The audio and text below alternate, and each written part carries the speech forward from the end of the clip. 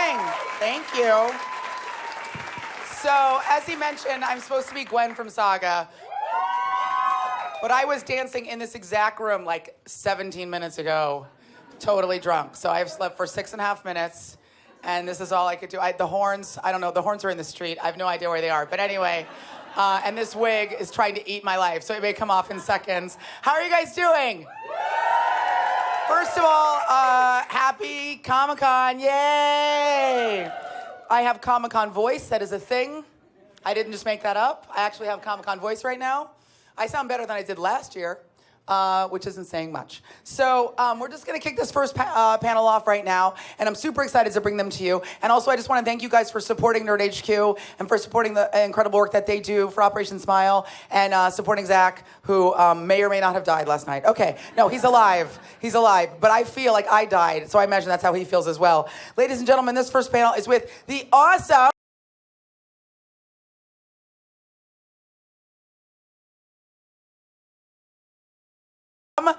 Thrilling Adventure Hour. Please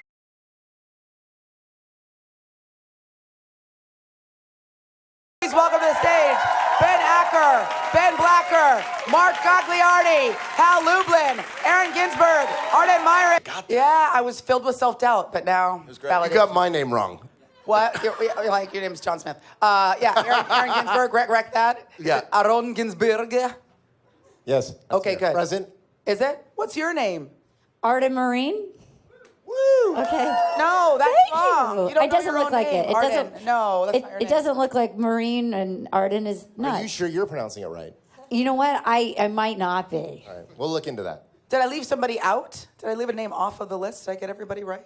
Good, okay. Well, my moment of self-doubt is now over. I'm going to keep drinking this cup of coffee. You look amazing. May I just drink you in? You look amazing. Does anybody read Saga? I kind of.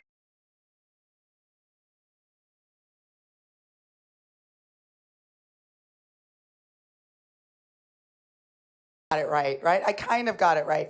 I didn't get the part right where someone drew my abs. I have to draw my own abs, and I'm a terrible drawer, which is why they're not. I have one ab and not 6. So we're just gonna get into it, right? And we have to talk about Zach Levi for an hour, right? Is that yeah, correct? we do. That's how it works. Well, are there children here? Shit. Do it. I was gonna say the worst thing you could possibly hear at this time of the day. No, I already talked about Zach and how awesome he is, so I think we should just go to questions. Let's do it. Or you guys could just take pictures and we could sit here in silence. Oh, do you mind if we nap? Yeah. Get on the Hold microphone. on. Wait, cowboy? Didn't I yell at you yesterday? Yeah. Great. Ben, we have talked about you yelling at fans. Not fans, fan. Go ahead. Hal, what's the best? No thing questions they've for Hal. given you? Benjamin, please. Yes. What? I couldn't hear you. That was so Rude over racist. here. Okay. They keep messing with your name tags. What's the best one they've given you? Well, yesterday, anybody who was at our panel at Comic-Con, they misspelled my name again. Lubin, they left the L out. Classic spelling. It is Lublin Classic for everybody misspelling. here. If you're watching I on the did. internet, I got your there's name the wrong. I said camera. Who Lublin. knows? By the way, you should just switch it to Lublin. That's way sexier. That's what it was. The women in our family long ago decided it was Lublin, and now it is my curse. I'm to writing bear. a letter. Thank you. So, Dear Grandma Lublin, they had... you're wrong. You're wrong about yourselves. Yeah. Thank you for letting me invent this time machine just for this purpose. So they had the wrong name tag for it. Perfect.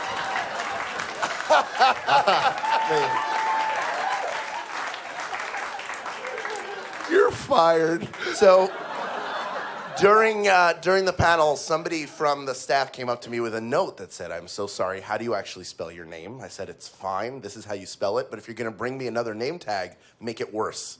So halfway through the panel, I got, I think Hal Wansel was my new name. Yeah. So let's just go with that. Can we throw that up on the lower third? Wansel. W-A-N-T-Z-E. Accent aigu. Yeah. So there, that's the question. That's the answer. You can leave now, thank you. fan. Don't be. I love how people are just videotaping and not asking questions or interacting with us. Come on, Also- you guys. Technology is ruining human interaction. I see that lady has her hand up. There we go. Also, you don't have to video it. First of all, there are no tapes in those phones. Their tapes You know are that, taped right? inside. There's a little cassette tape. Second rotating. of all, you know they're doing it themselves. It's streaming. You don't have to video it. Is this a virtual reality experience that we're in right now? It's a real reality Oh, experience it is? that we're in right now. Can we pause for a Too bad. moment before that question? So backstage, there is this virtual reality thing, and Arden tried it out. Can you describe that experience? Okay, this is also my first Comic-Con, and so my synapses are already like, I mean, it's like crazy. It's crazy naturally in there, and then you put me in Comic-Con and like shake it for a while, and then you throw me Sunday morning into virtual reality. It is, none of us are ever going to talk to another human again. It's basically like driving with Jason Statham, and you get to kill bad guys, and it was so awesome. And I'm never going to leave my house again. I like it when you kind of point towards me and Jason Statham, you Refer guys. to me as I Jason love your Statham. work. I love your work. Thank you. You were very Big funny fan in of yours, Spy. too. Very funny in Spy. Well, we were all watching too because it's up on the monitor back there. And at the beginning, Arden's like, within 30 seconds, she's boom, grab a clip. She's Jason Bourne, just Yeah. taking people out. Thank you so much. It was awesome. I took a self-defense class once, and I'm like strangely strong. And it was like some of the other people would like panic, and I could actually do like the Matrix, like, come on, yeah, we're getting this, get at it. My dream is to be like Lara Croft. That was super hot, actually. It was a Oh little my God. sexual. I totally want to attack you now, but Oh I'm my God. afraid because you're going to kick me in my nuts. Oh my God, let's do that. Let's make that happen. Well, Look at those backstage. long legs, milady. Backstage. They're Wants to long, fight but very useless. Useless. Where's that question? Right here. The guys that made the trip down under, I'm just wondering how you enjoyed your trip down there. Oh, man. We just got back from Australia and New Zealand. And are you from Australia or New Zealand? Australia. And she just asked if we enjoyed the trip. And yeah, a whole lot. It's a great country. Everybody's insanely friendly. And Australia was great. New Zealand, I think there's a bunch of Lord of the Rings nerds up here, too. So is that the only thing that New Zealand has ever done? Because that's the only thing that New Zealand seems to care No, about. I gotta Lamb. say, we had such a great time, and it's a beautiful country, and everybody is so nice. And all I am doing is trying to figure out how I can get back to New Zealand, get some sheep, and just settle down. God, thank Like, God that's how it writing ended. is Thank fine. God that's how that sentence ended, because it could have ended a lot of ways. I think you know what I mean by settle down. I do. Yes, I do. There are kids in the audience. Are there really though? Too late. How old? Little. Okay. No, we'll be clean. I think the age of NSFW is 8. Hi, Amy. I just want to ask you a question. I've been seeing your panels from yesterday, and I just want to ask: have you been going around Comic-Con on Saturday and Sunday, go around, or just leave? Well, this was my excuse because I was only in a few episodes of the show, but I really wanted to come to a panel at Nerd HQ, so I'm kind of just in the audience. So I'm just pretending I'm down there, and I have some questions for you guys. Yeah, no, it's been awesome. Obviously, I've talked a little too much, but yeah, I've had a great time. I haven't done virtual reality yet, though. I'm ready. It's really fun. For those of you who don't know the Thrilling Adventure Hour, by a round of applause, you guys know it, right? You had to buy tickets to come here.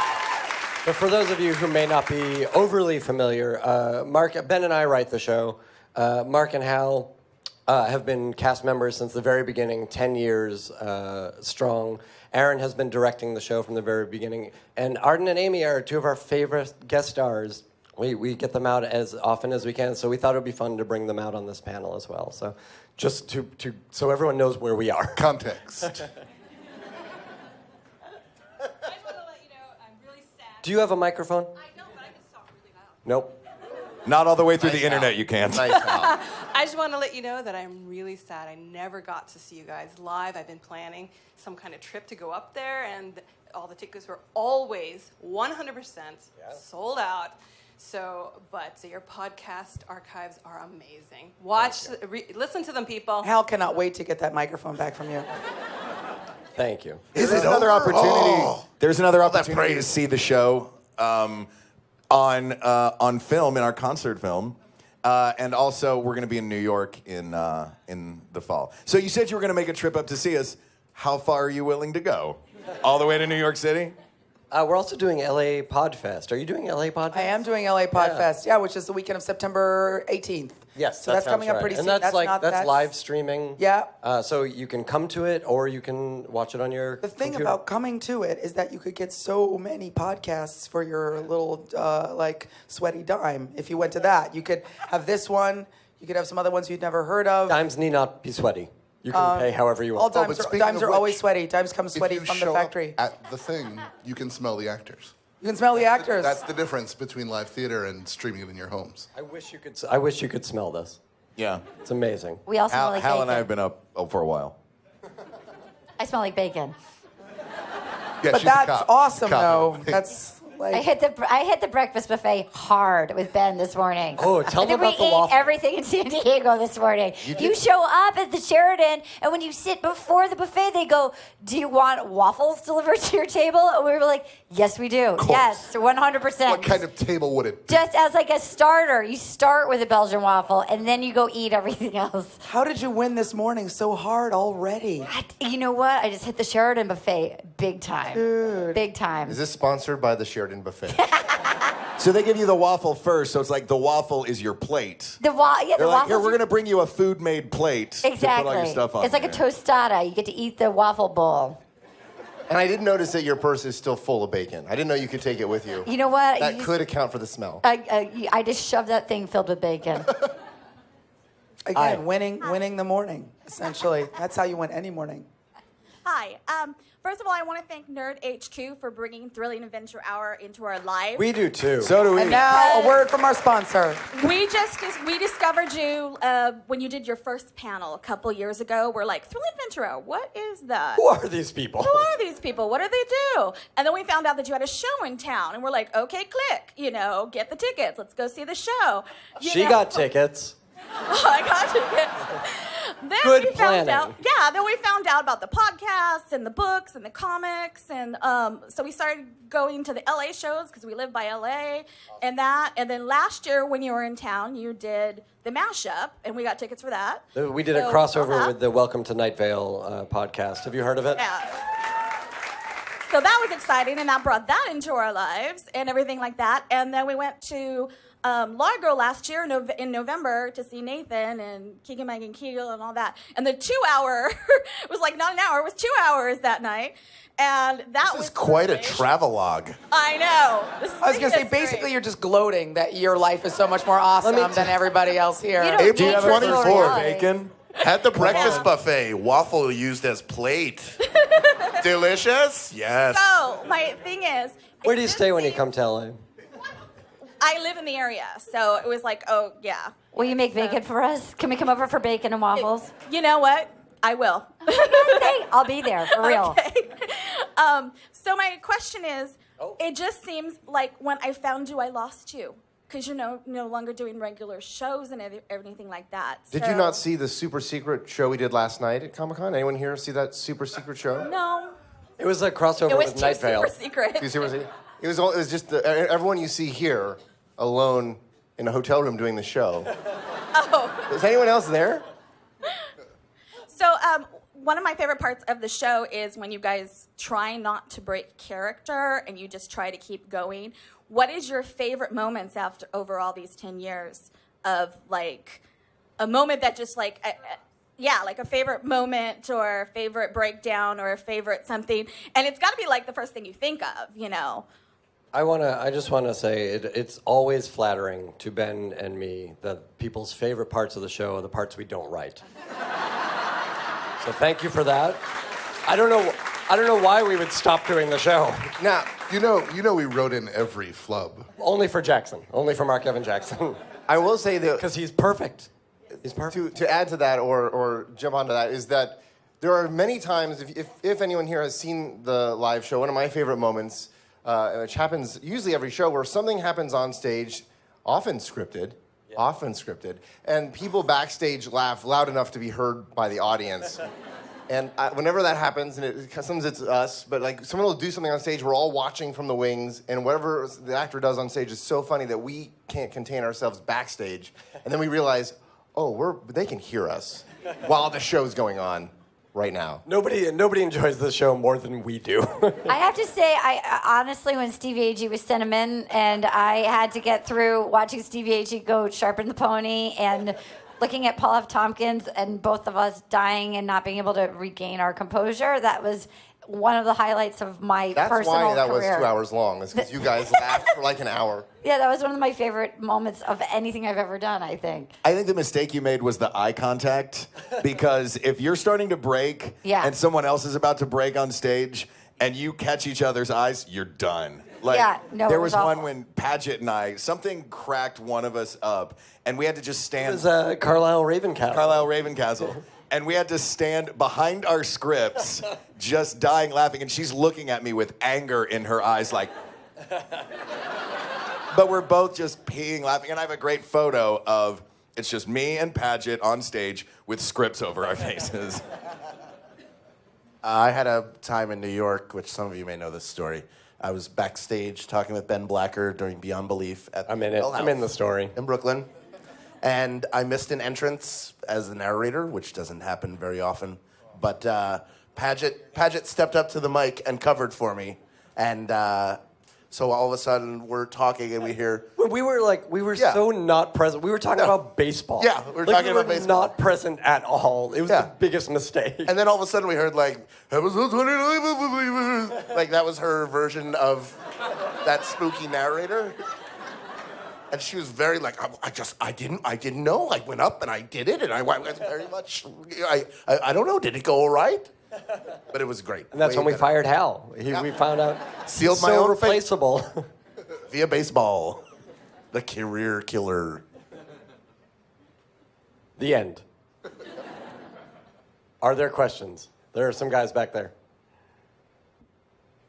These Nerd HQ volunteers on it. I just got to watch the concert film for the first time, and it's excellent. Thank you very much for it. Question for Gagliardi. Yes. I know the Bins have talked before about Croce's death, and I was wondering what your reaction was about that. Spoiler. Spoiler. It was 2 years ago. It's been podcast a long time ago. Because that really was a sad thing. It was intense. And I remember getting the script for that, and when I read you get this email of the script, and I read through the thing, and I guess you were probably waiting for that phone call, because I just assume it's Acker, hits PDF, send, wait, ring, hello, what?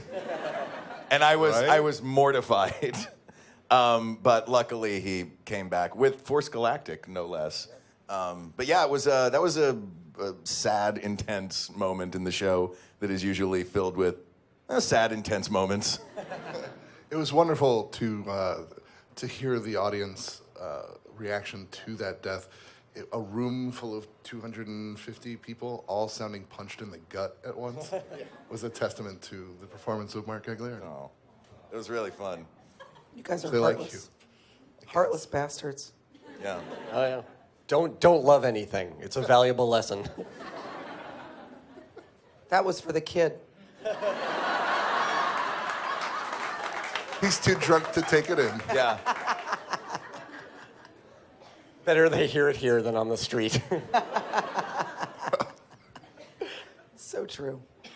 Is there a question? There were so many people with their hands up. Is there a microphone?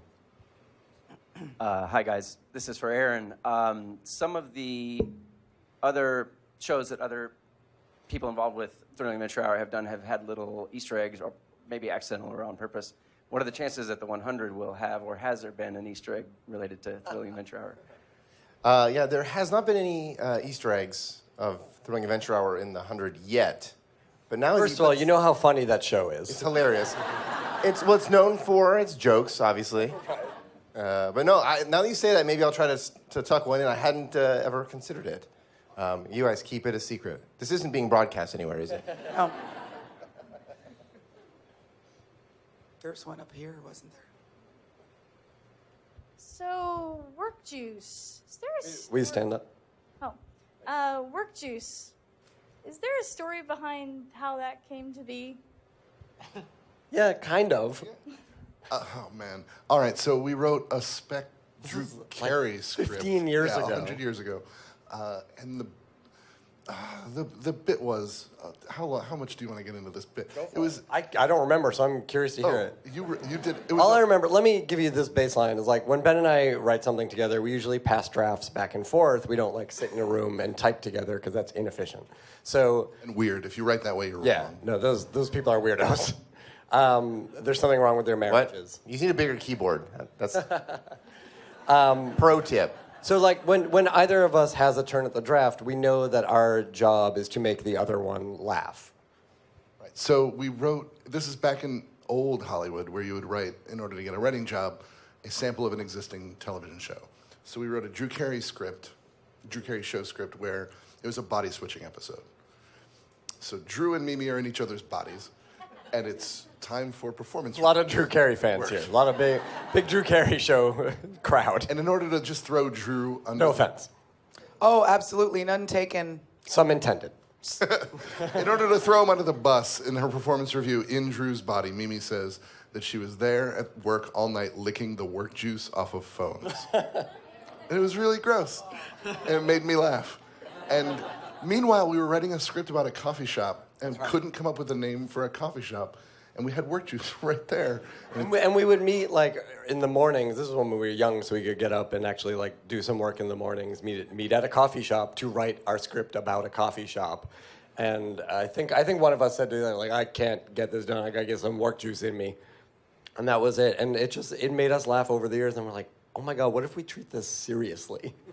We need a fake sponsor for our fake radio show. And then now we have actually named our production company after it, which is the dumbest thing. And for a while, you had actual work juice coffee. We did. That's right. I don't think it's happening anymore, but it was around. It was like in the fake ad that we wrote. It was the most caffeine dense, legally available on the market. That is true. This roaster in, I want to say, North Dakota or South Dakota, known for their coffee. Also known for their work juice, apparently. Exactly. Well, they don't have too much going on. I'm sorry, I love you, South Dakota.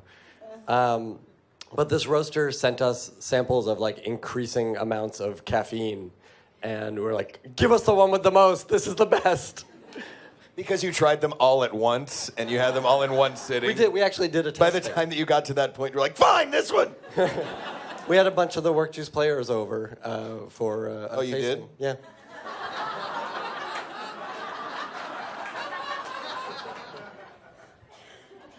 Like the good ones. It's Paul, cool. Padgett, Mark Evan Jackson. Like Craig was there. Barely Craig was Mark. there for sure, I believe. Yeah, Aaron was there, absolutely. It's cool. Annie and I were playing on a virtual reality video game somewhere, so. I didn't get into that one either. Well, we had you on the list, but your name was spelled wrong.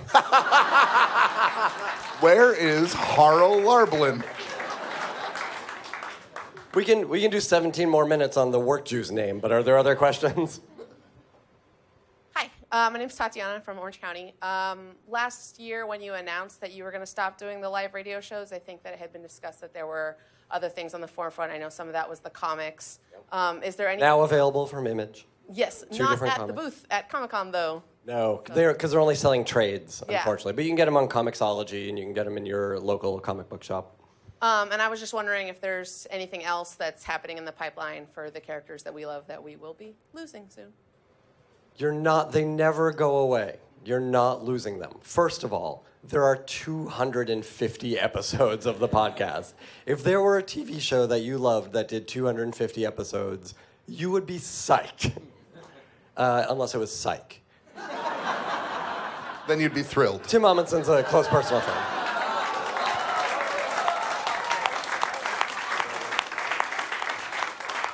The comics are ongoing. As Mark mentioned, we're doing adaptations of the comics, live reads of the comics in New York, around New York Comic Con.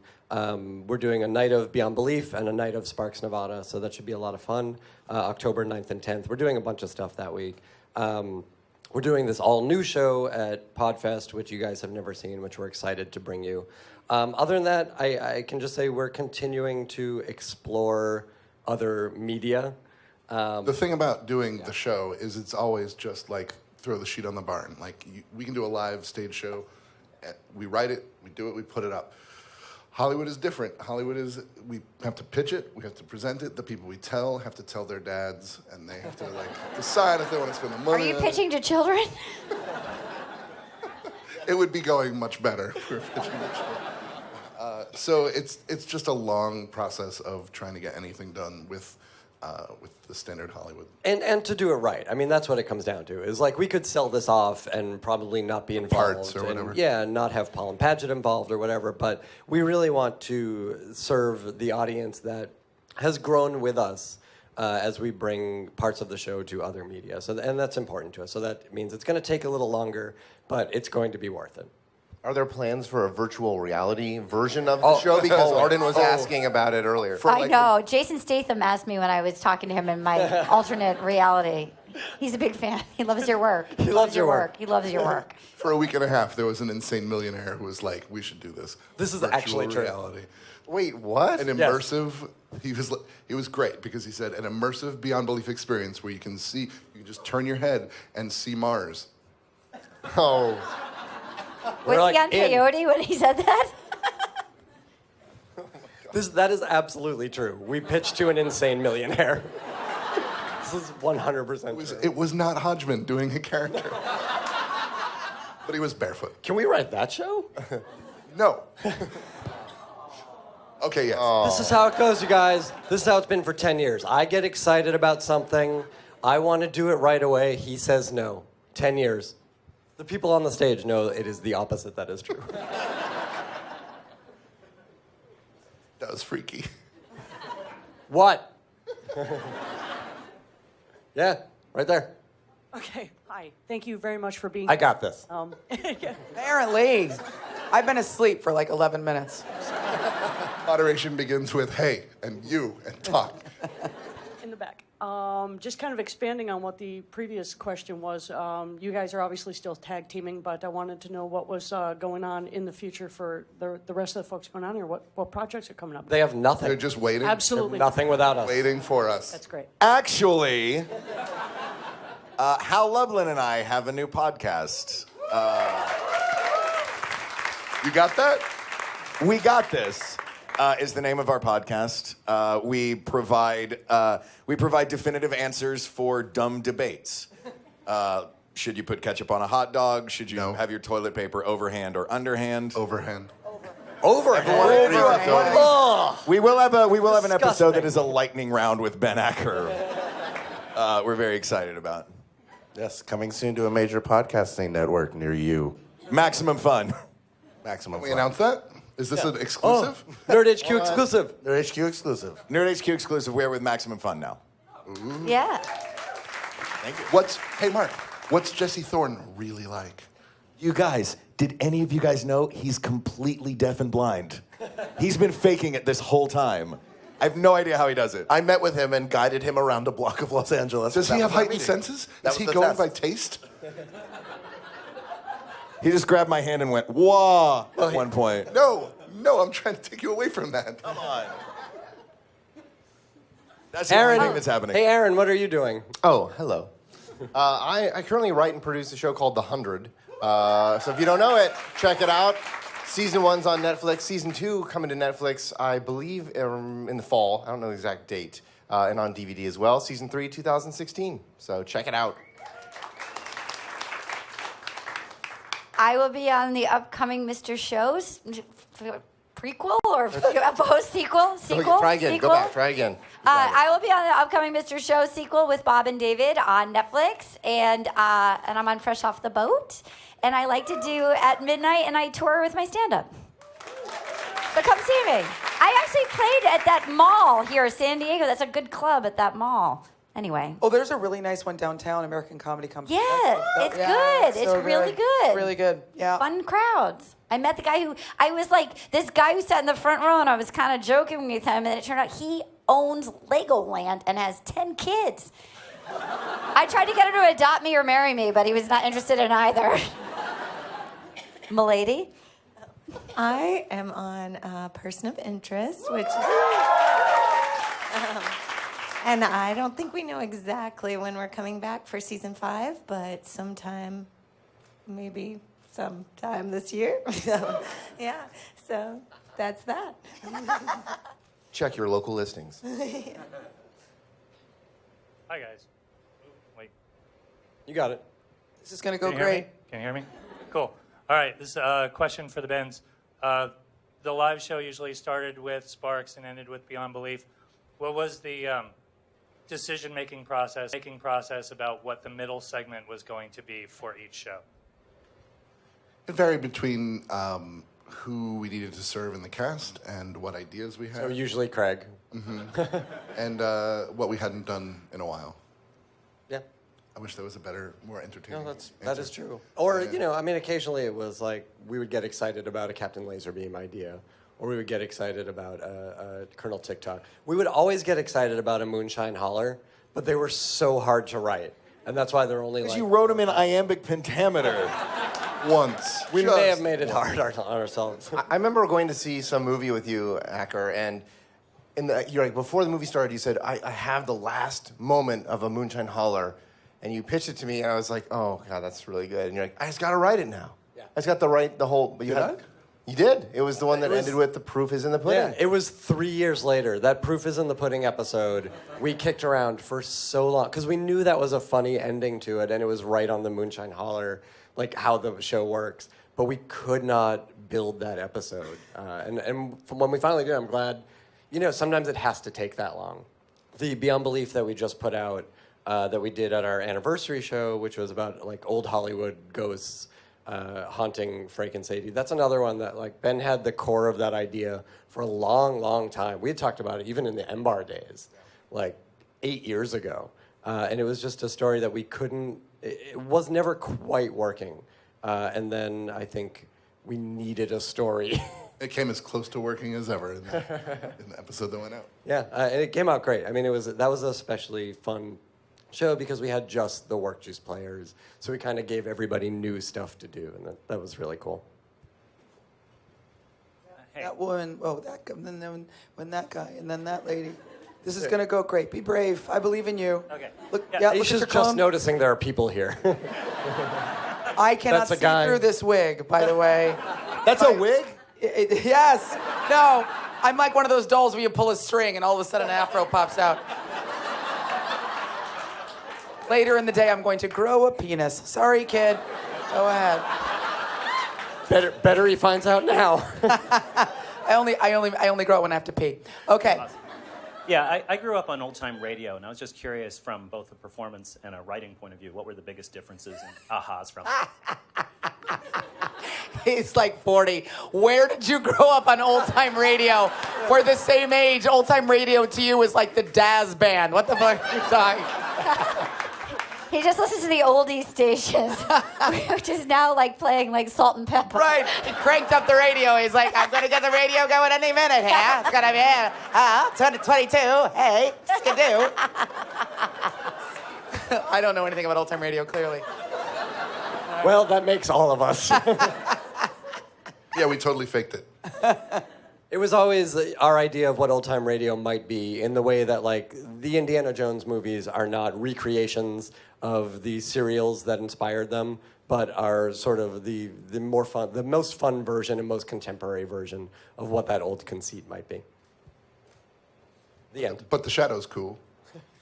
I can't get down with The Shadow just because it's so You old. can't get down with The Shadow? I can't get down with The Shadow because it's so old that you listen to an episode and it's like, oh no, not even work on the Harlem. And they're like, this was recorded in 1906. I have a real hatred of that. You're shit, The sexist against 1906. There might be something wrong with your speakers. Yeah, get the high def. Yeah. You can afford it. You're with Maximum Fun now. That lady. My question is for Amy. I was wondering, out of all the characters you've played, which one would you most want to hang out with, and what would you do? Ooh. What character characters did I play? No, just kidding. In your whole career. Your whole career. On the show or in my... Wait, what are we talking In your whole career. That'll make it easier. Wait, we're talking thrilling adventure? No. Whatever No, you want. We're talking me You. in real life. Okay. IRL. What was the question? You want a water or something? I might... No. What character would I like to hang out with that I've played? You can pick Arden if you want. Most of the characters I've played have ended up killing people, so that's not a good start. I don't know. I guess Fred would be, you know, she seems pretty nice. Good answer. Arden, same question. Which of Amy's characters would you like to... I want to hang out with the one that kills the most and just see if I can take her down because of my self-defense class. Stone Cold Killer. Good answer. I don't think Let's go down the line. That is Aaron? the best super fight ever. Aaron? Which of your characters would you like to Oh, my characters. I think it would have to be Amy. Great. Actually, my first part in college, I could play. Aaron wrote the play that I first. What is that? How would you say that? I don't know. The first play I ever wrote was for you and starred Amy. So that's where we met back in the day. Yeah. And that was a good part. I It would was a hang good out part. with her. You were quite good in it. This is the first time they've seen each other since. Good to see you. Good to see you too. Catch up later. We have time for. I thought we were going down the line, but somehow that just petered Oh, no, out. Yeah. Hal's been fired. Oh, yeah, that's right. Hal, what character? He's leaving you for maximum fun. Hal. What character or something?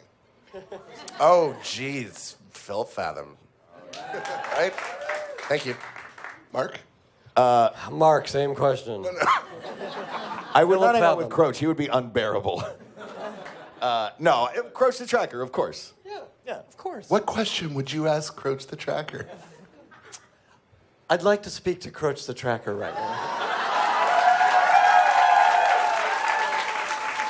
Human designated Ben, what would you like to speak of? What's your favorite curse word? Bagropa. Did you see I had to tell him that? Croach can't say... They can't do anything on their own. No!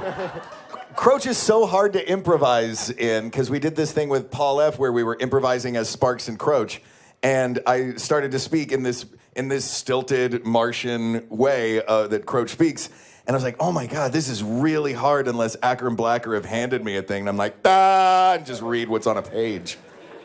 So What are the kudos other- to you guys. Do you know the other Lipton questions? The other Lipton questions? Is there heaven and if that's you the arrived at the big gates? finale. what you That's flop, the last flop? one. What's your favorite curse word? Yeah. Tell me something awesome about myself that I don't know. That's one. That's one of James Lipton's. Yeah, that's one. That's James Lipton's. That's what James Lipton is thinking. He's like, just the subtext of every adulate, adulate me, and then he puts a question mark on the end. Adulate me? Yes. Yeah. Everybody can look adulate up after the show. This is a 40-year-old audience. They get it. Yeah. That guy back there's like 110 because he grew up on old-time radio. He looks great. He looks great. Really good. I love your work. He's I been love your dead work. for 40 years. Looks great. He bought that bed from Michael Jackson after he died. Well, you'd Oh, rather he come bought on, it I before didn't he kill died? him. I did. I think we might have time for one more question, so let's try to get it in. Make it a good one. Guys, yeah, don't blow it. A lot of pressure. I believe in you. It's your time to shine, audience. You got this.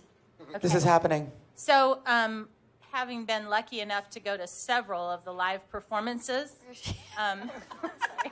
having been able to go to several live performances, one of the things that really impressed me was the way the cast would come out to the patio, and you really, I mean, everybody was always so nice and took pictures. And how was that just a natural development of the chemistry that you guys had, or was there a conscious thought to say we want to be people that connect with our audience? Those weren't real. Those were we hired lookalikes. That was a virtual Jason reality. Ritter? You were in a helmet the whole time. I mean, and even the guest stars. I mean, Jason Ritter would come out, and I mean, everybody. Nathan Fillion, the master of the selfie.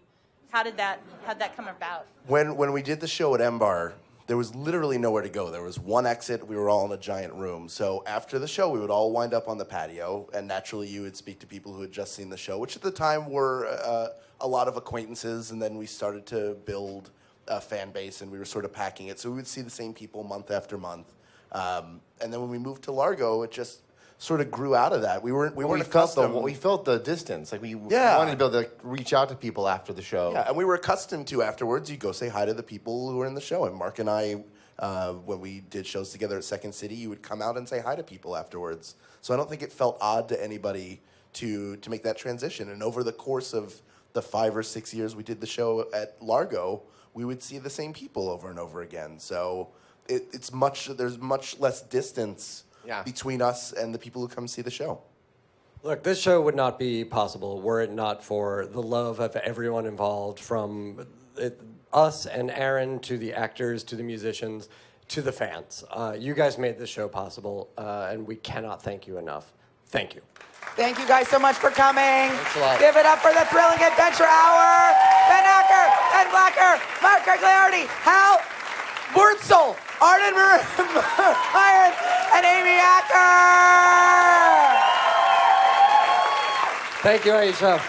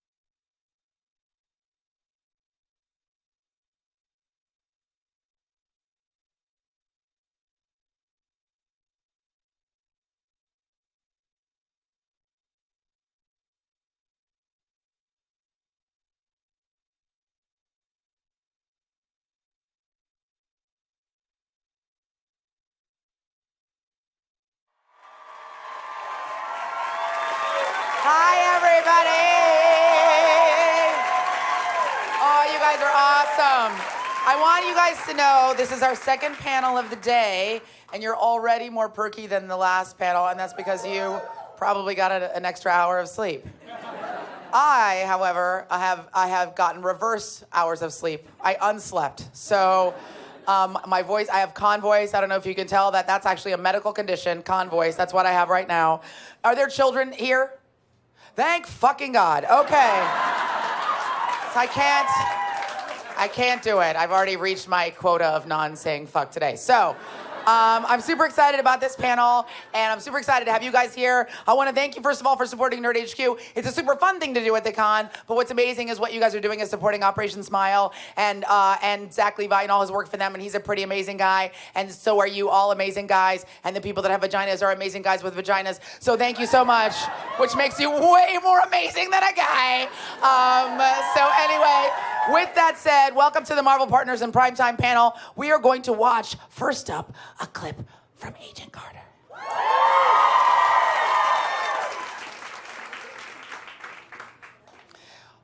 Roll that clip. Guy with clip. Maybe I'm talking to myself. I don't know. Am I supposed to do it? I'm Agent Carter. I got a hat. I don't know. Okay, I didn't learn my lines. So I'm sure is it coming? Are we not seeing it? Can someone tell me the answer? Here it comes. Where is Howard? I haven't heard from him. Presently attempting to negotiate the return of his property from the SSR. Let's hope next time he builds a better vault. Actually, he's decided to destroy everything. Really? Well, that surprises me. He continues to believe that no government, even our own, can be trusted with those particular inventions.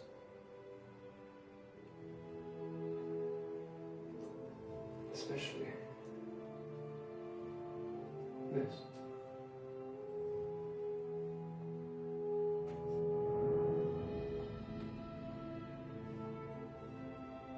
Howard's giving me this. He is under the impression that the sample of Captain America's blood was lost when he was under Dr. Fenhoff's control. So you were giving me this? I owe Howard Stark a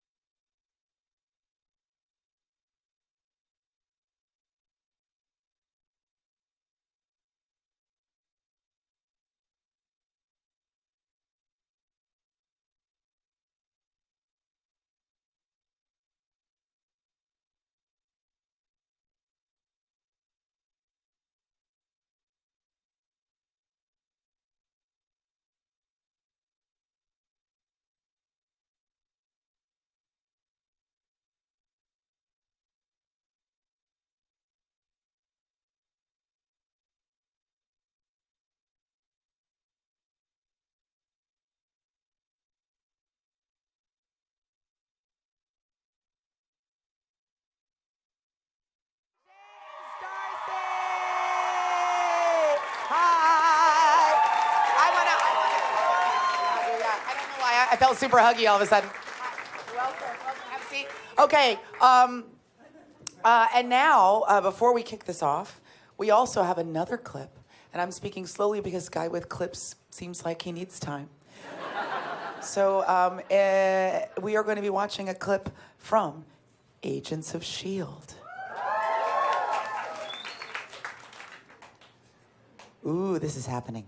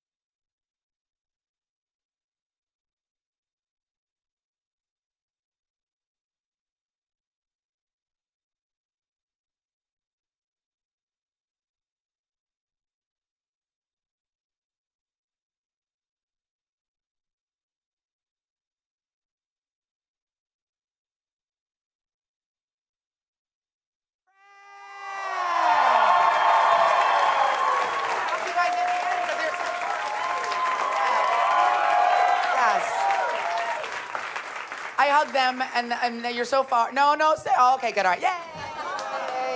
I'm so happy.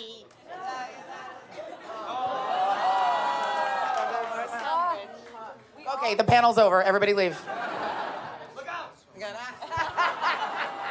Oh, Clark. There's 2 G's at the end of your name for a reason. I'm Poosh. All right, so here we are at Nerd HQ, and you know how this goes. We're going to get right into the questions because it's all about the fans. So put up your hands, take a microphone, stand when you ask your question so the interwebs can see you, and volunteers will bring you a mic. So, yeah, we're going to start with her, and then we're going to go to this guy. And it's going to go great, you guys. She's got 2 microphones. No, okay, good. She doesn't. Good. Hi, guys. First of all, I want to say thank you all so much for being here. I'm such a huge fan of all of you. You're all so wonderful. But this is mainly for Hayley and for Chloe. I just want to thank you for your open acceptance of both Cartonelli and of Skimmins. It means so much to the queer community that our ships aren't thrown aside and kind of seen as a joke. So thank you for not taking them as a joke. My question is kind of, how do you think it would be possible? I know Kevin Feige said, within the next 10 years, if it happens organically in the Marvel Cinematic Universe, but do you think it could possibly, maybe not necessarily with the 2 of you, but maybe we have a queer character, a queer character in the Marvel TV universe before we have one in the Marvel Cinematic Universe? Thank you. I hope so, possibly. I think it's completely possible. You up for it, babe? Yeah. This is already the best panel ever. I'm more concerned with the time travel. I think that would be the harder part because I'm so It's Marvel. down. Anything can happen. Yeah. If there's anything that justifies the time travel, It's our relationship. I'm just saying.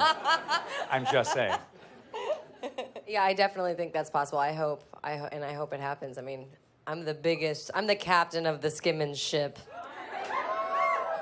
Obviously, because I'm obsessed with Elizabeth Henstridge, so yeah. Can I just say one thing, which is one of the exciting things about having Inhumans come on to the part of the story that we're telling, is that it represents people who evolve differently than what is considered normal up till that point. And then there are those people who think that that's a problem and they should be separated or exterminated. And there are those who think that that's an exciting new development in who we are. I feel like that's when comic book stuff and our show gets to start to be topical, because that's what's happening in the world. So at a certain point, when that's our story, to not have different parts of the LGBT community represented within our team, it's going to be weird. So it needs to happen soon. Yeah, absolutely. Yeah. And that's not just because I have a crush on Ian DeCast Acker. It's a real... Lies. You guys and your crushes. Oh, my goodness. Stand up, please, so everyone can see your beautiful face. Oh, thank you. Oh. Yep. Hi. Not just saying you have a beautiful face. I want you to... Okay, good. I It's figured working great. Thank you. Yeah, the points don't matter. You guys are awesome, by the way. Thank you for doing this. Thank you for your shows. And I know that with such important stuff and themes and relationships that you have in the shows, there's got to be some levity off camera. So in terms of pranks, none at all, Clark says. In terms of pranks, what's the best one that's been done? And also... will the Dub Smash War be a Comic-Con exclusive, or will that continue? That is not over. I just want to say. Over. Oh my goodness, you guys. If you're following that, down what you big saw time. last night from Hayley was a reaction and not a response. Just to clarify. I just don't know how you're gonna top that. Oh, we do. Yeah, we do.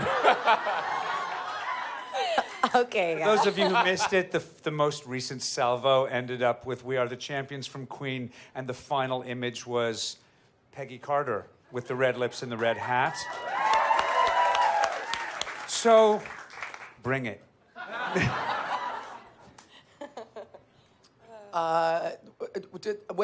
Maybe the lack of a response about the pranking means that no pranking goes on. Well, we prank each other quite a bit. And by we mean you. Yeah. And by each other, we mean me. Yeah, we need to. Hayley did hide in my trailer on Halloween for about half an hour, waiting for me to show up, and jump out and scare the shit out of me. Yeah. It was a lovely reaction. You fell on the floor. Okay, so... military training. Somebody who might be on this panel might have filled Ian DeCast Ecker's trailer with snow during a snow episode and then thought that she escaped retribution until she discovered that the many looks she'd been getting as she drove around town had to do with the perfect California vanity plate that said balls deep with a Z. Oh my God, that is genius. You guys, I was driving around town with balls deep as my license plate for like I must a look month. hot today. And Everybody's by the way, waving to me. It was my front plate, so I didn't see it because I just would Can never. you please just send it to my house? Because I need to put He it got on my props car. department to make it, and it's like a full-on legitimate license plate that said balls deep. And I didn't notice. I still actually haven't gotten Ian back for that, so if we have any suggestions. God, I'm coming over to your house to take it and put it on my car. It's so good. So funny on a girl's car. Weirdly, no one had that plate. Mine's balls deep with a Z. It's not as funny as with an S. It is with a Z. Oh, God. It is with a Z. It's balls. Which really made us know that Ian is adapting very well to American Just culture. so it's even more classy. But also, Clark loves to. We were doing a scene. I think it was in the blooper reel. If anyone I saw think we it. need to share this one. Yes, Why? we do. Well, Clark, we were doing a scene, and I was supposed to be like having a nightmare and having kind of an intense moment, and I'm waking up from a nightmare, and I woke up, and Clark is supposed to be just gently like waking me up like a father, and instead he was wearing like murder clown mask, and scared the fuck out of me. It was good. We got it on the blooper reel. I was helping you with the though. work. He's like, Sky, puts it on really quick. And I screamed and like fell off the chair. That's nice. So no fun. Okay, the guy on the aisle, and then the lady with a hand attached to her body. Oh, it's a woman on an aisle. That person, I couldn't see your face. Sorry about that. It's a Hello. lovely, beautiful lady. My name is Lauren. I'm from the Peggy Carter podcast. So Hayley and James, it's so awesome to see you guys.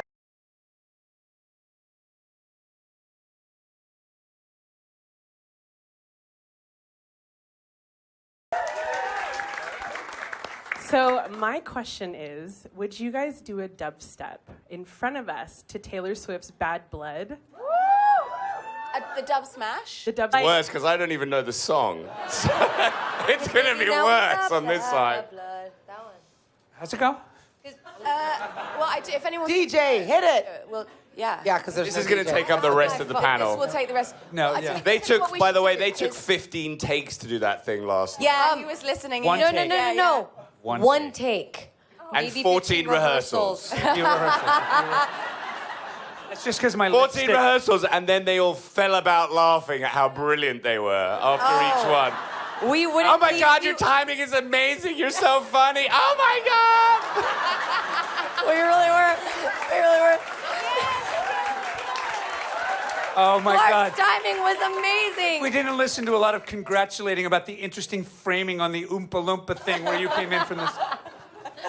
Well, the bit that you unfortunately didn't get to see was being in the bus as we were going somewhere last night, and they're trying to upload it onto the internet, and they discovered that they couldn't, and there was no chance they were ever going to be able to recreate it. And so both of them, with sweat pouring down their face, and I'm going, can't get it online, guys. That's a shame. It's so good. Oh no, crushed. We did. We lost it for because it didn't. You have no dub smashes. I was in tears. I was sobbing. We were on the bus. stressed out. I couldn't focus. We were going to the red carpet, and I just didn't care about anything besides the dub smash. Maybe we can do one at the end. Maybe we should do one, the four of us backstage, and then we can kind of load it up after the panel, so we don't take up too much You time. really don't want to. We'll do it. Ruin We'll do Bad everything Blood. for you if you see us try to make a dub smash. 'Cause there's nothing more embarrassing than watching someone make a dub smash. It's so And talking about dub smash has got to be Let's- the most let's be interesting finished thing about that ever happened. And like half the room right now is Googling the word dub smash because they have no idea. Actually, I think Luke did watch us making a dub smash and put it online, didn't he? Yeah, he's in the foreground, and we're in the background trying to do our B-52's Love Shack, and then you see Luke's face going, and he's so proud of himself, and we're just thinking, That happened. a non-dub smash question. Yes, beautiful. Is the mic on? Oh, there we go. Hello, I have major con voice too, so this is gonna sound really weird, but first of all, I want to say I love Agent Carter so much, and I love Peggy Carter, and I love the way you portray her. So she's like one of my favorite characters ever on like any TV show, and I think she's the superhero that Marvel really deserves, and she's like awesome. Thank you. Wow. And Hold on, let's stop on that.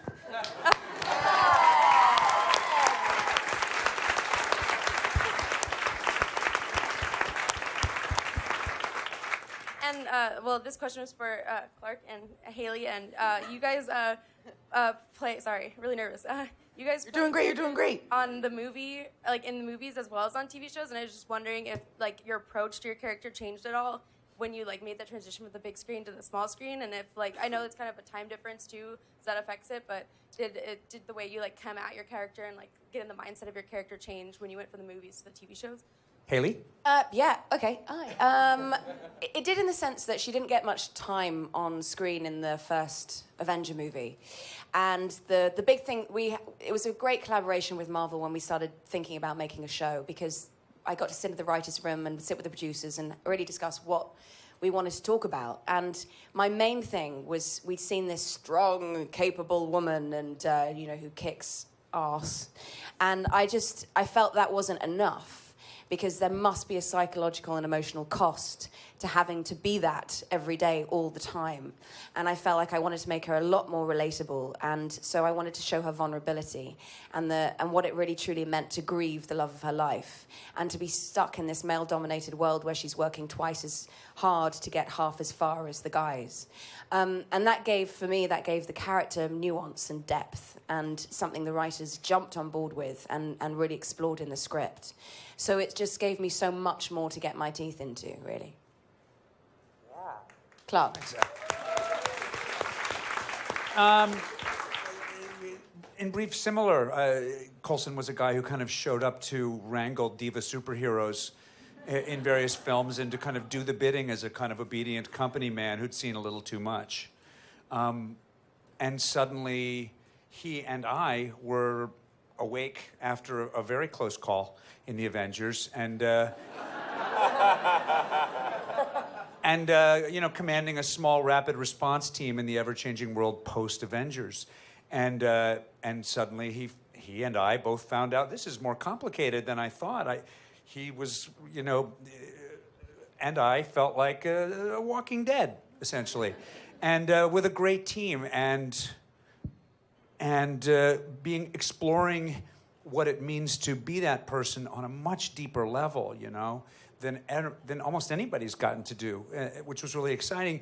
And I had this mirror experience of having a team, including someone like Chloe Bennett, who I had to learn very quickly to work with under intense pressure and to come to care about very, very much. And it's been one of the great joys of my life to actually kind of evolve this show and to kind of be the first one through the door in terms of Marvel television, trying to tell these stories and tell the different parts of the one big story that Marvel's telling in this world. And I guess the only other thing I would say is that the funnest part about it is it's deepened our connection with the fans and made our weekends here in San Diego one of the funnest things anyone has ever experienced. And then you got the dub smash. Okay, let's do some cleanup in the back there. There's that guy on the aisle over there with his hand up, and then we'll go to the woman in the... Yes, I got your gender right, the woman in the back. Okay, great. Okay, I just want to say thank you. I'm the father of 3 daughters, and we love watching Agent Carter together. And Hayley, it's great that you're showing a strong, independent woman who can also connect with the people around her. And I also appreciate Agents of S.H.I.E.L.D. because of the relationship that Agent Coulson and Skye/Daisy have. And the Marvel television for us has become a family event, and it's just so wonderful with all the things out there that we can't watch together, that these 2 shows are things that we can, and we absolutely love it. So thank you. Oh, thank you. Well, that was heartfelt and adorable. Clark was saying one of the most extraordinary things about this whole process is being able to engage with the fans. And I've been going to a lot of conventions in the last few weeks, and there were 2 stories I just wanted to share with you. The first one was a lady in the Middle East came up to me and she was crying and she just said, "Can you write on the photograph that women can be heroes too?" I just felt so humbled by that, and just thinking that it's this incredible byproduct of doing a show that we all love, that we all have a great time doing, and it's our job, but that it can extend outwards and connect with people on a very human level. And so it was very humbling, gave my work more meaning. And then there was this other lady who'd had an accident like 10 years ago, and she was in a wheelchair, and she asked me to sign her leg, and she got it tattooed and showed me the next day. And she also had tattoos of other strong, independent women on her legs. And she said it was her way of, in her words, claiming back her broken body. And it was, that to me just takes the meaning of my work up to a whole new level. And so being able to engage with fans and seeing the effects that it has on them just is, has changed my life. So thank you guys too.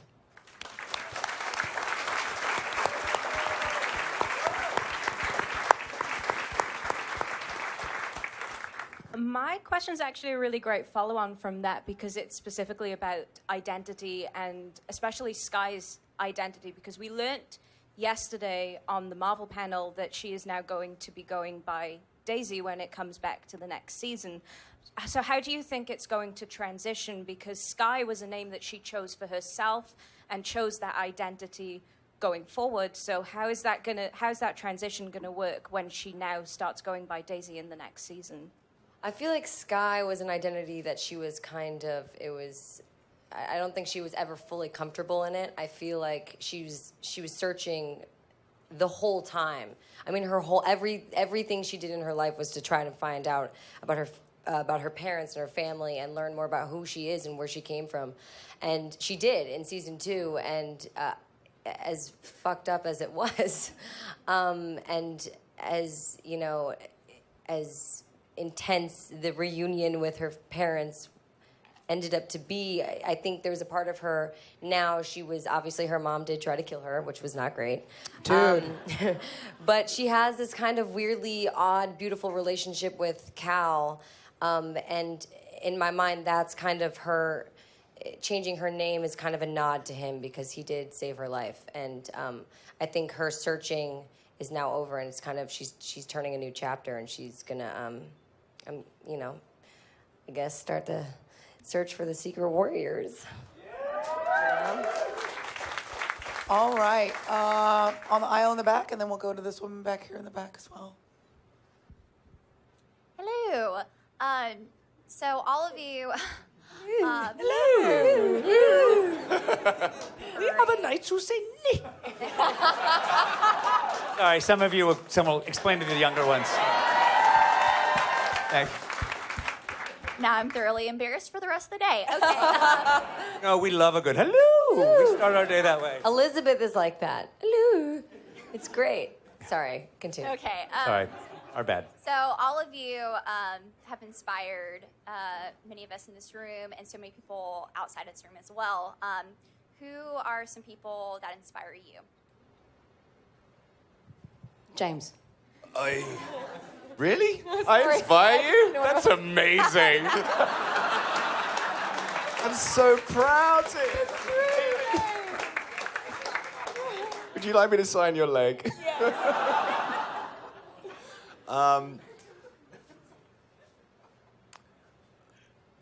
It's funny. I don't really read newspapers very often because I find what I read in it to be deeply affecting and usually pretty negative.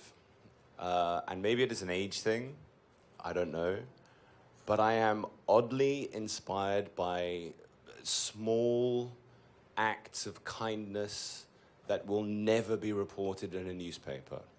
So I see somebody helping somebody across the street or something, and I find myself almost moved to tears by that, because that's not someone who's going to win an award for doing that.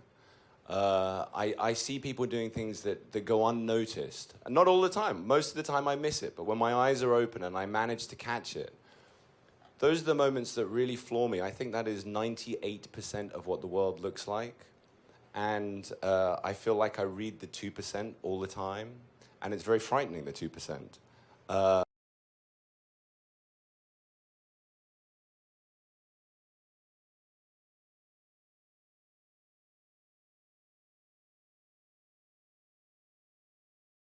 So it's not a brilliant answer because I have no name and nobody who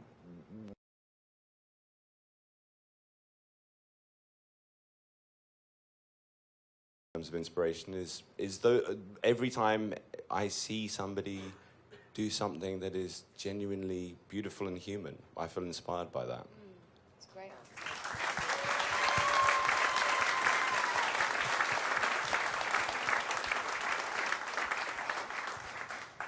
Anybody else want to attack that question, or are we all intimidated by? I'm a little intimidated. So intimidated by that. Yeah, James kind of dialed it. He really Dialed it did. in. He Just really dialed dialed it it in. Really. I have to say, I have found the last 3 weeks in the national media incredibly painful and inspiring. But the congregation in Charleston and the way they reacted to that hatred and the way that the nation kind of rallied around that part of that issue and the passage of the marriage equality bill and some of the policies that are going on that just make it feel like we're part of a more compassionate, open nation has been really made me feel good about living here. I always do, but really better lately.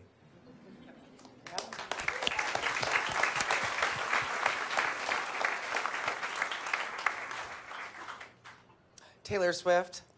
She's pretty awesome, right, guys? Anybody, guys? I'm sorry, I brought that down. Can we? Dub smash. That was that was awesome. That was a great answer. All right, let's see. Let's keep going. You look so exciting to me. You and then her, and then we'll come about. Huh? It's a him. Oh, I just see your amazing hair, and I thought you were dressed like Pam from my show, which is how self-centered I am. Okay, good. Hi, my question is for Chloe. Skye is my favorite character in the entire Marvel Universe, and I think you play her so well. Thank you. Stop on that for a second. Yeah.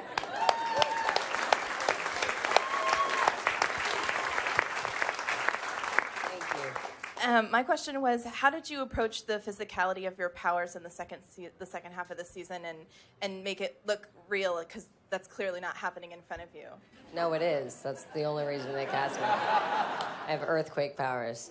If I'm going to be completely honest, my approach was what looks less dumb. And I'm not even kidding, because nothing feels more stupid than this. And then, like, having to take that completely serious and be really torn up about it and really, you know, because her transition, she was in denial about it for, for quite some time, and she really genuinely did not want it and didn't want to have any part of it.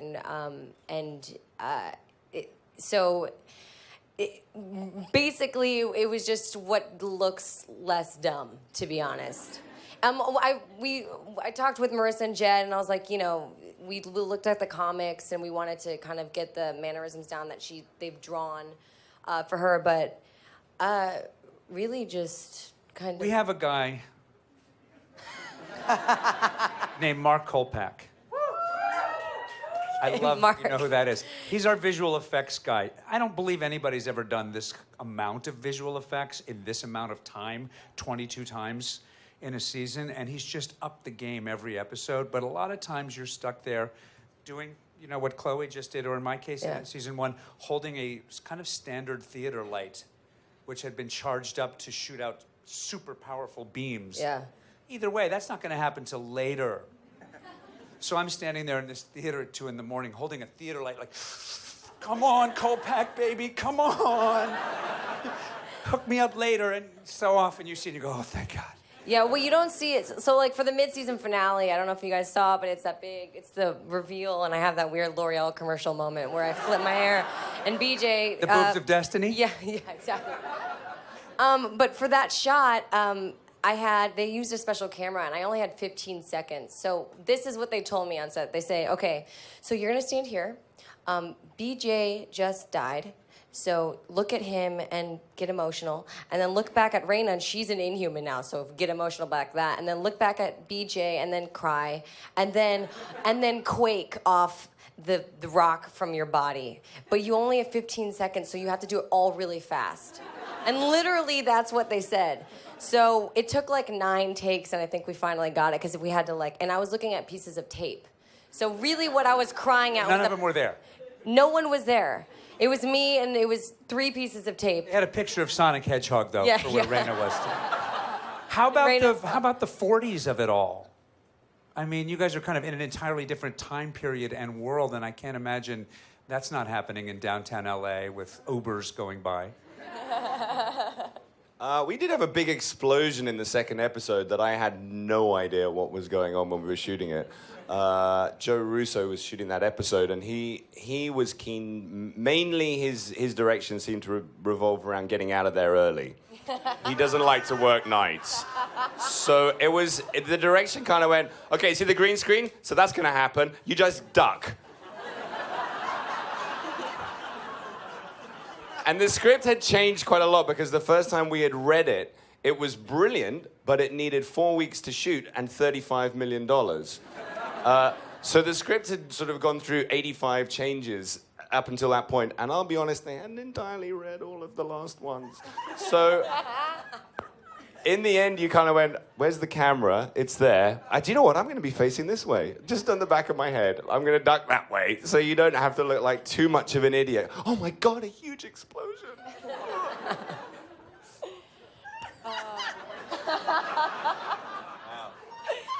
Have I said too much?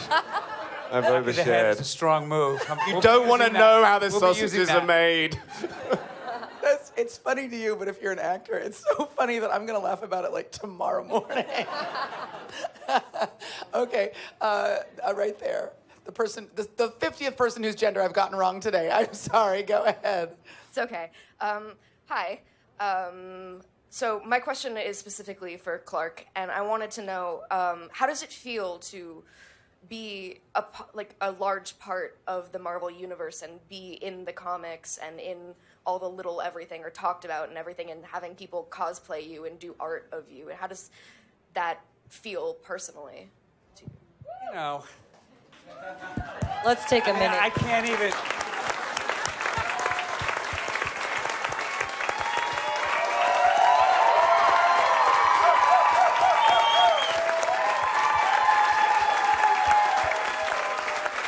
You guys, this isn't weird at all. This isn't weird at all. I'd like to be cool. I have always wanted to be cool, but it's getting along now, and it hasn't happened. My mother sent me some notebooks of mine because she was sick of storing them in her garage, especially because I was past 50. And there was one that said algebra on the front, and I was like, I don't know any algebra. I wonder what's in here. It was nothing but me trying to draw like Jim Starlin's Warlock, and a whole like my own edition of Iron Fist.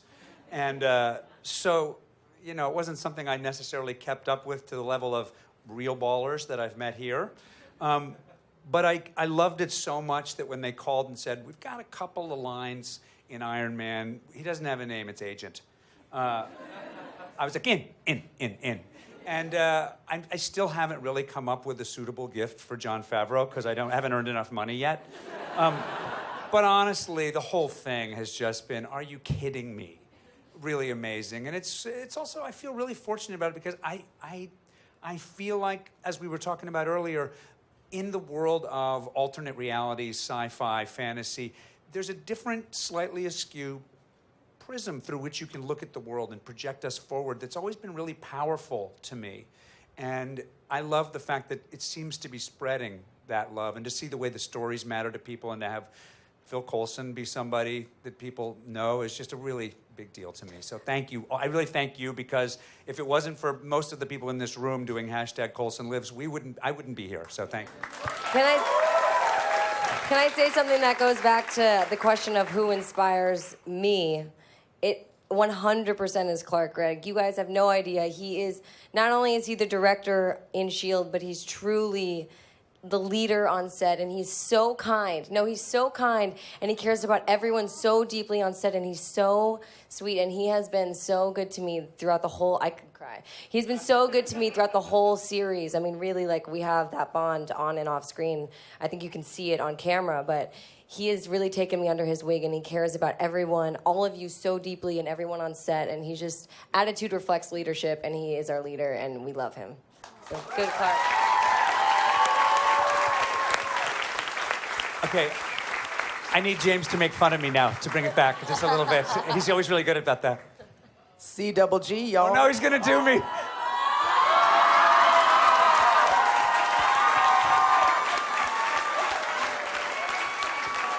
Wait a minute, did the camera get that? One more time. I think we need the camera to get that for the people at home.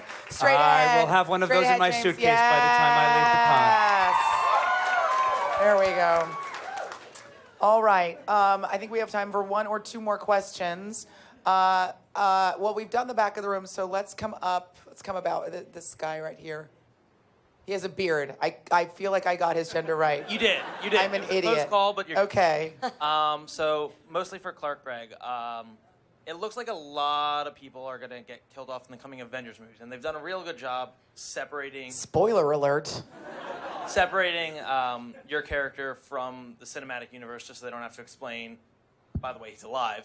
But since I mean, they have, but I don't know if you saw Ultron. Where'd that helicarrier come from? Yeah, and they just opted not to explain it. I'm embezzling to build what? No. It was in Sam Jackson's garage. Actually, Sam has one in his garage. Sorry, go ahead. So with basically every character ever coming back for Avengers 2, or the second part of Avengers 3, what are the chances that you come back and just deadpan and be like, hey guys? I think that's one of the good ways to do it. I mean, I feel like this is a good place to announce that Marvel doesn't tell me shit.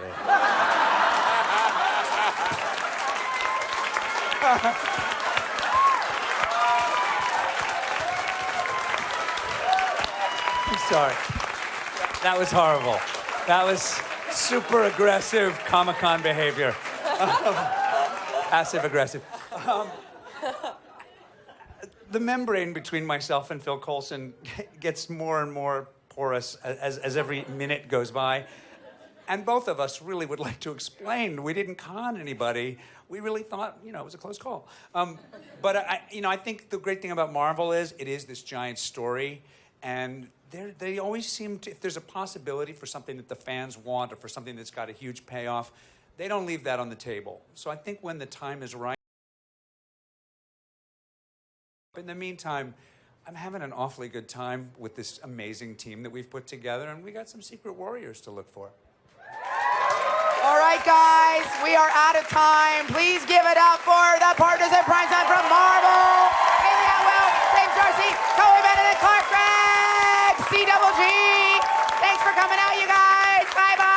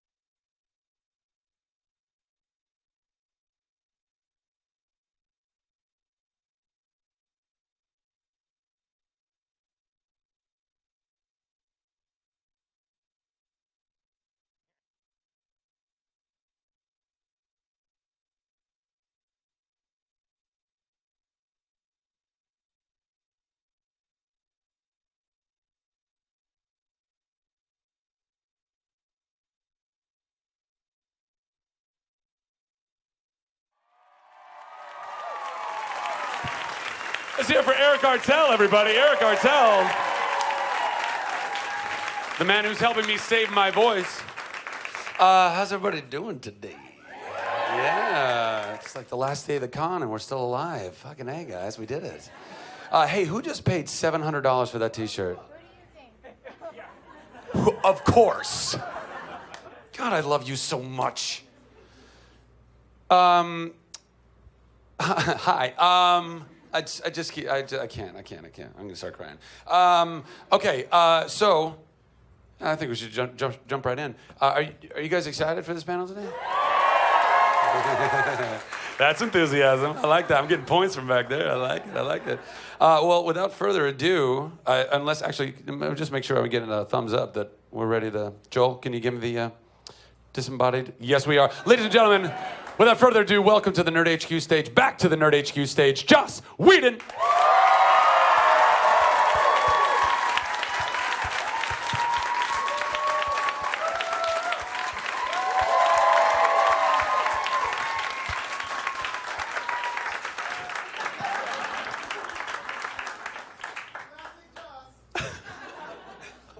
That's what I do best.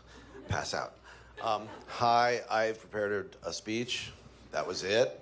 Hope you all enjoyed that. I'm going straight into questions because all I have to say is, gosh, it's fun to be here. You guys are great. And I think you might get tired of me saying that, but you are. Do you want to pick them or do you want me to pick them? Or I think you should. Or I should. What do you want to do? You start. We'll see how you do. Fantastic. It's a test. I'm going to go right there. Yeah, you. Hi, I'm Janine. I'm from Vancouver, and on my trip to Seattle a couple months ago, I found this fantastic book of Firefly, all 3 volumes, celebrating the big book of Big Damn Heroes. So I brought it all the way with me, and I was wondering if I donated $240 to Operation Smile, if you could sign it. $245. This is $244. Yes, absolutely. But don't speak Latin in front of the book, or then they come from the dead. It's okay. I don't know any Latin, so. That's fantastic. Thank you very much for that donation. Just hand that book to a volunteer, and we'll get that signed for you. Thank you so much. Thank you, Josh. You, yes, sir. You right there with the great shirt. Where'd you buy that? Really cool place. Joss, wanted, of course, praise for all your work, but I really want to thank you for the little nugget called Much Ado About Nothing. Really appreciate it. Thank you. But probably the one question that probably everybody's asking you off to the side and everybody wants to ask you, will there be a director's cut of Ultron? Interesting. It has always been my ambition never to do a director's cut of anything, always to make the movie with the studio that we both want to make. Ultron was very complex, and there was a lot of back and forth. My instinct is no. And I have, just as an artist, I'm super fucking lazy.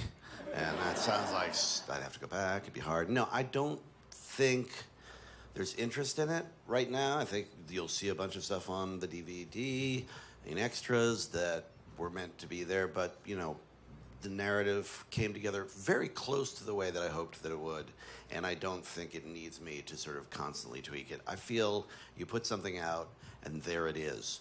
The first time I ever heard a remix, I was 13, and I was listening to the radio. I don't want to tell you what was playing, but we called it the wireless. Amos and Andy were so funny. Open the closet door. Oh, wait, no. But literally heard a song that had been remixed, and it freaked me out so much that I turned off the radio, and I've never listened to it since. Literally. That is an actual truth, because I feel like, wait, that was the song. You can't do that. Of course, our entire culture consists of doing exactly that, but I'm not for it. If I tell a story, I want that to be the story that I told. Ultron may have some transitions that I'm not 100% on board with. It's also one of the most ridiculously personal things I've ever put on screen, and the fact that Marvel gave me that opportunity and supported it, I'm very happy. I'm very proud of everybody who worked on it. I don't feel the need to go in and fix. I feel like there she is.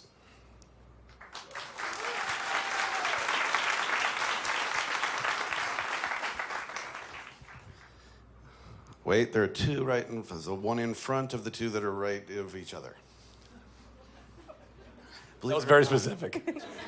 Hi, Joss. I was wondering, because of you, I went from a very lonely person because of your work to somebody who has best friends now. And I was wondering if you ever knew when you were writing Buffy and Angel and Firefly, if you knew the kind of impact it would have on people where, you've changed our lives.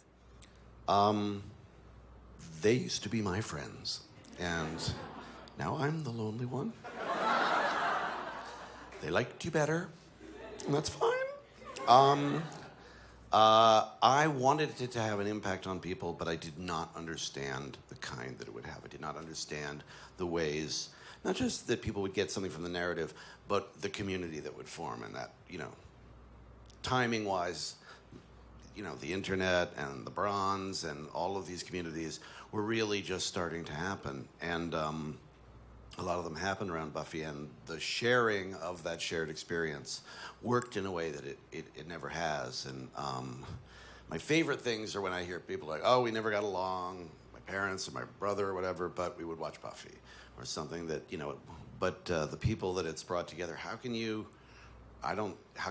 know that's gonna happen? What I wanted to do is give people strength in themselves, that they were able to communicate that and celebrate it together is a completely unexpected benefit and one of the best things. I mean, I'm sorry, but that's a nice thing to hear. But they were my friends first.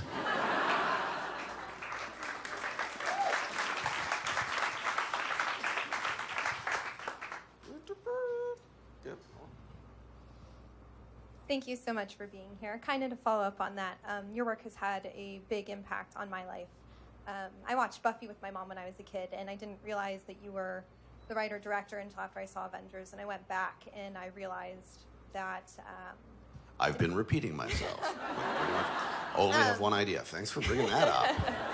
That you should probably pick. That I am in part the person I am today because of that work. So thank you very much.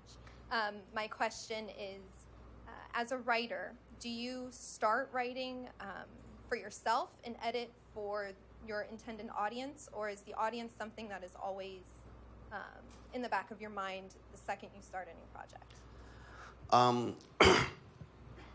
You are always writing for only yourself and everybody in the world. Those are the only two people that you care about.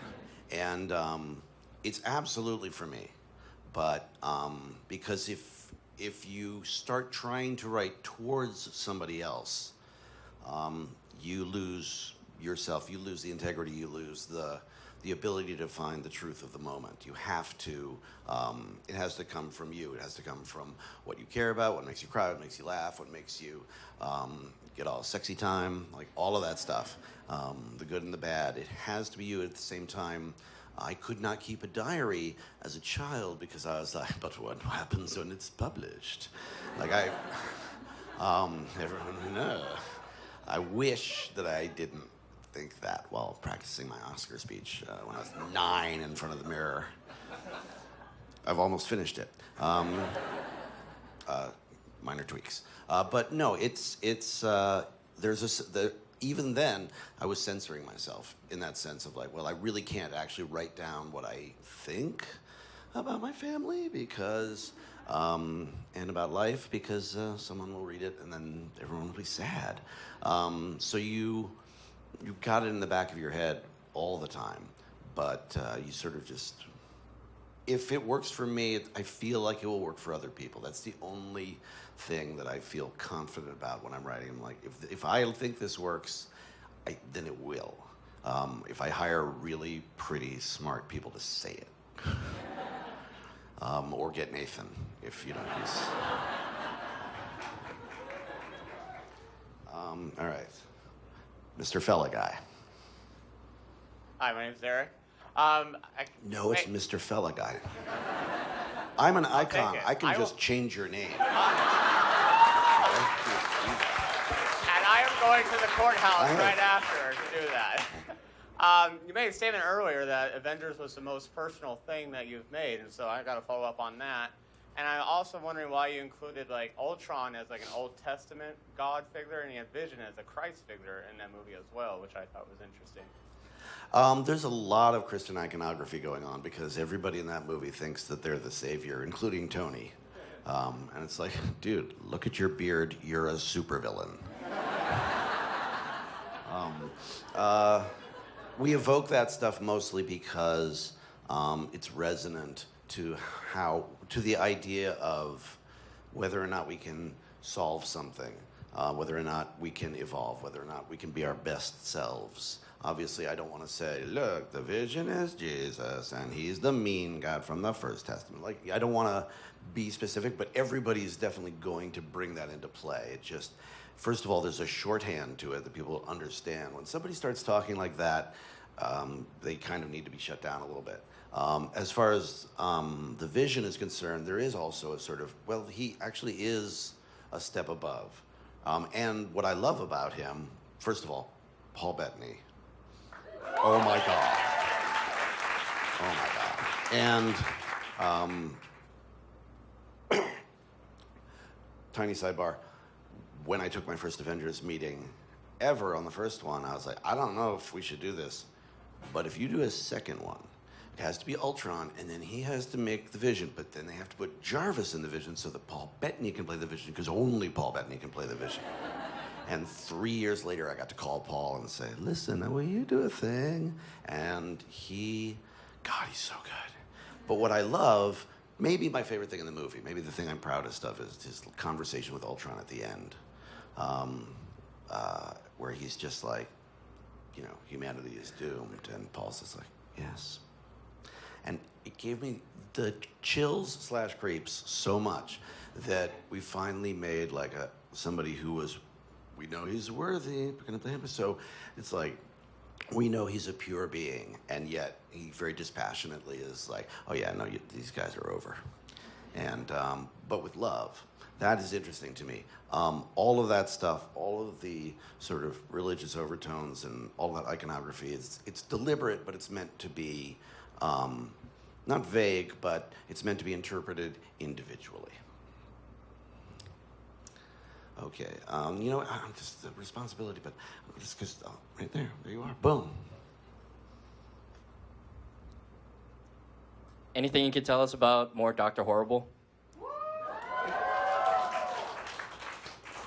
People don't want that. People do want that. The people who would do that want to do that, but as is always the case, they all have jobs, and all of the jobs that they don't have, Neil has. So, I feel like a heel for being like, any minute now, for about 5 years, but we feel passionately about it. But that also means that we passionately don't want to get it wrong. The last thing we want to do is for you guys to go, yeah, thanks. It's...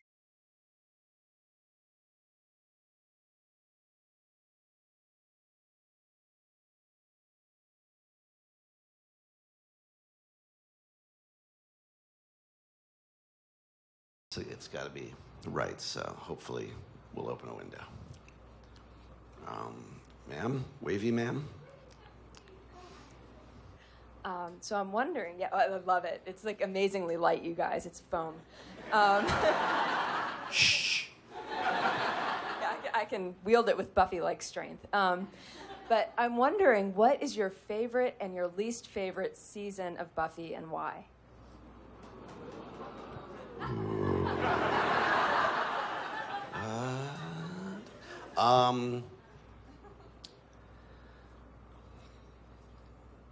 I don't think I have a least favorite. I really don't.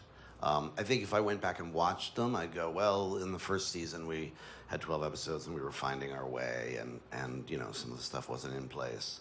And it was kind of baby steps a little bit. And as for favorite, probably this would change a lot, of times, but I might have to go with season 5. I feel like that mission was accomplished really well. But I'm a big fan of season 6, so because I like porn. So it's called erotica. Okay. When we finished season 5, the mandate was next season we're gonna lighten up. It's gonna be way less dark. Well.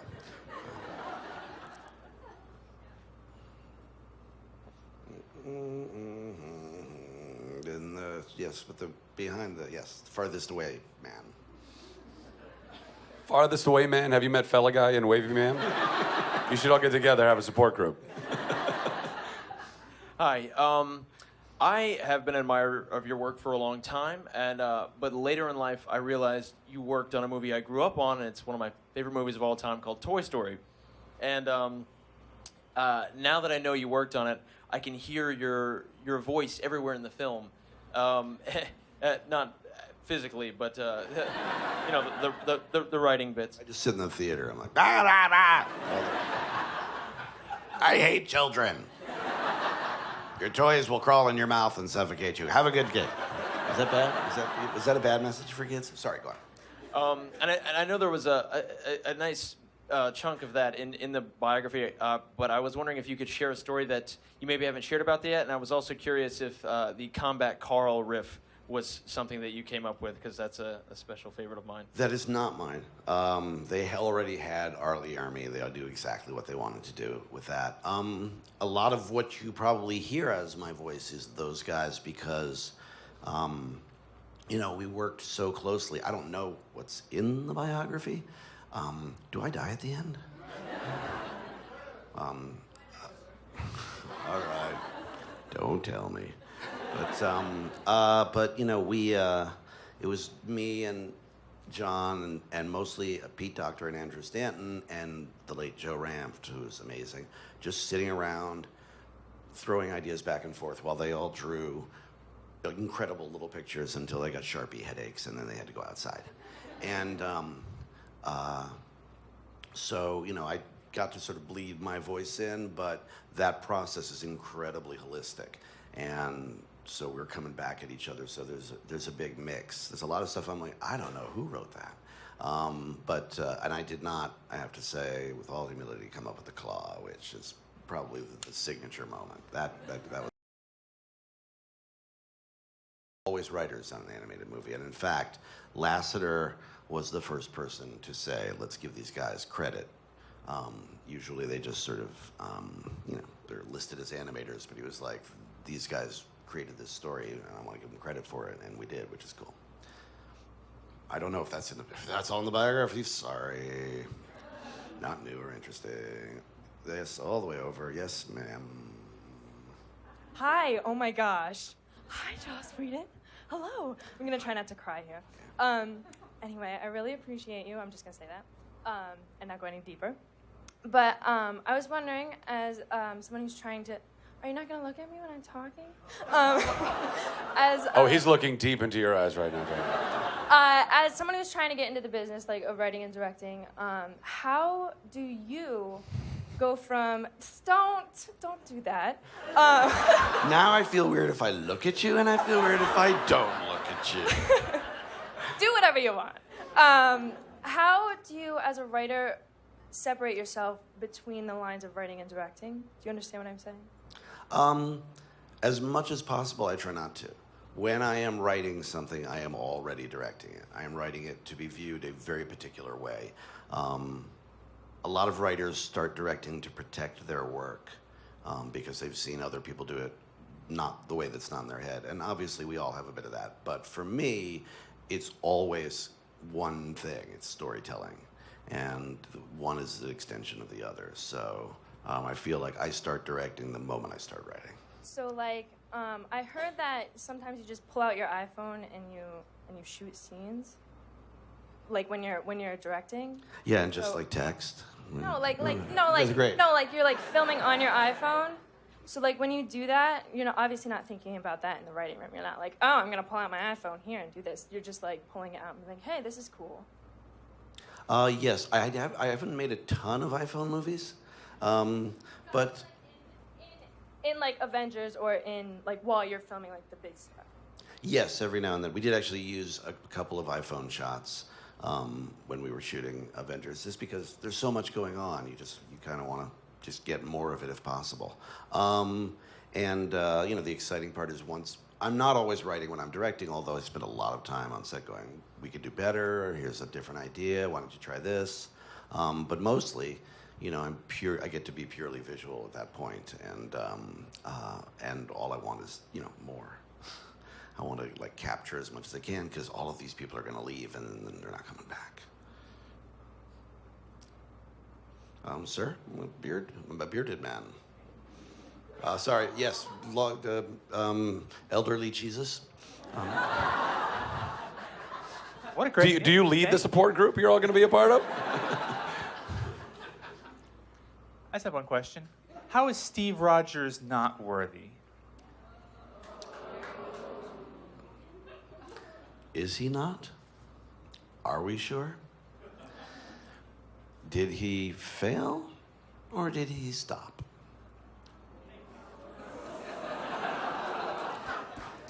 He actually worked as a coyote and exploited a lot of people and did terrible things in between the two movies. And that's actually, it was weird that he chose that for a job, but so.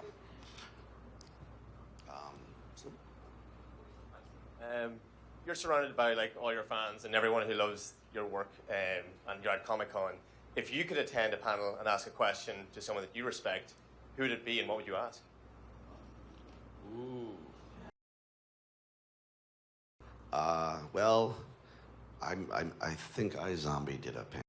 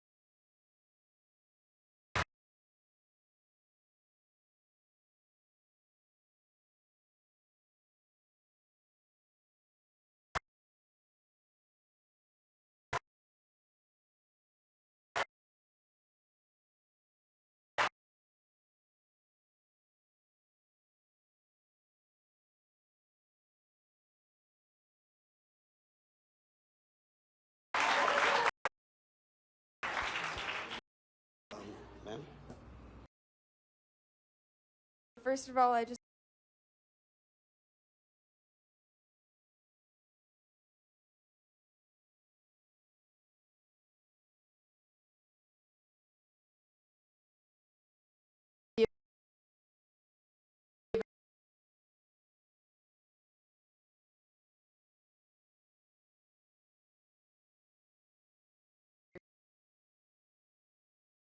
so thank you for that.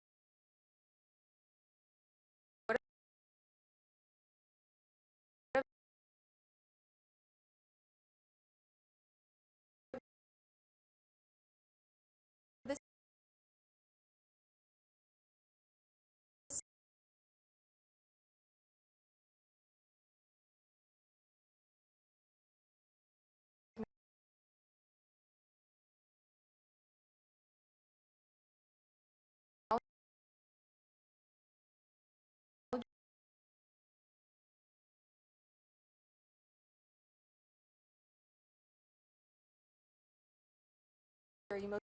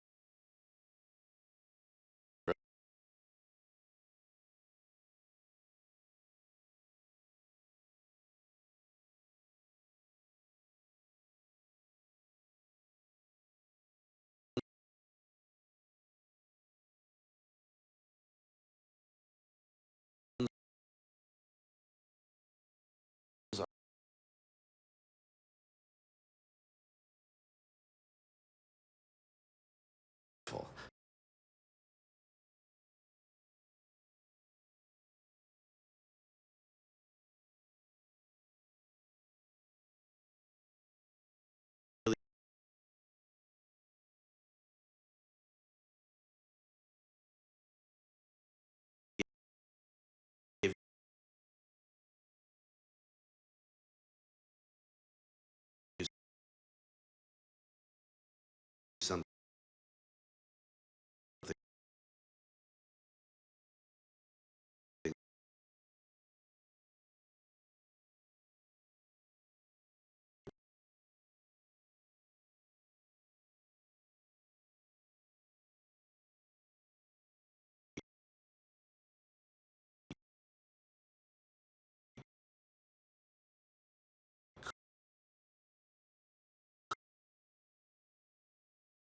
could not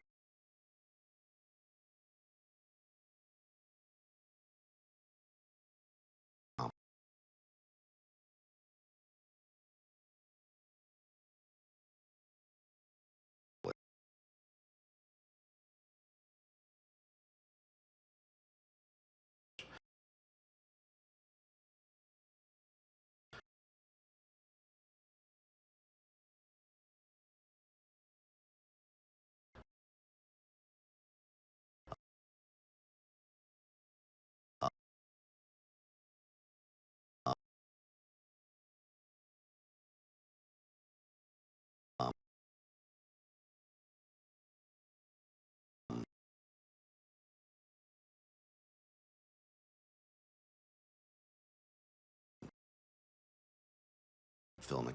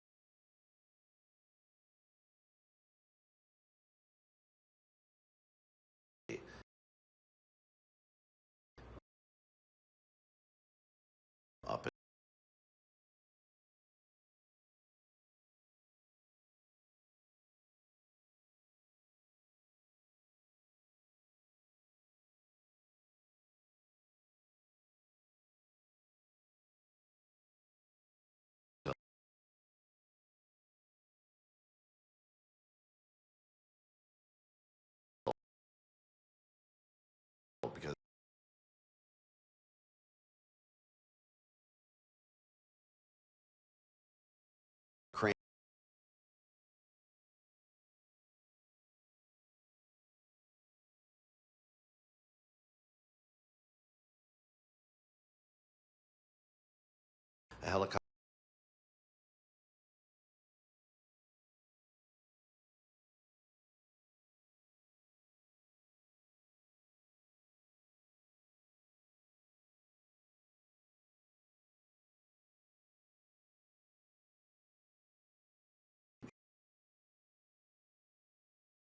There's a sweet spot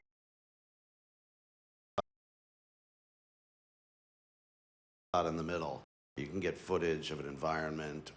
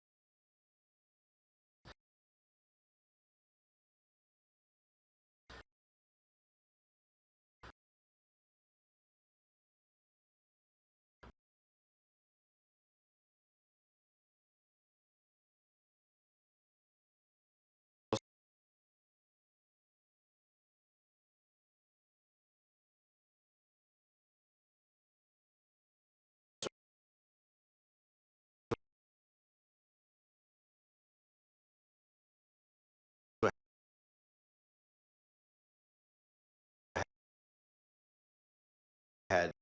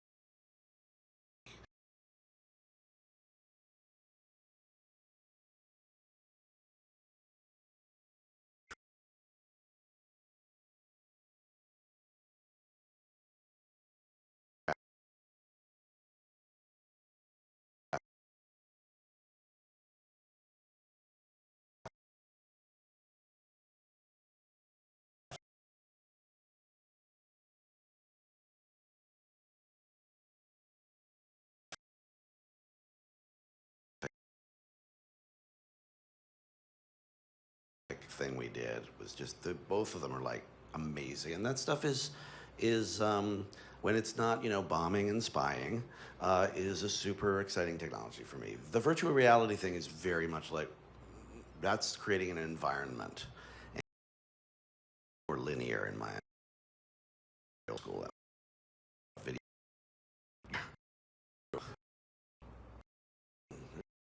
Take over. A guy a favor, the business to put the very original into yours.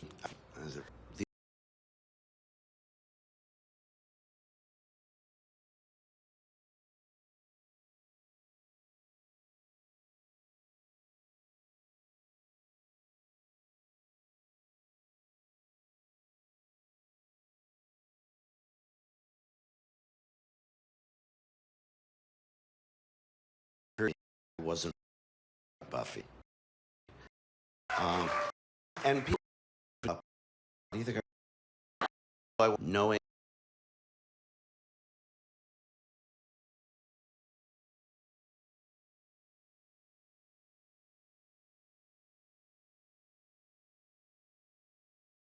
bad guy, I'd like to be killed in a Star Wars movie. I'd like to be talking from his heart about something he's wanted to do for some time. But yeah, we did that all in one day. It was a piece of cake.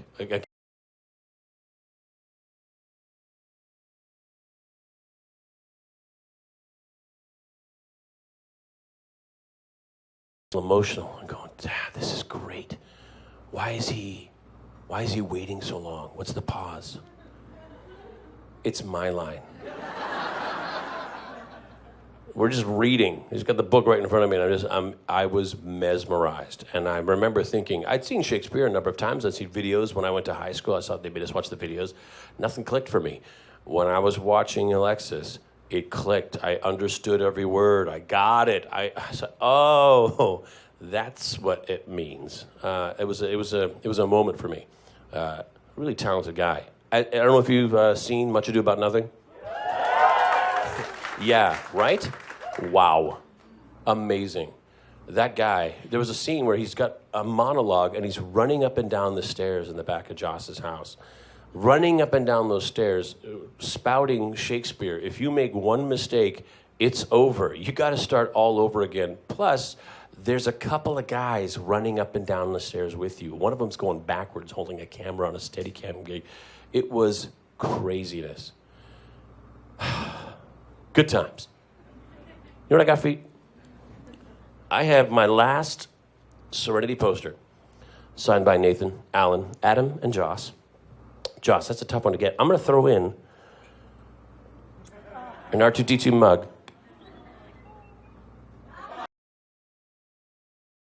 Blurps. It blurps when you lift it. I'm also going to throw in another Boba Fett set for barbecues, and these little plush toys from Star Wars. Who's got $5? $100. $150. $200. $400. I'm going to throw in me trying to bite John DiMaggio's face. He's the voice of Bender the Robot. He was kind enough to do my outgoing message on my machine, so now Bender the Robot answers my phone. I'm also going to throw in another Owen Danoff CD, autographed, by the way, by Owen Danoff. What are we at right now? Already? $500? $550? I'm also going to throw in a crap ton of con man tattoos of my face. And this is a hammock. That's a hammock. It's in your pocket, and you pull it out, and you string it up between two trees, and you're taking a nap. I'm going to throw that in. I'm going to sign it. I'm going to throw that in. We're at $550. $600. $650. $650 going once. $650 going, how much?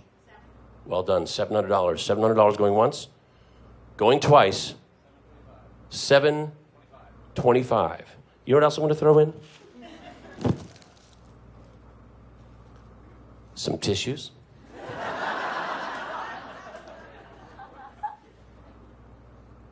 I do some charity work in Malawi through a company, a nonprofit called Kusawera.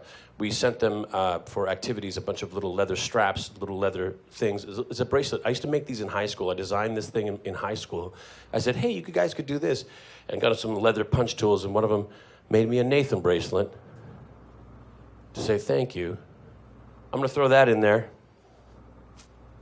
How much are we at right now?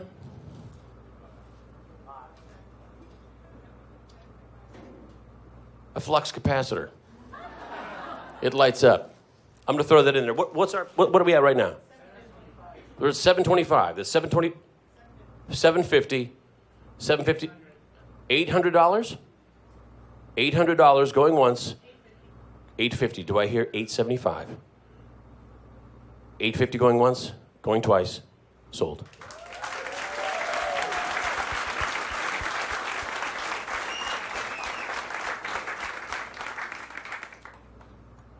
Another question.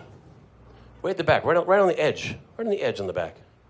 I know you. Firstly, I will give $100 if you remember my name. You played this on me last time, and I don't remember that last time. And you went, I can't believe you don't remember my name. I meet a lot of people, lady. No, that was just a joke anyway. You've mentioned Clark Gregg several times. Yeah. I'm wondering when we will find Castle and Beckett show up at a crime scene in Agents of S.H.I.E.L.D. Or how about an episode of Castle where like this indeterminate kind of government agency sweeps in and says, you don't have any jurisdiction here. We're going to take over. It's happened once or twice where we're out in Los Angeles somewhere downtown filming, and I noticed that there's other camera trucks and other equipment over there, and I'll say, hey guys, what are you guys filming over there? They'll go, oh, Agents of S.H.I.E.L.D.? Take 5, everyone.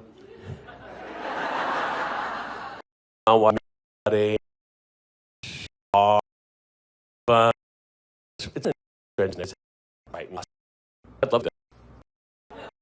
I 20 minutes.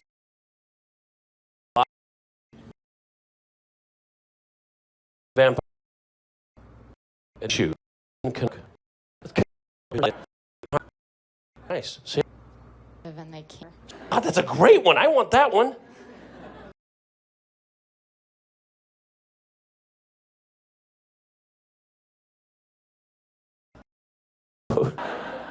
This, I swear by you, the as comic book, and so.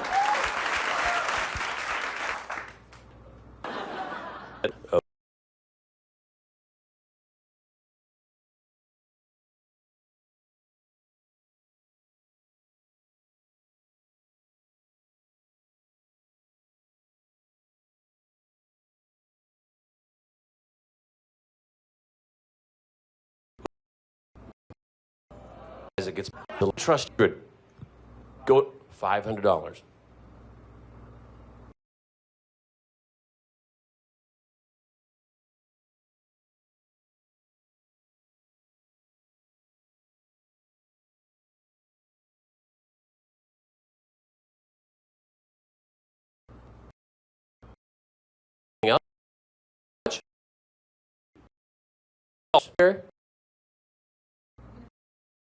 Here.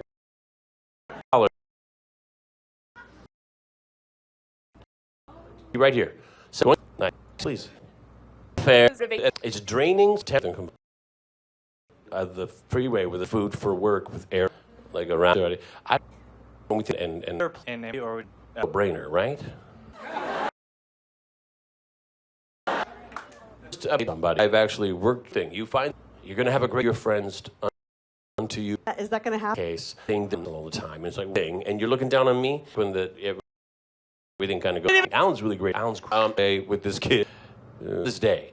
So really hard on teams. Here's what I have for Christmas ornament. The last guy.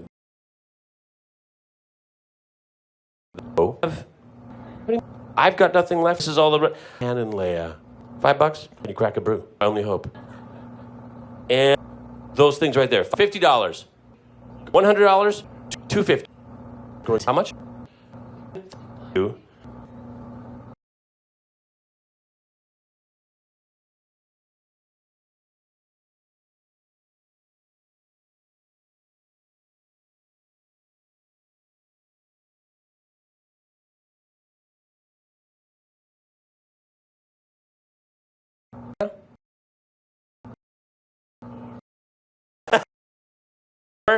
Nailed. Oh my! I want this. Yoda's Destiny Decider. Ask and press. Is this? I'm going. Dark. Stop! Why don't I have? Yoda bottle. No try. Who just breathes? $5. Con man.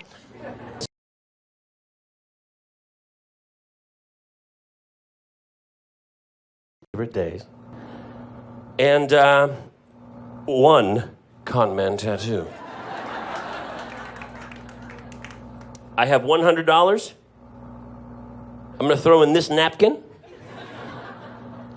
and this red piece of plastic. Signed.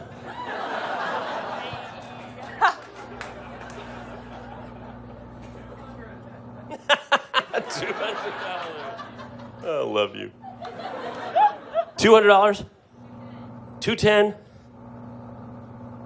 I'm throwing in this plastic bag. What? I'm throwing in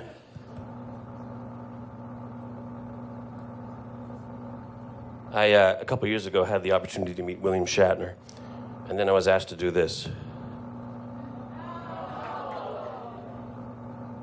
We've traveled back in time. Did Zach sign? Zach signed his.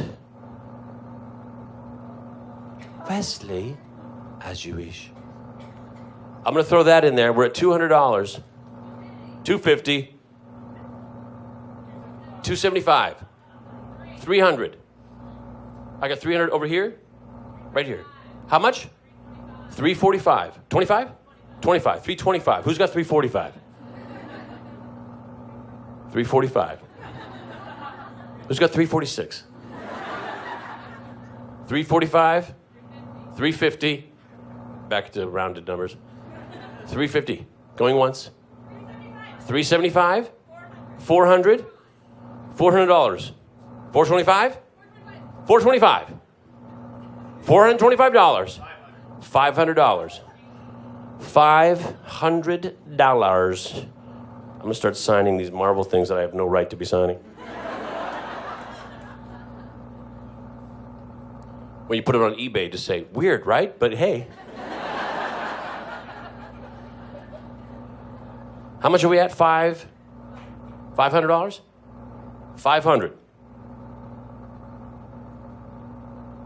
Going once for $500, going twice, $500 sold. Don't forget this. Thank you. We got time for another question, maybe two. I'm gonna go way to the back. Way to the back. These people I don't see. Yeah, it's the person that's waving to the person next to them person. How we do? How we go? You're good. You're good. Good. Hello. Hello. I would like to know if you could say hi to my grandma. Hi, Grandma. Her name is Sue. Hi, Grandma Sue. And I was wondering if you could tell me, what have you learned about yourself through the characters you played throughout your career? I love working. I really love working.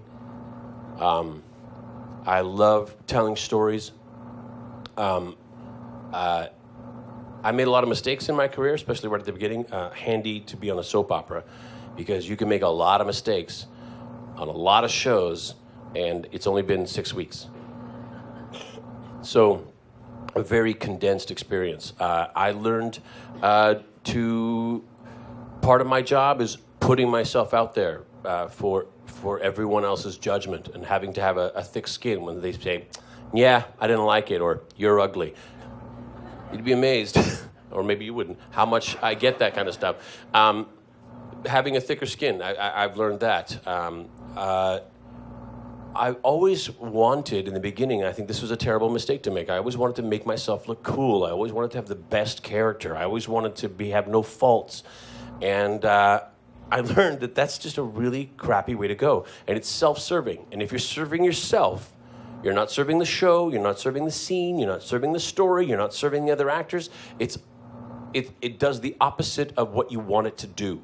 When you're trying to make yourself look good, it does the opposite. It makes you look bad. And I learned that. And it was a tough lesson. But when I understood that all you have to do is give everything away. How do I make this a great scene? How do I make it great for you? How do I make it great for the writers? How do I make it better for camera? It's a team effort. And when you start working like that, everybody's taking care of everybody else. You don't have to worry about looking good. Everyone else makes you look good. And it works. It works. It's scary to have to let go of, I want to serve myself. It's very scary. But when you do, it's a very safe place to be. I learned that. I learned to be less selfish. Thank you. That's a good question. Thank you very much. Another question? Thank you. This gentleman in the hat.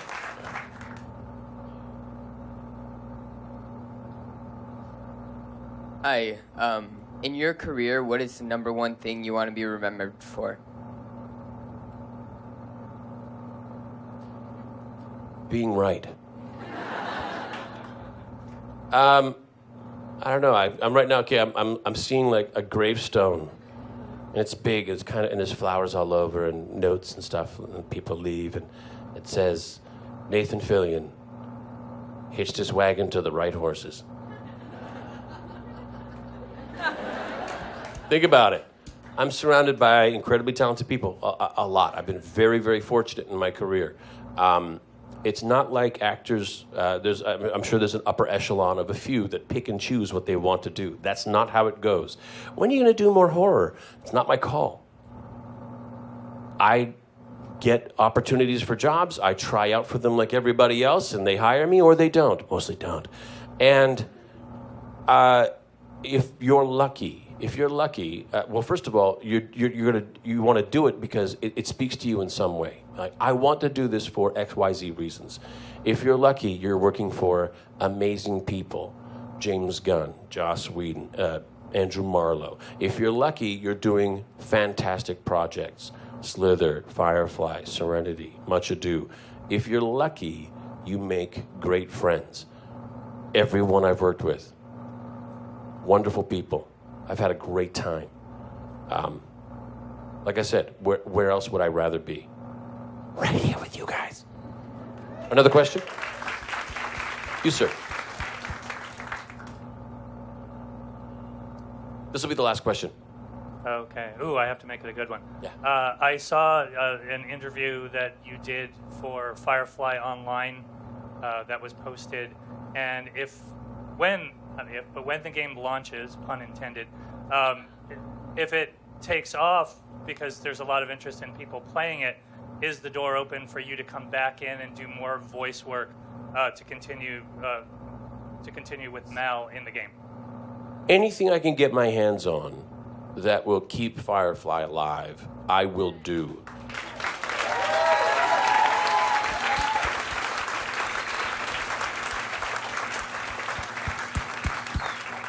Thanks. I mean, that's, again, it's a no-brainer. It's one of those things like that whole. I keep bringing it back to Con Man like Alan does.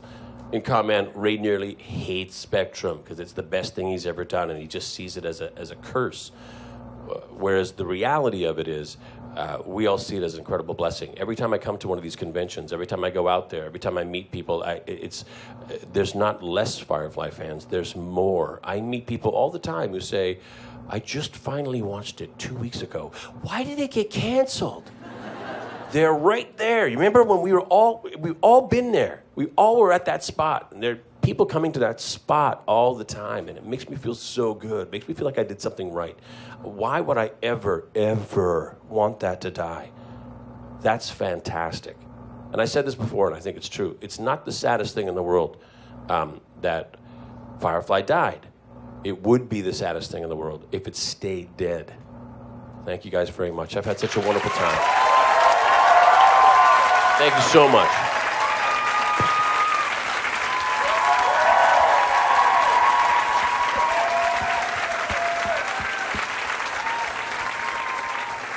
All right, row A.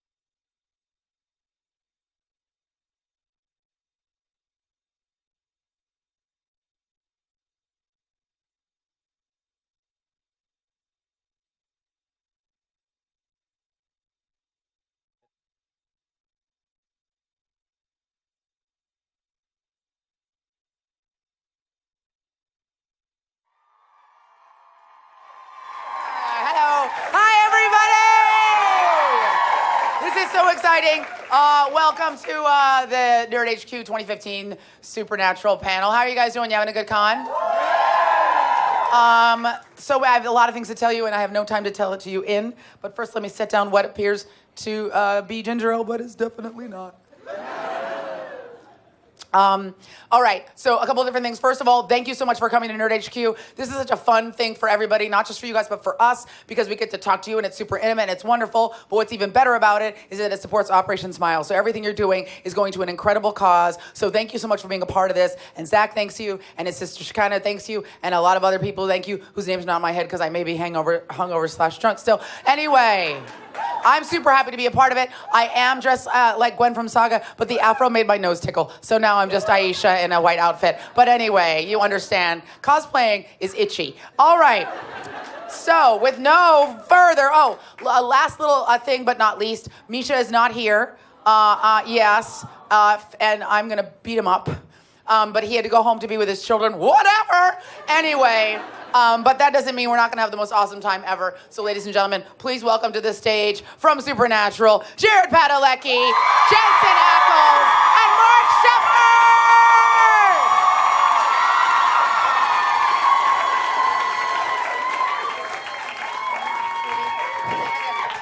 This is all about me right now. I already had hugs backstage. I'm taking 2. Yeah, I'm greedy. All right, here we go. This is happening. This is happening. You smell like you're on vacation. Like there's just something wonderful about it, though. Everything that you just said is going to get tattooed on my ass. Okay. Isn't it already? Welcome. There's no room anywhere else. Yeah, everything else is covered. 3 drinks, Aisha? 3? This one is water. Yeah, totally not needed. I smelled it. This one is Red Bull. This is like I have a poor man's 8-ball going over here. I got bourbon and Red Bull. Hydrate and dehydrate. Yes, exactly. Mixing cocktails over there. Let's talk very briefly, because the 2 of you are adults. But this one on the end here, we were dancing in this room like 47 minutes ago. Was it this room? It was this room. Come on. I know you don't remember seeing it. You were in it for hours. Yes. So there was a big dance party here last night, and we were all very, very happy. Yeah. Very, very happy. Very happy. So Jen and the boys stayed in Vancouver, and so I was telling Aisha, my wife and kids. And so when I get like a day or a night and I'm not waking up in the morning with kids and changing diapers and yada yada, I'll go out and be a 15-year-old Texas boy. So I'm told I had fun. Any particular 15-year-old Texas boy, or just one in general? A really big one. A big one, yeah. The moose comes out. He is the happiest, the antlers come out. huggiest, smoochiest drunk. Oh, yeah. Literally, There's just like a big old kitten. So it was really fun. I seem to recall at one point in time going up to give Aisha another big hug. She's like, enough. Like, you had enough, I can hug. We're friends. It's okay. Yeah, there was also a guy who looked just like you here last night. I heard. And we kept running up to him to talk to him. He looked just like you from behind, and from the front, no. More like this? No.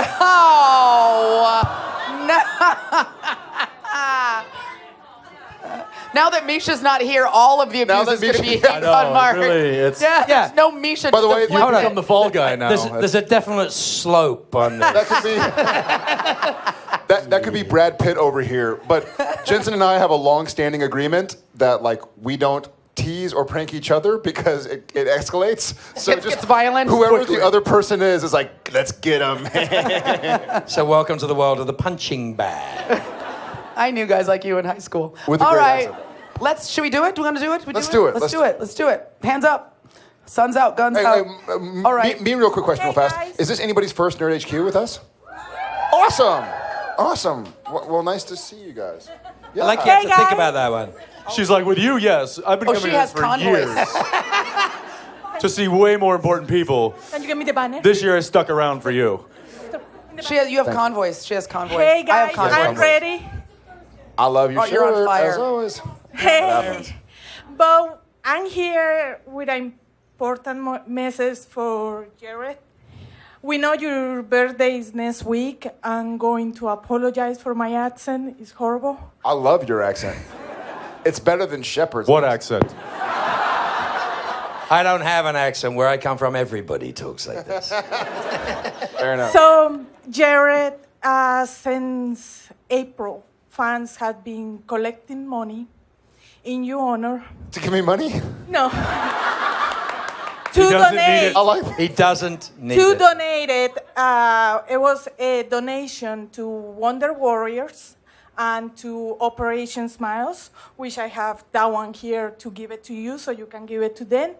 In your honor from your fans, I have a poster with the signatures of everybody that donated. Yeah. And a journal with messages from everybody.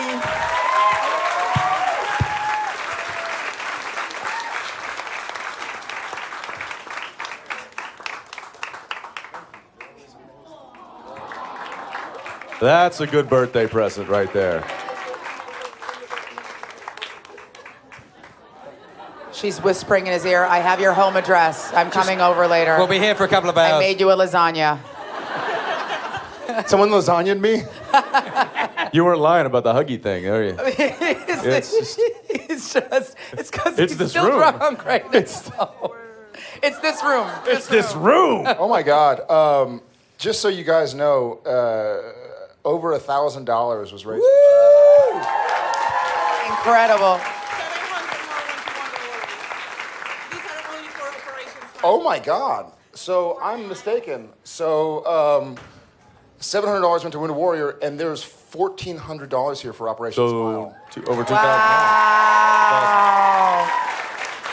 What is your name? What's your name, sweetheart? Say, what's it? What is? Sandra. Everybody, give it up. Oh, Sandra, find your voice. Give it up for Sandra. But I think with the accent, it's probably Sandra. Sandra.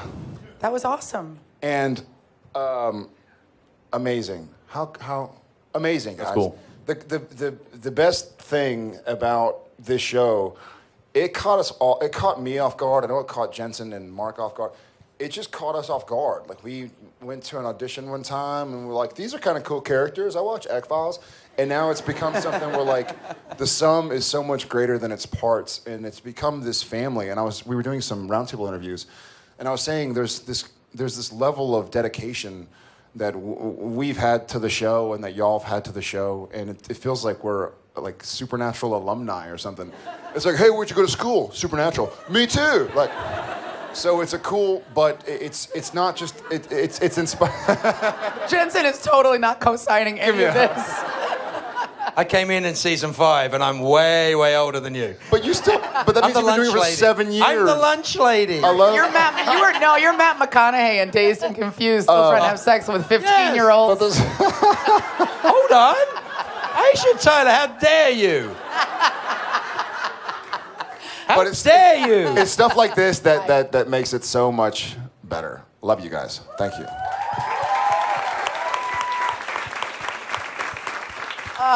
Do we want to just work our way down the aisle towards the front with the girl with the lost convoys? So, guy there with interesting sleeve.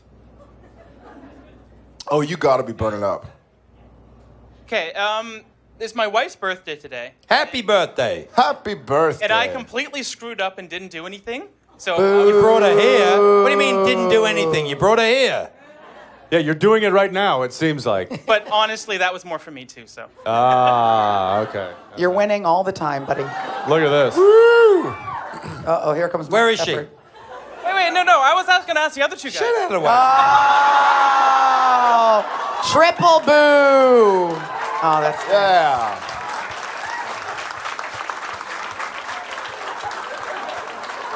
Wait. Excuse me. You still here? Can I go with him? No. Later, babe. Thank you very much. I would say I might get lucky tonight, but she'll probably be thinking about one of you guys anyway. Aren't we all? Okay. Moving forward. Which one, Aisha Tyler? Which one? Oh, who am I thinking about? Yeah. Hopefully me, if she knows Me. what's good for her. This one right Happy here. birthday. Happy birthday. This lady on the aisle here with her hand up. Yeah. Hi guys. I brought these gummy bears for you guys. Bring them up. Launch them. Never seen those before. They definitely don't have rufinol in them. Just flying gummy bears now. It's, there we what's go. happening. Yeah, it used to be tomatoes, now it's gummy bears. I see where this is going. But my sister, who couldn't make it here, wanted you guys to sign her badge. Did you guys do that for her? Yeah. While they're signing her You have a pen? badge, why don't we continue with questions so we make the most of our time on this planet? Lady on the aisle with the glasses, and then we're going to come to the lady with the lime tree and shirt, and then we're... Okay, it's working, yeah. Go ahead, sweetheart. Hello, how are you doing? Hey, good. Good. That's a proper accent. It absolutely is. I like it. Will somebody translate for me? We're growing in numbers, slowly but surely. Shit. Um, I mean, shite. I mean, bollocks. Bollocks. Shite. Bollocks. Bollocks. Painful. It's so painful.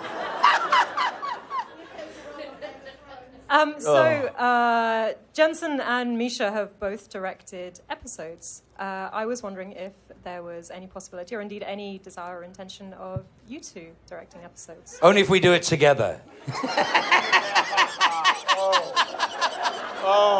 That I may do. You know what? I haven't signed my contract yet, so I'm going to add that into the contract. Yeah, I'm in. We're in. Let's do it. Good, yeah. Great idea. Personally, I don't want to say like directing doesn't interest me. It's certainly very interesting and cool and neat. It's neat. Oh, you direct? Oh, you're like a direct. Oh, that's neat. Cool beans, you guys. Need a mosquito. You would be the huggiest. They'd just be hugging. No, nothing That's a ever great committed scene. to film, you guys.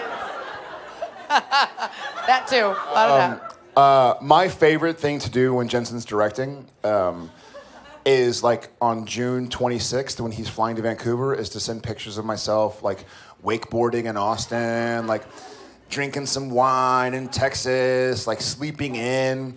I'll like wake up at 10:30 a.m. and be like, oh man, I just woke up. What are you doing? He's like, I'm prepping to direct, asshole. So yeah, I'll be on my third tech scout of the day, and he's essentially laying poolside, still enjoying his summer vacation. At his pool. True story. Unfortunately. Very true story. Hey, where's this? Yeah, great. I'm calling the police. Beyond just the time commitment, I really feel strongly for myself about sticking with just. I love Sam Winchester. He and I are pretty tight. So we're like Jared, we're pretty tight. He's, Pretty tight. he's not a person. Yeah. You know that, right?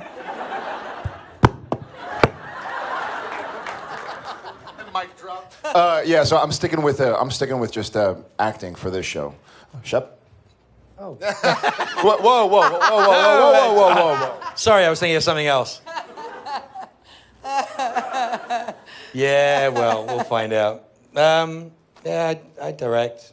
Haven't done any TV yet, but we'll see if they'll let me someday. I think British people. I'd love to great see you direct. directors. Yeah. I would love to see you direct. I love directing. My favorite thing to do. You don't have to shave.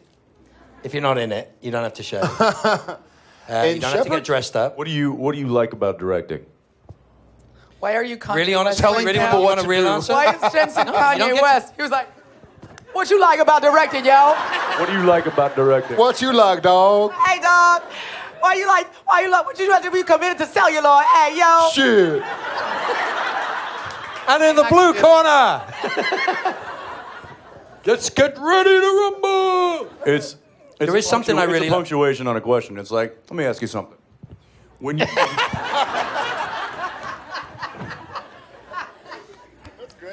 It's really good. Totally disarming. There's But an no. Seriously, what is? You really want a straight answer? What is your favorite thing about directing? Answer the question.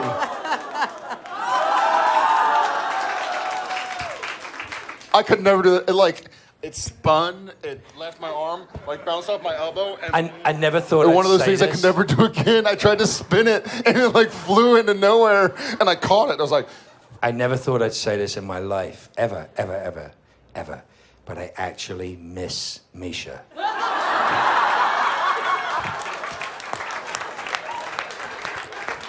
hashtag that just happened. Should one of us try to FaceTime him right now? Yeah. So no? Okay. My phone's out of battery. Making a place it's where 323. magic can happen. Wait, why is San Diego sucking the battery life Yes. out of everybody's The, phones? the battery What is life that out of about? people's phones and also the battery life out of our souls. Yes, totally. That's. Some of us bring extra battery. Holy crap. Aw, old That's lady. not a case, that's a command center. Yeah, but I have 100%. Can you? No. I never give my phone to any of these guys. No. Stuff happens. He takes my phone and he's gone, oh, that's a great picture of this. And he's got like, I like to pick my nose. I hate my Twitter followers. Everybody's an ass. You He's are on my that feed. literally, and It's you know evil. you just PG-13 the fuck out of what he actually puts in your phone. No, I like to that's pick what my he nose. writes. He's like just a picture of like his taint, and then he just gives you the phone back. I wish. That I could deal with. Did I send that to you? Yes, you did. Yes, you did. And now it's my avatar on Facebook. How could you tell it was his? Oh, he's got a mole that's shaped like Sam Winchester. That's what I thought. Can let's move down this way. That was we're gonna almost go- awesome. She was we're gonna like, here, I've got a Mophie We're right gonna here. go convoys. Check this out, and it's dead. Convoys on this side, and then we're gonna come here to this lady right here, and then we're gonna go to the guy who looks like Bill Nye the Let's go. Science Oh, Guy. look at this. Look at this. Yes! This is why we come to Nerd HQ! Batteries. Look at this. More batteries. We need more batteries. Big bags of money don't just fall out of the sky. Okay, do we have yeah, here we go. Convoys. Little do I know it's downloading all of my information right now. 17 pictures of Jared's taint. Go ahead. Every time. Is taint the proper word for that, though? It is. Taint It this taint one and thing it and taint that. Taint one thing, A taint medical the other. term. Look it up. Is there a better term? Yeah, my buddy That's the right had a word. term for it, which was the maboobly. No one Just wants a great to name. say that. The maboobly. That's something that comes to your hut in the middle of the night and kills your children. I was going to say, that's like a boogeyman. That is. I remember that episode. That was season 3. Right after the Thin Man, the maboobly. We're gonna salt and burn that shit. You'll never forget it. So, What? if any of you guys could live in a movie universe or a TV universe, something you like, you could live in it. What show? It would not be Supernatural. I hope not. I'll tell you I that hope much. not. I don't know what it would be yet, but it would not be Supernatural. I think it would be. Is it working? Just calm down. He's getting there. He's driving, so this could get interesting. He's not going to answer. Mine. He's not going to answer. He knows what we're doing right now. He's like, I know what they're doing. I'm not going to answer. I'm not He going to has- answer that. He has spies. Did you ask a question? It's not happening. Yes. I'm not answering it. Answer the question, Jared. My ideal universe. You know what? Gilmore Girls was. Stars Hollow was pretty sweet. Yeah, it was pretty idyllic. They were like funny townspeople to make fun of. He likes the stuff he's been in. That person would want to be in the Jungle Book. That just made my con. Was that the unicorn? What? Again? What? Halo. Salem? That took me a minute. I'm like, Salem? Salem? Who wants to live in Salem? No, that's... Never mind. Let's not bring up the past. Days of Our Lives.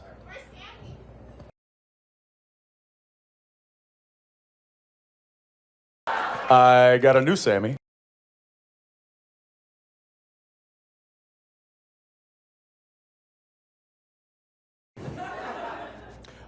Shorter hair. Almost. Slightly. I don't know. You know what's funny is I always thought I wanted to like medieval times. And like the restaurant? Like the A bar? turkey leg. Big turkey leg and a bunch of guys out with swords. Just meat and a turkey leg. And then, yes, and then as I got older and I realized that disease and the smell Tooth and rot. Toilet paper, Everybody lack had of syphilis. dentistry. Everybody Indoor over the age of plumbing, 7 had portable syphilis. phone chargers. Then I thought that's probably not a good idea. No. Indoor plumbing is Probably always not a good better. idea. Or your chamber pot. Is that code for something? Yeah, your chamber bot. Yeah, Chamber pot, you'd like poop, and then you'd fling your poop out the window like a monkey. I would prefer a chamber bot. So you want to live In the future. Salem. It's Salem 2040. Mark? I don't know. What show would I want to live in? You had 2 answers to think of an answer. Oh, God, I wasn't listening. We were stalling for I you. want to live in the sitcom Oh Crowley. Where every scene is buttoned by somebody looking at me and going, Oh Crowley. Dun dun dun dun dun dun. Right here. Right here with the glasses. And then Bill Nye the Science Guy. Bill's here? Hi. Hi there. Yeah. Yeah. So the more I think about this question, the more it sounds like a Miss America pageant question, but I mean it earnestly. If you could get world I'm going to answer a la Miss America pageant. World peace. though. Just work world peace into the answer. Yeah. I've been thinking a lot about how you guys are such big inspirations to your fans with all your reaching out and your charity work, and it's all so great. And I just was wondering who inspires you guys to always keep fighting. Thank you. Great question. And I will answer a la reality. For me, I get a lot of inspiration from my family, from my sons and my wife. But I'm overwhelmed in situations like this with the amount of support I feel from y'all. And I hope y'all feel the same support and acceptance and love from us, because it exists and we don't get to show it as much. You know, we're the ones on stage, but we're not on stage without you guys. And that sounds like it sounds like you're told to say this kind of shit, but we're not here without you, period. So thank you. I get inspiration from that, from people spreading the word, doing whatever they can. And I think what Supernatural's about is just these 2 guys who are frankly just doing the best they can. And it's in these fantastical elements, and they're zombies and ghosts and crazy insurmountable odds, but they're trying, you know, they're fighting, they're keeping up the fight. So everybody in their own little arena through their own mediums fighting their fight is kind of what inspires me. Yeah, thank you. That was nice. I think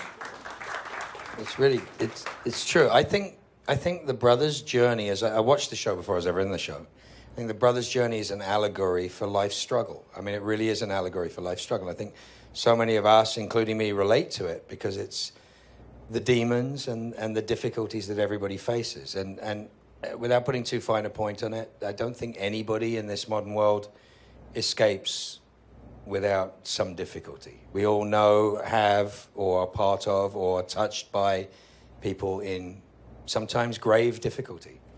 And the differences between what I see in fandom and what I see possible with the work that I've seen these 2, and hate to say it, but Misha do as well, is that things that are done with love, putting your hand out to help another human being, is the most perfect thing to be able to do. It makes you a human being. It gives you the opportunity to love is the greatest expression of love. To love, not just to receive love, but to love. And there's a song about that? Yeah, pretty much. Pretty much every song's about that, if you think about it. But that's the thing. We're all touched by difficulty. And to see you guys struggle and overcome and then help each other, and that's the most powerful thing I've ever seen around fandom, is that people come together in the spirit of love to actually help each other out. It's fantastic to watch. It's beautiful. Yeah, no, I was just, literally ditto to both of what these guys said. That the inspiration over the past 10 years has widely come from the fans themselves and what you guys bring to us.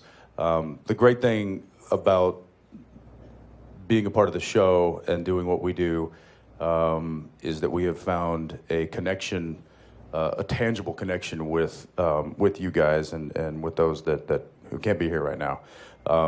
We get to be in a small room with you. We get to talk to you. We get to hug you. We get to hear stories that you tell us directly to our faces, and that is, if you can't draw inspiration from that, then I don't know what'll work for you. But that certainly gives us a lot of the fuel that keeps us running and doing what we do on a year-to-year basis. So thank you.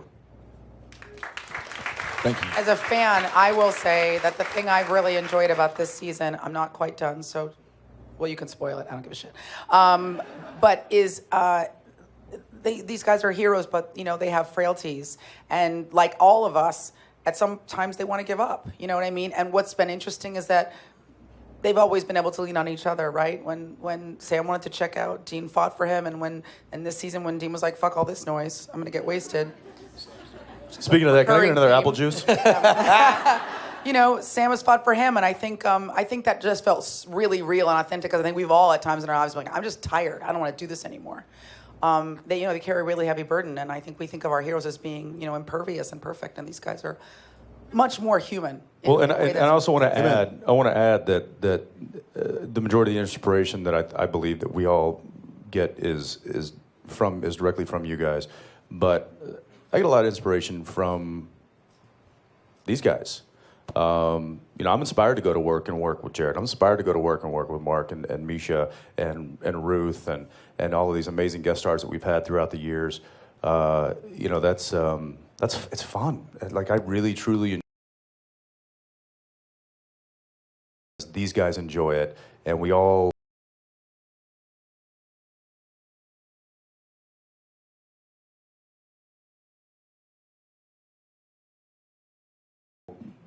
I feel like we all kind of make each other better, but again, the common denominator here is you guys. So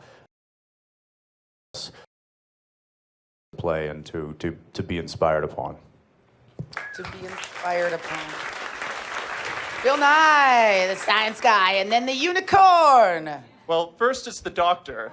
I'm sorry. Who? You look like Bill Nye. Do something. And that is the end of that Doctor. question. Hold on, I have something I have to do. Sorry, guys. Well, hey, do you want me to... Come here. Come towards me, tall boy.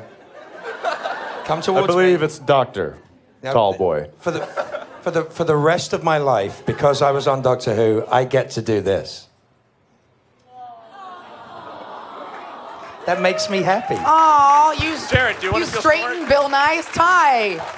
Yeah, hey Jared, feel like the rest of us. Stand next to him. Whoa! Yeah. Jared, welcome to my world!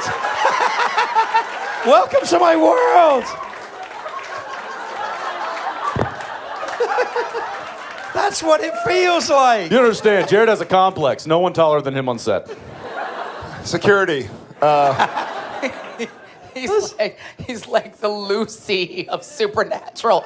No one can be taller or prettier. The Stallone of And he has longer hair, too? Yeah. Come on, man. And he's way better looking. Jesus. All right. Was there a question, or are you just being tall? That was mostly just if you wanted me to make Jared feel short, and I guess that worked. Yay! Mission accomplished. That's made my Comic-Con. We have to cue the Charlie Brown music.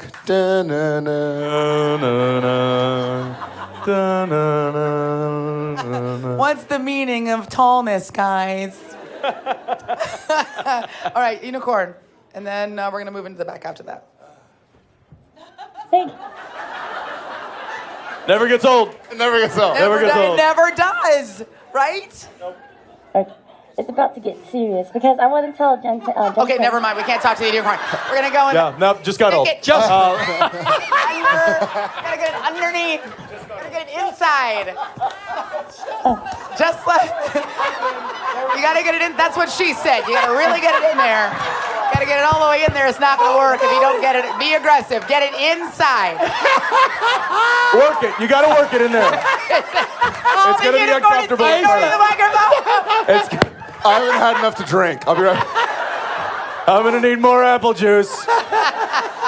All right, go ahead. Try again. Okay, let's do this. You gotta relax. It'll go better if you too much. It was a little bit. It went for. I love. All the way in. Oh, I got it in. Come on, we don't have all day. No. I've got a class That's in even 10 minutes. worse.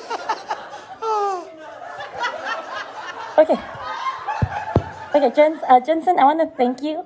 Oh, wait. Can you bring us a glass of bourbon? Right here. Hi. So, Jensen, I want to thank you for being awesome, and then Jared, I want to thank you for being. All you three are awesome people, but I really want to thank you guys for your charity work. It means a lot, and especially what you guys recently had. I was wondering, because you guys have such a big influence on cult, with the cult following and this big following. Would you guys ever consider doing like a documentary or something with special About unicorns.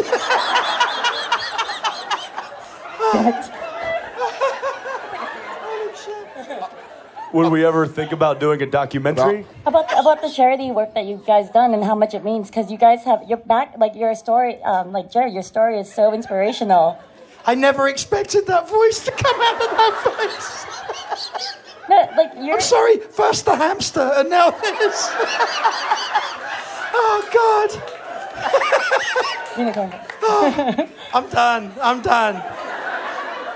I'm making a documentary about this. I think I understand. I think I understand the question. I never thought about making a documentary necessarily. This has been pretty fresh. Jen, same apple juice, please. This is Jen. We go back many years. Just one more, yeah. Oh, thank you. Yeah, that's Juice. It's the apple juice. So the best apple juice for grown-ups. Juice. I would love someday. I think what's really cool so far is person-to-person interactions. I mean, this is stuff like this, and I think the first Always Keep Fighting campaign we did was just 5 months ago or something, 4 or 5 Our months Sheppard ago. is dying. So it's been fresh. Someday, sure.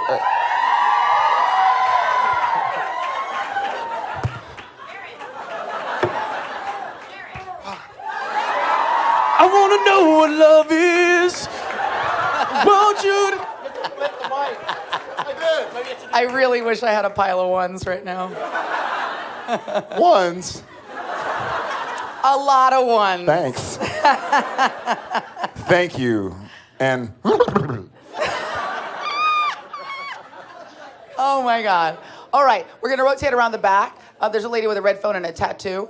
And then after her, we're gonna go over there to a person with strings on their wrists. Oh yes, and this is for you, sir. Really, you deserved this last night. Whoa, Ixnay on the Everybody, Levi got a lap dance. Thank you. Did he really? No. I'm jealous now. You missed it though. You should have I come did out. miss it. You missed it. I know. It was a spectacle. It was so much fun. I was dealing with actual apple juice last night, so that's. Aw, the kids are with you. Yeah. You had enough fun for both Is of this you. on? Okay, good. All right, I have a question for you. After 10 seasons of doing this show, can you think of a moment or a storyline in the past 10 seasons that really sort of solidified who your character was to you? Like a moment when you said, okay, I know what his motivation is, I know what's in his head. What pops into my head... The pull-up scene from season 9. Crunches. What pops into my head that I really actually love, this is just what popped into my head. I mean, in 218 hours of television, there are probably many things, but I can't help but think of the scene, especially because this season, Sam and Dean are on the same team again. And there was a scene in our episode Fresh Blood where Sam says to Dean, you're my brother. And that is what popped into my head as you said that. I wasn't thinking about it, but it's a scene where we're buckling down to hide from Gordon, I think. Yeah.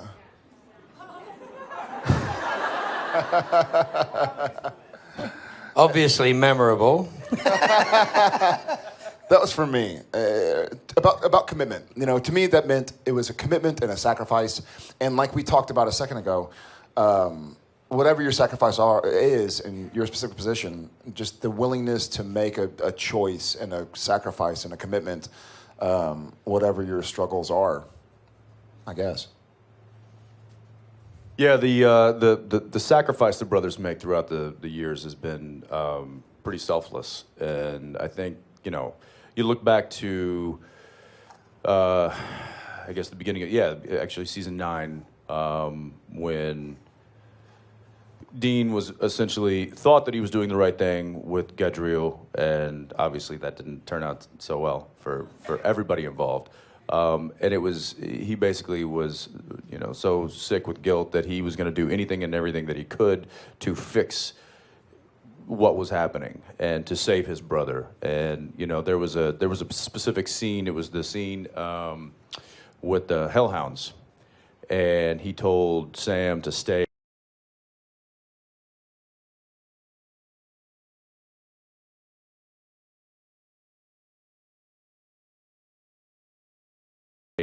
with the family, and that he's the one that's going to grow old, and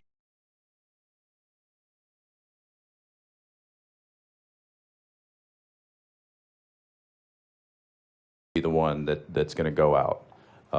And so that kind of constant sacrifice, that constant, you know, putting for a mission in the water. It was Kim Manner's first episode he ever directed, and I think that gave me a very clear understanding as who this character was, that particular episode, because it wasn't about us. It was about helping people, and, you know, the kid drowning in the lake, and it was just we couldn't have gotten there fast enough, and I'm like, okay, now I get who these characters are. They are, you know, that they are sacrificial heroes, and they will do anything and everything that they can, including lay down their life for the greater good. And that's a really cool story to tell, and it's a really fun character to play.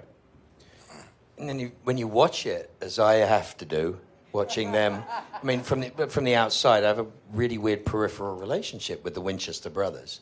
It's fascinating to see that even though when they're reduced to the lowest common denominator, they always do the right thing. They always pick the path, sometimes the hardest path, but they try to save, they try to make better, they try not to make worse. And yet, what they're going to pay for in season 11 is the choices that they've made at the end of every other season so far. Sure. That's exactly what's going on. Because even though when you reduce them to their, you know, literally saving people and hunting things, you know what I'm saying? But I guess that's one of the other lessons of the show is that every coin has a flip side, you know? There's a cost to it all. Mm-hmm. Everything has a decision. And I'm going to fix my answer without getting too deep, but looking over here at Jensen and Mark made me remember the end of season 8, Sacrifice. That, to me, really solidified why I understood Sam. Because Jared, without getting too deep, I've always had a complex about disappointing people or feeling like I'm disappointing people or I'm not enough or I'm not good enough. And so to hear Sam, to see Sam do it in a script form was really powerful to me. And this was 176 episodes in, right? But to read something and go like, oh my God, like they're writing my fucking life story. Like that's me. Like I'm just looking at people I love going like, I hope I haven't let you down. Anyways, no, this is not, no. So I think that, yeah. Da-la-la. No, I mean like I think the end of season. Have a gummy bear. I can't, there's a fantail stuck on my teeth. Those are the most delicious. Look at your kid. Those 3 teeth, though, you sacrifice those. Going They're to never town on coming that back. That is the most delicious candy I've ever eaten, by the way. Okay. Yeah, totally. It's like a dog with peanut butter, Jared. What's a fantail? That's a fantail. Yeah. Fantail? What's a fantail? It'll take your dental work out. Be really Aussie. Yeah, remove your. It's one of the best remove candies your ever bridge made. before you eat it, but it is so delicious. Take your bridge work out. Jensen, Yeah. If you have fake teeth, it'll pull them out. If you have real teeth, it'll pull them out. All right, next question. What's that?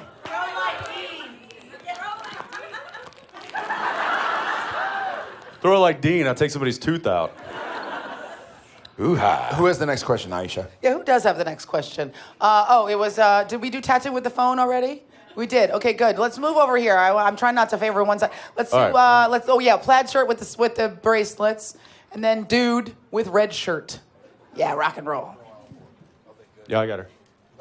I got you, didn't I? I just sometimes sit up here like a fan, and I'm like, oh, I'm supposed to do shit. Sorry. Guy, you know you can read these too. It's even better. They're movie I was also questions. worried that all the fantails were going to be gone. So go ahead and ask your question. Hi. Hi. So I actually did have a really deep supernatural question. Yes. I had been, Let's I get had been deep. planning on in the Hall H line yesterday, but then you posted that really long Facebook rant about your airplane. So I'm just That was me. So I'm just wondering, what are the airlines that you can always count on that never let you down?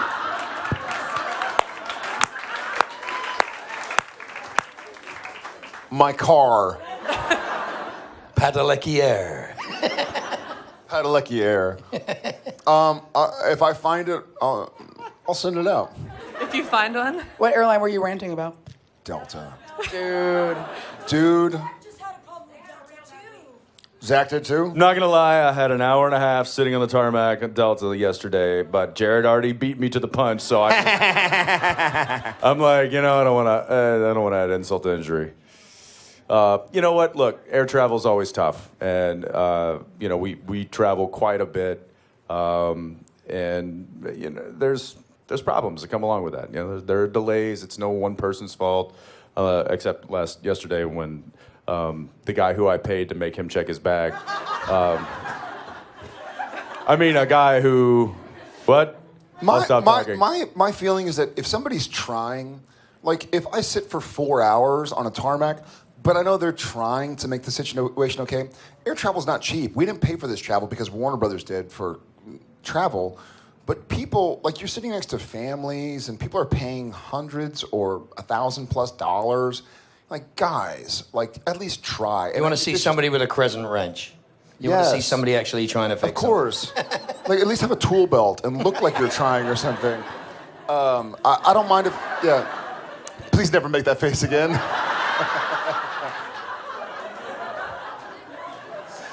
As long as somebody is trying. But I just had a... Hold on, just burning it in. Oh, God. So disturbing. That's It was worse disturbing. than that. Yeah. I'm not even... When I find the airline, I will tweet the mother out of them. I know. Okay. Thank you. Thank you. Dude in red shirt. And then dude in front.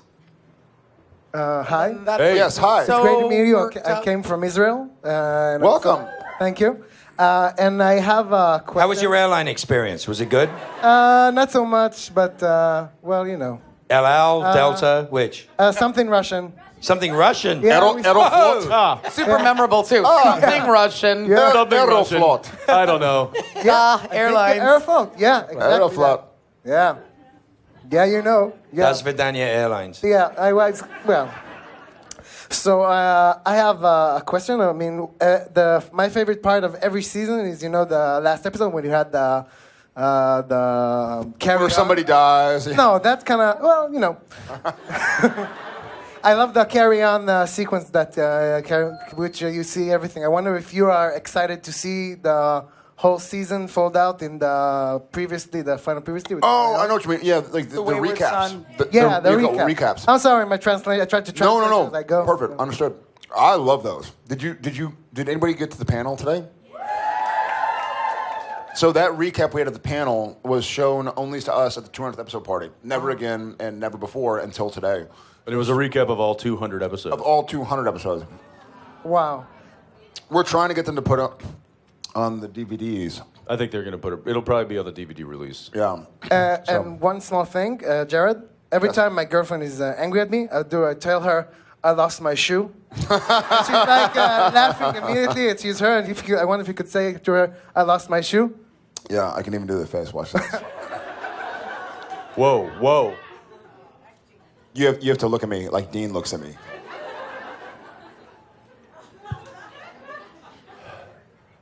Mark, say action. Action. I lost my shoe.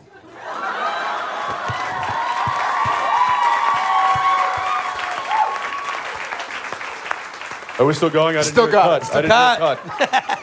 Cut. Yeah, cut. You know, I liked it, but I think he could have. Oh, sorry. Just a couple of notes. And actually, Scripty needs to step in because it didn't match. No continuity. Right? Yeah, the hair didn't Exactly. match. It's a continuity issue. Lose the hat. Further back on your head. Okay, we're coming up to We guy can in see the front, fantail in the back and here, then too. lady on the aisle, and then we'll move back this way. There we go. Hello, gentlemen. Hello, I'm boys. Tyler. Nice to meet you. He's doing an impression.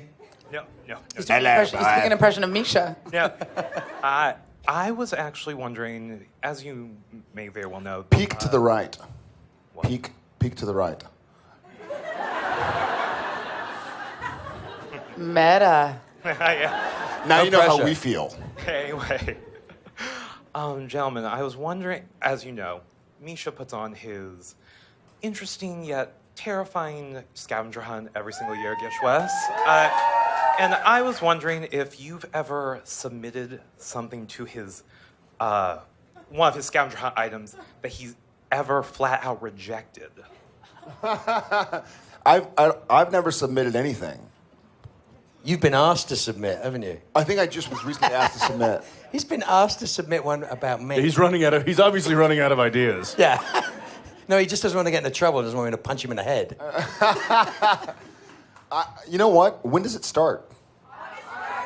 I'm gonna submit. I'm gonna force him to do like the Jared Padalecki challenge. There's gonna be some. I'm gonna figure it out, guys. I'm gonna do it. Yeah, I'll figure it out. Please. Does it involve standing in the line at Franklin's? Yep. For me to buy me barbecue. Yes. What the hell is happening here? What the hell? Just throw something. Hi. By the way, Zach, the most masculine thing ever is to throw a half a bottle of vitamin water. So hot. I was like, oh my God, it's super angry. I have had Is that salt water? Boom! Down with Jennifer Aniston. Why did you, Zach? Why did you? Nutrition is bullshit. I didn't throw it at you. threw it at I me. threw It hit in me. your direction. It hit me. And by the way, of all the people on this stage, you would be the one I would throw a bottle of water at. He's British. That's true. Because he's British? No, because I'm I don't want to shorter. start another war, guys. Because- We've been through that. Because he looks dehydrated. We won. Who's we? The Americans. I thought you were Canadian. What? Nothing against Canadians. You're lovely people. Very They polite. are. They really are. They're lovely people. We love working with them all the time. Yes. Where you been? Something more important? What? Where you been? I had to go overseas. Where? I had a heroes panel at Hall H. What was it about? Heroes has been over for years.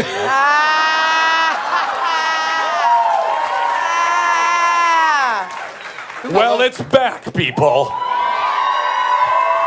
I'd like to point out that Heroes on, is he debuted a Zachary year after Quinto? Supernatural debuted, He's has Zachary been Quinto? canceled, and is now going a re-up, and we're still going. Yeah. I thought he. Hold on, I'm confused. Is And that it's all Zach because Levi? Somebody give me a smart water. So I can throw it at him. We're still going. All right. You hit me. You hit me. Bollocks, you hit me. Oh, crikey. It's like a toilet duck. It is like a toilet duck, isn't it? Just square. Lady on the Is end. that Zach Quinto or Zach Levi? I can't remember. No, it's Galifianakis. Oh, okay, that's Quinto. It's Quinto. It's Zach Quinto. He's on Heroes. It's That's Quinto. what I meant. Obviously, it's Zach Quinto. Hi. Hi. Sorry, I lost my voice.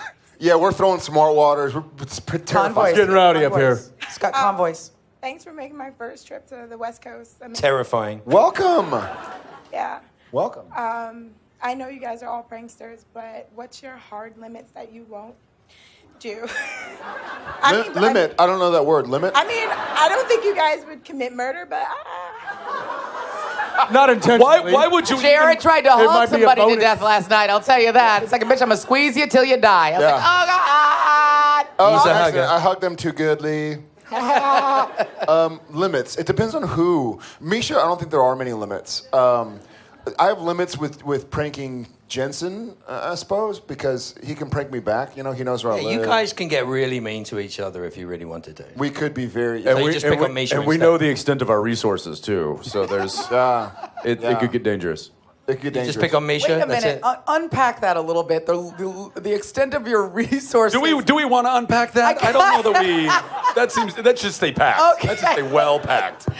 My head is doing terrible things with that. I would say physical. I would say, vacuum packed. Let's just keep that. I would say intense physical injury, but for the fact that I took a tinfoil pan of whipped cream and hold your hand up. I hit Misha's face because I had to do it fast because he was going to see me. I had a tinfoil pan. I hit him about this hard. It took them 40 In the minutes. face. 40 minutes to get off the the pie series. off the walls. Yeah, the pie that like- didn't make it on his face was flung 20 feet. It was like 20 feet. And the pie that did go on his face also bounced like 12 feet. So I didn't mean to hurt him, but he was like going to see me, so I had to be quick. So I was like, smash. I like that you were more concerned with the pie on the wall and not his face. It's Misha. It was 40 minutes ago. It was like 40 minutes to leave the pie on the wall. I mean, nose, Misha was bleeding out of the nose, but who cares? You got him, but you snuck up behind him. I did. He nicely. was walking to lunch, and just as he was about to reach the lunch tent, I literally just walked right up behind him, came around, and just went, Oh, it was perfect. just boop, and then just walked away.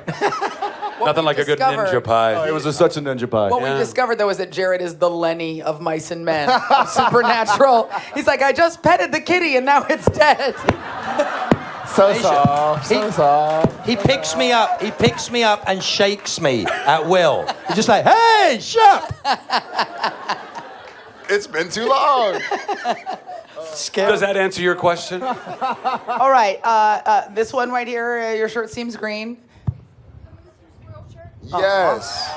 Love it. Since you are pranksters, can I have you draw on my Misha face that I just won? Yeah. Yeah. While that you're the new doing one? that, we'll take another question. So Are we you going to don't donate money to run down a Operation road. Smile for that? Hey, did Oh, I'm just putting you on the tiny spot. human Yeah, being? sure. Zach, How much would you like to? There's a tiny, New one. tiny, you guys. Did you hear? We'll get it back to you. So, Sandra, did you hear what the fans put together for Operation Smile? No, what happened? $1,400 donation to Oh, Operation. fuck. Sandra, are Thank you here? so much. Thank you. Yeah.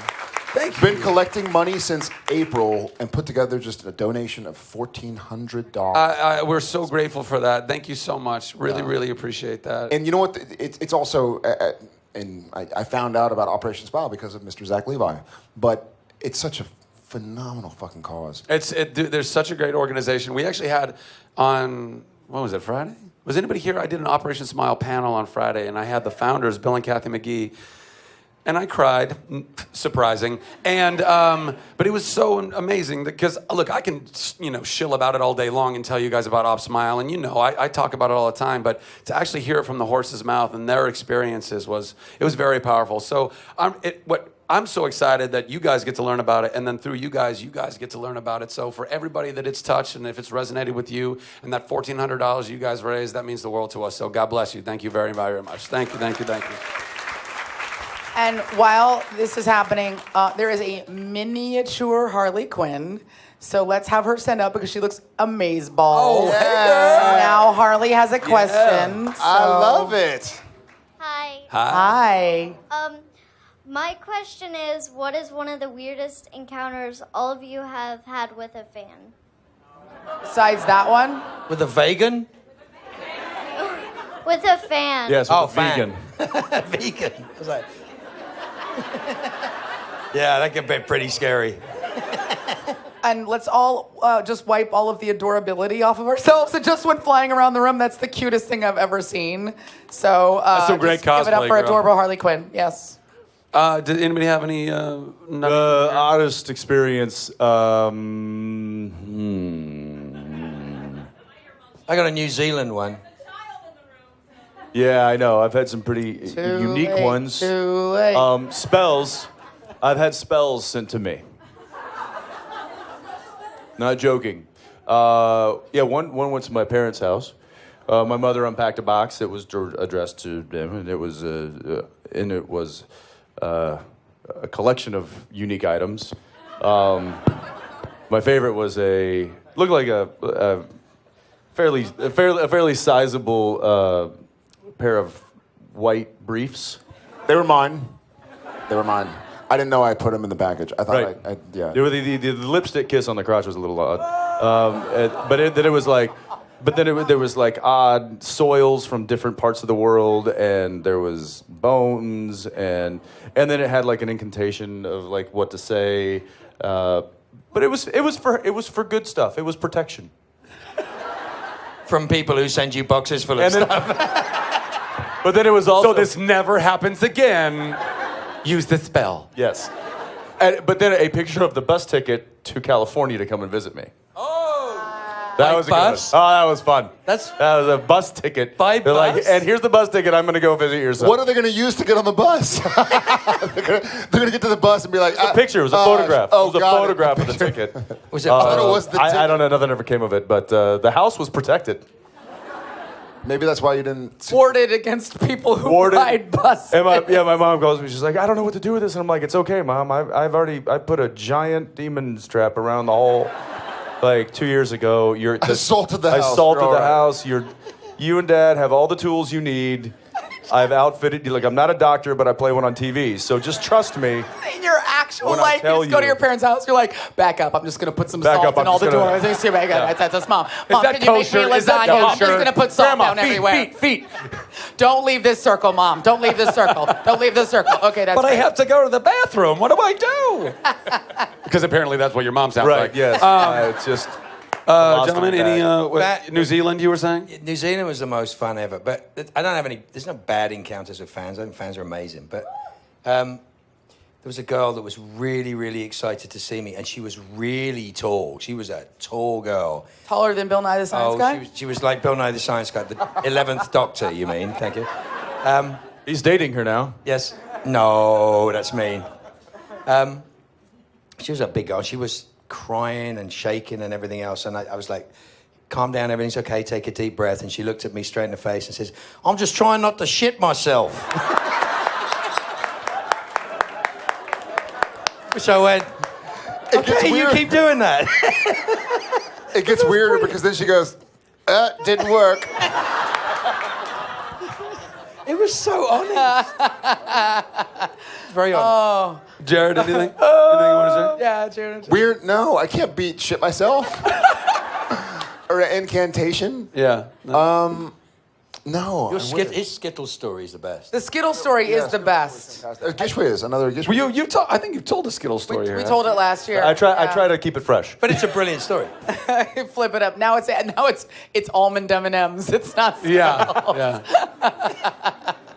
The discontinued almond. Oh my God. Yeah, we told that last year and we posted it too. Yeah. Yeah, The that's Skittles- Misha gets a big kick Skittle out of that Jensen. one. Yeah, that was an See, odd that's one. You guys Misha. have heard that one. If you haven't, look up last year's Nerd HQ. Or Yeah, come you to should. next year's. Yeah. We do you guys we have time? Yeah, let's for do one more. you Let's do think? one more. We have Yeah, time let's for do one? one Oh more. yeah, time over. Do you want to Say pick that. one, Zach? Want to pick Why something? not? I've got the conch. You have the talking stick. You got two We did the friends. unicorn already. You did. Okay. So I wish we had a you have tiny two dead friends shot. pointing you out. So that's a power of three. So I'm going to go with you, darling, right here. Hi from Canada. Oh, see, the Canadians are here. Oh, they're ganging up. And very polite. No, they just invaded and they just claimed that bit of Canada. You're so covered in maple. One of your fan stories you were mentioning, you film in my local hometown. And Vancouver? yeah, but you also... You don't know where you film? No, even outside. It's like Pitt Meadows. Yes. Ridge. Yeah. Yeah, so Maple Ridge, yeah. you guys caused a lot of trouble one night. And Oh, the lights. yeah, there was I can't remember the exact date, but it was a set. And I don't know I can't remember what it was doing, but I worked for the RCMP, and we started getting all these 911 calls. You're a Mountie. Yeah. You're a Mountie. So we were... She's a Mountie. So we showed up, and of course, we're reporting back to dispatch going, it's okay, it's just the cast of Supernatural. And they're all going like, what? Meanwhile, everyone else started showing up because they're like, are the guys there? Are the guys there? We're like, well, the Impala's here. And they were all like freaking out and coming over. So, yeah. what you're saying is you had multiple 911 calls where there could have been an absolute emergency, it's not the but because first it was the cast of Supernatural, the entire Canadian police force said, "Oh, we're cool with it. We're cool with it." Pretty much. Go Canada! You know why? We've got cheer for our guys. We've got tenure. We've got Canadian tenure. Cheer Padalecki, Give it up for our boys from Mark Supernatural. Sheppard, Zach Levi. You guys. Apple juice. Yeah, I think Keep it going. Keep it going. Oh, go back. Mark. Go back. Line up so if people want to get a photo, they can get a photo. Oh, we're back to that, are we?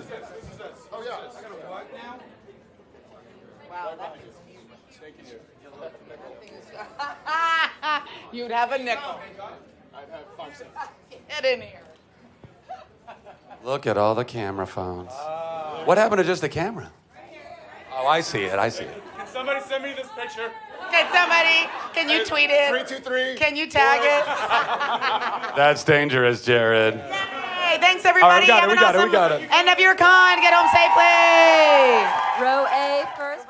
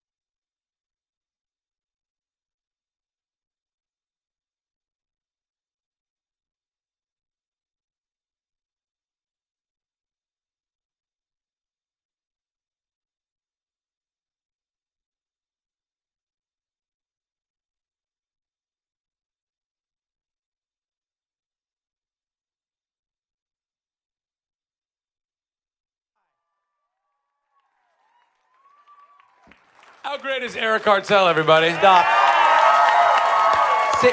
Your bag of stuff, over $600. Somebody bought a bag of my shit for $600? Yes, the BOS, $600. BOS. I love Everybody, that you restrain yourself from actually saying that word. God bless you, sir. Last Comic-Con panel last Nerd HQ panel of this 2015. year. 2015, Zachary Levi. Eric Cartel. Woo! We have never had so many people on the Nerd HQ stage. Who the hell am I working with right now? I'm going to relegate myself right back up here. How's everybody doing? You excited for the last panel of Nerd HQ 2015? Have any of you been here for other panels this weekend? I want one how can I possibly get one person? Favorite panel of this weekend so far? You're right. Those were all great. Those were all great. What's that? Operation Smile. Yeah. Oh, that is your favorite. Oh, I see. Oh, the Operation Smile panel. Oh, I was like, absolutely. Very altruistic. You kind of took it in a different direction. We did a panel. It was early that day. That was a great panel. Was anybody else here at the Operation Smile panel? I was so glad that I finally got to introduce you guys to Bill and Kathy McGee because they can say it like I can't, like nobody can, you know. Yeah, and thank you so much for coming to that. And you had a great question too. That was excellent. What? Oh, we're ready to go, guys.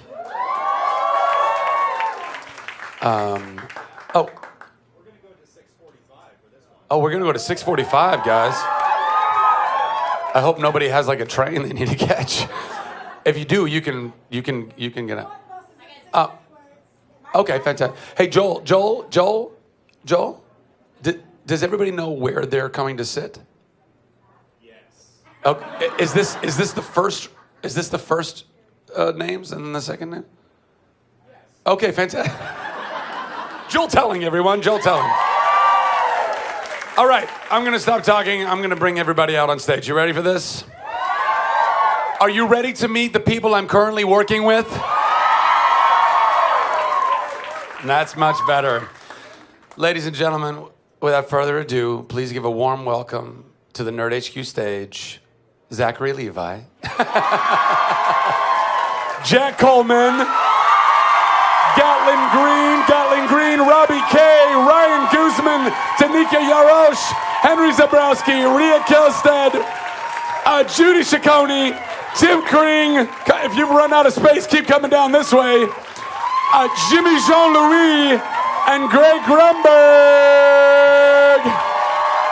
I don't know. Switch seats. All right. Keep it going for these guys.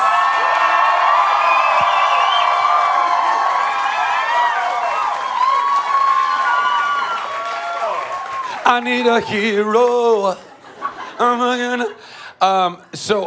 Apologies to our guys in the back who are doing all the video because all the lower thirds that you'll see when somebody's face pops up, you're probably going to have another name under their face. Anyway, hi, everybody. Hi. Tim Kring has recently joined Twitter, so you might be tweeted as he tweets out this video. I've explained to everyone what the deal is. They understand that it's all about you guys. It's all about the fan questions. So you guys ready to kick those off? Woo-hoo. Fantastic. Give them up. That's the first hand I saw down there. I'm gonna pick you. Hi guys. Hi. What's up? Sorry, I have con sickness. So, how do you guys feel? Oh crap. How do you feel? I feel great. Breathe. I feel great. I'm a little tired. Okay. Oh. Yeah, it's been a long day. It's been a long day. It's been a good day, though. It's right? been a great day. Was anybody at the Hall H panel? Nice. You're double dipping. Oh, great. The seating is fine, I've been told. Fantastic. We all ended up in the appropriate place, guys. Well done. Synchronized. Miracle. I'm sorry. How do we feel about what? Okay, thank you. Us hero fans have been waiting and waiting for this story to continue. How do you feel the weight Is the weight heavy on your shoulders? Baby? Absolutely, it's crushing. Of your weight? Yes. Tim, I feel like you would be the best person to answer that question. Tim. Weight on my shoulders is unbearable. Unbearable. Is there an expectation that you feel you? Yeah, How's but, that feel? thankfully, making the show is really hard to do, and there's a million brush fires to put out every single day, and so it kind of forces you to just think about the work instead of, and not to get too philosophical here, but Get philosophical. I think it's important that we invest in the process of making the show and not the result, because the result is out of our control. We can't do anything about that, but we can invest in the process, and that's by putting our love and our passion and our blood and sweat and tears into it, and that we can control. And then what happens after that? That weight I'm trying not to have on my shoulders, although That's up I'm to kind of you. lying. When do I get to see your blood, Tim? Whoa. He said blood, sweat, and tears, and I've seen his sweat and his tears. I just want to see some blood. I saw him bleed the other night. It was intense. It was really intense. He did that wrestling thing where he slashed his forehead just to show effort. That did not happen. I think, by the way, the expectation is a lot different than when we first started. Because when we first started, it was like the bar was really set for these types of shows, right? And now, I saw the trailer for some of the new shows. Zach, I'm sure you've seen them. They look amazing. I mean, The Flash and these things, they're incredible. So, like, how do we, and hopefully Tim has done this, but raise the bar from there? That's really, I think, our job. My job is just to come in here and make funny. But your job, Tim, is to make it all work. And that's tough, but... Yeah, no, and we all know how much things have changed in television, and we're competing with shows that are, I don't know if anybody... I'm sure you did watch the last few episodes of Game of Thrones. We're now seeing what can be done on a so-called television budget every week, and it's daunting for those of us who don't have that budget. But it's great for the fans, obviously. Let's go with you right there in the back. Yeah, you pointing at your head.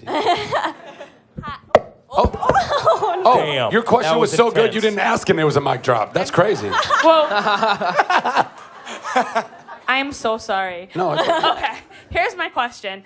One of my favorite episodes of Heroes, and probably a lot of people's, is of course 5 Years Gone, and this is taking place 5 years later. So, how can we expect any callbacks to that particular episode, like Evil Parkman, Well, any of that stuff? Thankfully, we stopped that future from happening.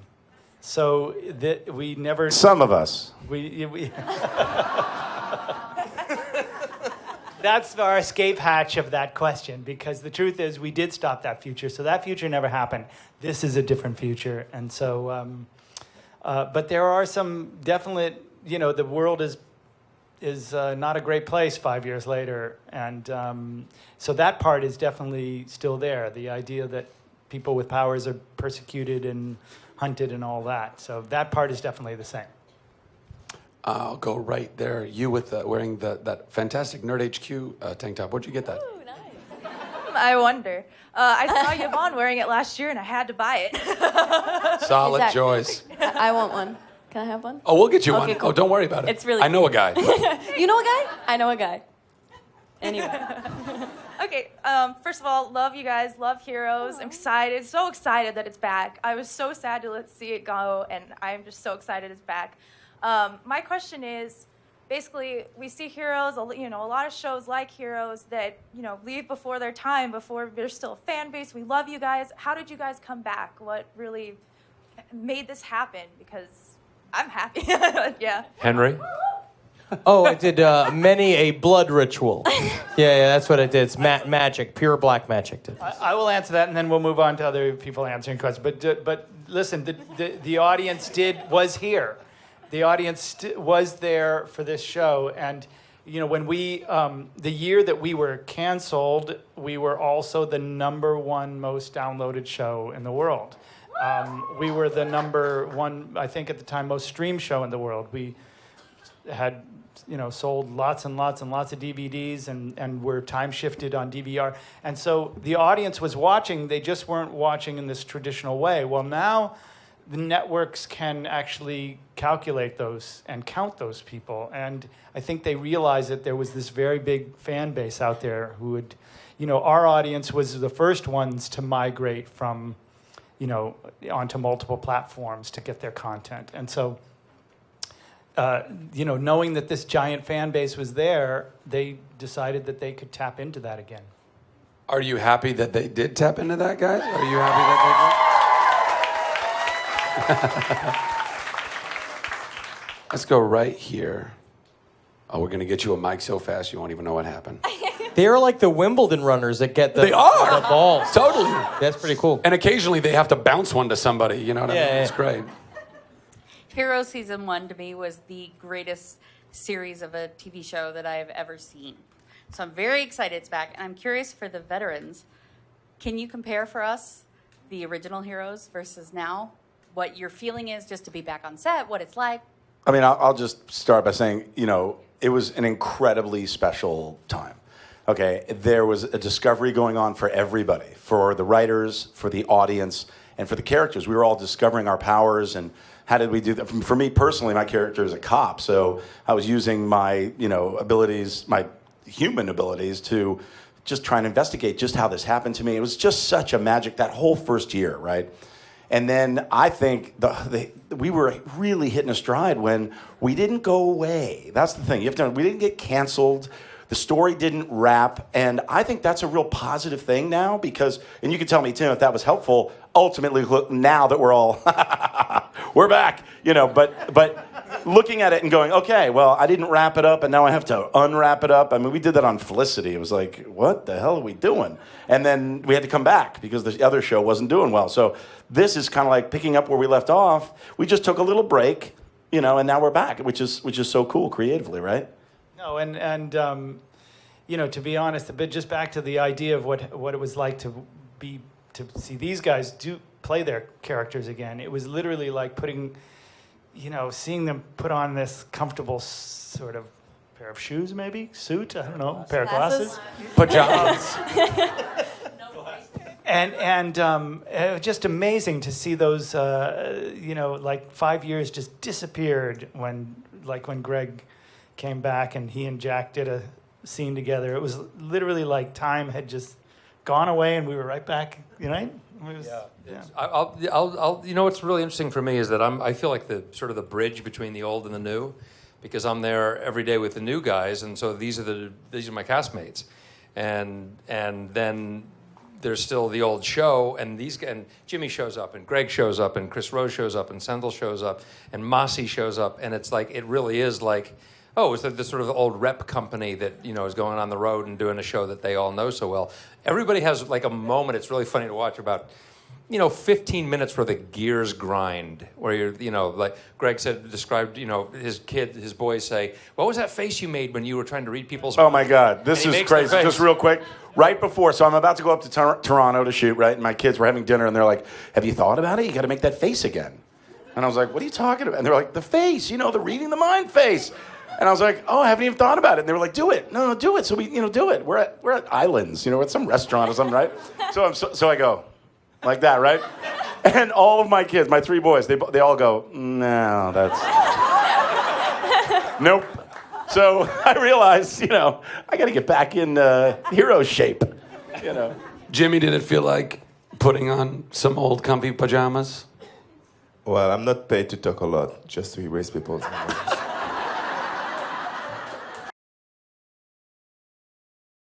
Okay. Alrighty then. I'll tell you, for a guy who's not paid to talk a lot, he talks a lot. I've spent a good amount of time with him. He's no blushing violet, let me tell you. Let's go. He does not wear pajamas, so he couldn't answer that question. He doesn't wear pajamas. I know that. I screwed that up. Let's go right here. Hi. So it's been a long time since. Does everybody here have no voice? Oh, yeah. Everybody's just lives have been destroyed by Comic-Con. It's been a long week. Thank you. Obviously, it's been a long time since Heroes has been on, and I'm sure we're all very excited for it to come back. You've seen, unless you've been in Hall H, which a lot of us haven't, I don't think. I could show it to you right now. You know, on Twitter now? We can take 3 minutes. Yeah, it's on online. Twitter now. Oh, I've been in line. Hook So. it up to the You mom. can watch it now. Well, I just want to know if there could be like a little tidbit of info on your characters that you're really excited for, or something that you really, want to share with us so that we can go in knowing, or anything about your character really that we should know. Yeah, I feel like we've pretty much gotten this down pat. We've been doing this pretty well. So why don't we start right here with Rhea? Why don't we just gonna go down the line and we'll come and then we'll come Spare we'll us come the around the corner superhero name. and then we'll come back this way. No superhero names. God's sake. For the love of God. Why don't you tell everybody your superhero I want to name, do it Rhea? again. No. You know Whitley, take the mic away from her. For the love of God. Okay. That's a story for another time. Rhea, go. All right, I play Erica Kravid, a CEO, high-powered exec, single woman, teenage daughter, all-knowing, all-powerful. Woo! Judith. Boom. I play Joanne Collins. I am married to Luke Collins, who's played by this gentleman here. Yes. Cousin of Phil Collins, I believe, are you not? Yeah, he's our son, or our dad. I'm a vigilante, or we are vigilantes, and we're seeking retribution for something that happened to us. We lost our son, and we think we know who's to blame. Solid. That was really So good. Jimmy, we know who you are. I am Henry. Monet, the Haitian sensation. That's sweeping the nation. I'm sorry, I thought you don't talk a lot. Henry. Hi, hello. I play Quentin Frady, who is a conspiracy theorist who discovers some information that leads him to Noah Bennett's life and pulls him from out of the game back into the game. Now wait. Before you can catch up right now on Quentin's character by going to the digital prequel, Dark Matters. You can do it on. You can get it on your Heroes app. Follows me and my sister, and you basically see me from a dude who sits on a couch playing video games to becoming a raving lunatic. Solid entertainment, guys. It's also my real life. life. Not Barbara. Or as Henry calls it, Tuesday. Danika. I play Melina, and Melina is this bold, ethereal, kind of mysterious girl. She grew up kind of differently, whereas where most people with abilities kind of hid it, Melina, she embraced it. She grew up being told that she's destined for greatness, so she spends all of her time training and learning how to be the best she could be. And Kick-ass awesome. Matt Parkman. I mean, thanks to Tim, I do come back, not quite 5 years gone, but pretty kick-ass. And when they need to call in the heavy artillery, yours truly shows up. So thank you, Tim. It's a very useful power to be able to read somebody's mind. I mean, come on, if you're a villain, you could use a guy who could read people's minds. Wait a second. No? What? What are You're a you? good guy. Hey, Jimmy Jean, wipe it, wipe it, buddy. You're Wipe a good it. guy. Moving on. And if you're a good guy- Moving on. yeah. Ryan. I can't really say too much about my character, but what I can say is my name is Carlos Gutierrez in the show, and I play an Army vet with a troublesome past who is presented a opportunity to change his life, either for the better or the worse, but in a big way. Boom. Robbie. I play Tommy, just a typical high school teenager, just wants to live a normal life, but it's very difficult. Without a to do British so. accent. Sorry? Without a British accent. Without a British accent. That's his big secret. It's revealed later on that he is actually English. No. You actually fly in on like a magical umbrella, right? Like, Yeah, like a thing? yeah, just like I'm Mary Poppins' grandson. Okay, cool. Yeah. We're related. Jiminy. It's great. Yeah, so he's on the road all the time because he needs to keep his power a secret. He doesn't want to be persecuted by the government or the world because of what everyone now knows is that Evos do exist. So that's tough for him. Evo, by the way, that is a new word. Evo, put it in the. We never needed a dictionary. name to identify people because they weren't out in the public, so the public didn't need a name. But now the public needs to have a name for these people, and so they're called Evos, which stands for evolved, or short for evolved humans. which was either Evo or Turd Burglars, and I think it's a good choice. Yeah, turd burglars just sound like people who steal poop. Exactly. Right? And that was confusing. Which The is network, very. no. It's like, what is the messaging here exactly? Gatlin. Okay, so I play Emily, who befriends Tommy at school, and she is just the girl next door type who is trying to also figure out her way through high school and changes and trying to fit in. But then, like I said, she runs into Tommy, and that kind of shakes up her world a little bit because he, is dealing with figuring out that he has some major powers. And so she comes alongside him and helps him along through everything, and they go through some crazy stuff. She helps me out. I'm his friend. Jack, anything you want to say about HRG stands for horn-rimmed glasses. Wait, really? That's what. I had to explain that to you take the mic, but to a castmate recently. But we were having lunch a few weeks ago, and you were explaining, you were saying, and then the HRG horn rim glass. You just made some reference, and then I was like, whoa, wait a minute. Wait a second. We've been shooting for 2 months, by the way. I didn't I think figure it that out. says- I didn't. That says more about you, dude. Yeah, I than know. anything else. You shouldn't be Even sharing worse, that story. I didn't I Robbie. really pay Just now, attention, so- clearly. I have a question. You're Who's tech- Luke? Come on, tell us. So Who's Luke Collins, Luke Collins is married to Joanne Collins, and as Judy kind of already pointed out, we lose our son. We're a pretty normal prior to this thing that happens. We're a normal, loving couple, and we have a son, and we lose our son in an incident that is considered a terrorist attack that is blamed on Evos, and it just sends us off the rails, and we kind of take it upon ourselves to do what we think is right in the world, which is to rid the world of Evos, and that's part vengeance and also part what we believe is due diligence. And a little bit of bloodlust. And a lot of bit of bloodlust. But And there may or may not be redemption at the other end. yeah, and, murder takes a toll on one's soul. In case you didn't know that, Don't do it. So I hope that answered your question. I feel like that was pretty thorough. We got to run the horn on that one. That was That's awesome. a lot of character bio. Yeah. We did. How about, yeah. By the way, I'm just going to, a spoiler here, back to HRG. The sad truth is that they are actually not horn-rimmed glasses, technically. And I didn't realize that until... No, horn-rimmed glasses are like mini Pearl or somebody. yeah, Is there a anybody prop- in the recent generation? A prop guy explained that they weren't really horn-rimmed. I was so disappointed. Before he lost his job. Those aren't what's going... Guys, come back. Okay. Next question. Let's go. I saw that hand first, over on the very left there. Let's get her a microphone.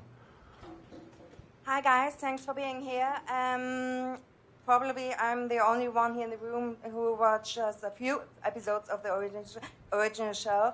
But before I ask my question, I would like to say to Zach, thank you for doing all the stuff here the whole 4 days. I had an incredible time. It's my first at Nerd HQ. Came all the way from Germany here, and it was just awesome. I just found out 1.5 years ago about Nerd HQ during Chuck. I watched with a friend in 3 weeks the whole show and learned about you and Nerd HQ. So thank you for doing this here. I had, like I said, an incredible time. It's my pleasure. Thank you guys so much for coming. That's awesome. Thank you. And like I said, I didn't watch Heroes before, so my question is for Zach. Chuck related, if it's okay. Oh, go for it. Yeah, come on. I'm wondering, I'm not a native speaker, so but I watched it in English, and I had always were kind of fun to see all the references for Europe and Germany and so on during the time. And I'm wondering how, if you know how it came that there were so many references for Europe and so on. And the second part, maybe do you know something in German, a quote, a word, a phrase, or? Do you? Would you like to marry me? Ich bin ein Berliner. That means Beginner. I am a donut. Eddie Izzard fans, anybody? Ich bin eine Kruller. It means I am a donut. Just really quickly, and you can nod or shake your head. So you were asking first why were there so many references to Europe in Chuck? I think that was just because you can't have a spy show without going to Europe. I mean, every great spy movie or show goes to Europe. Plus, it's a magical backdrop, and there's so many cities that are involved, and Hollywood happens to have a lot of backlots that provide those things. So that's probably the European connection. And as far as German, I would say two things: Ich liebe dich, and Tu wirst heiß. That means she's hot. That's what that. At least that's what my German exchange student friend told me. It's like she's hot? Yeah. And danke. Yeah, thank you. Next question. I'm going to go right back there. I think that's Sandrine. Sandrine, you're super fast. By the way, how many volunteers are in the audience right now? Only one? That's a lie. There's so many other ones. Oh, no, I mean like sitting in here. I know you guys are standing over there. Anyway, Sandrine, go ahead. So in the show, you guys all deal with a very similar situation in very different ways. I'm going to use that to preface my non-relevant question to make it relevant to Heroes so that you can all answer. Thank you for that. You're welcome. So I love dealing or like learning about relationships and the way people relate to each other, and particularly love languages. So I'm curious if you guys all know what your love language is, or if you're not familiar what the 5 love languages are. How you like for people to spoil you or show you that they love you. I am all into those like personality tests and stuff. So love languages are like the bomb for me. For me, I am totally all about like quality time and getting to hang out with people and getting to know people. And then gifts are cool. I ain't gonna say no to a gift. And hugs. I love hugs. I love warm hugs. That's Frozen. Anyway. So yeah, those are my love languages. I think she's the only one that knows what. I don't. Yeah, I was about to say like Italian. I love the language of Italian. It's very romantic. Yeah, French is beautiful. There's physical touch. Language of There's love. quality time. Gift giving. Gifts. Words of affirmation. Service. And acts of service. Ooh, that's one of them too. I like people doing. I mean, they're all for good. me. Yeah, I need like a combo. You like them all. The 5. I'll do all of them. They're great. Anything? Anybody have anything jump to mind with that? Oh, physical I like the touching. touching. That's Hitting? about it. I feel like we're all really into like just hugs. We all just walk around on set and we're all like hugging. Literally, Rhea grabs people all the time, like all day long. Like hard grabs. She's got strong hands. I'm grabby, apparently, I'm learning on this show. By the way, we all grab you though. That's what. I think I have a pliable body. You do. Yeah. We all. You got a pinata thing that we just can't stop. It's all this. I'm like a Stay Puft Marshmallow Man, but if he was a hipster Santa. I'm just all of that wrapped in one. But in my defense, So- in my defense, there's kind of nothing greater than, contact. Connect. I'm with you. Everybody I'm with feels, you. Judy's soft. But I guess the ultimate answer to your question is that our love language is Henry. That is ultimately Yes. that's what our love Henri. Absolutely. Yeah. Very Henri huggable. Hébert. I love it. And I love it. And we love you. I really appreciate all the touch. Let's go to the next one. There's a hand already raised in the back corner there, so I'm going to go with you. Hi, good afternoon. Good afternoon. Long-time watcher of Nerd HQ online, and this is my first time attending the panel, so I'm super excited. Yeah! And my question is, when Heroes first came out, there really wasn't any other show like it on air. It was kind of like the beginning of seeing like a lot of genre shows on television. And now that you guys are coming back, that seems to be like almost 50% of the television landscape. So do you think that influenced the show coming back? And how are you guys working to kind of make your show stand out from whatever else is on television that's superhero related, sci-fi related? Mr. Kring? Well, yeah, and then other people can weigh in. But, the show has always been and always was about the characters. And I made no secret of the fact that I did not come into this show as a big genre guy. I had not done a lot of genre stuff before this. And so I approached it with the idea that it was about characters dealing with the idea of discovering something was happening to them.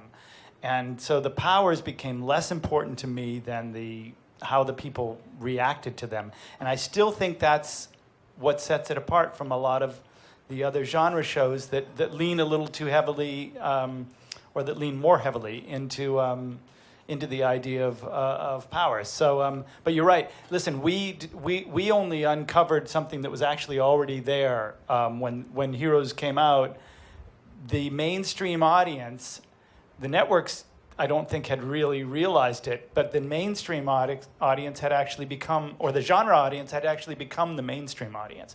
And Heroes just revealed this truth that there was this giant audience out there for something. If you could, and in some ways Heroes bridged it a little bit because it was about the characters and it wasn't all, just special effects all the time.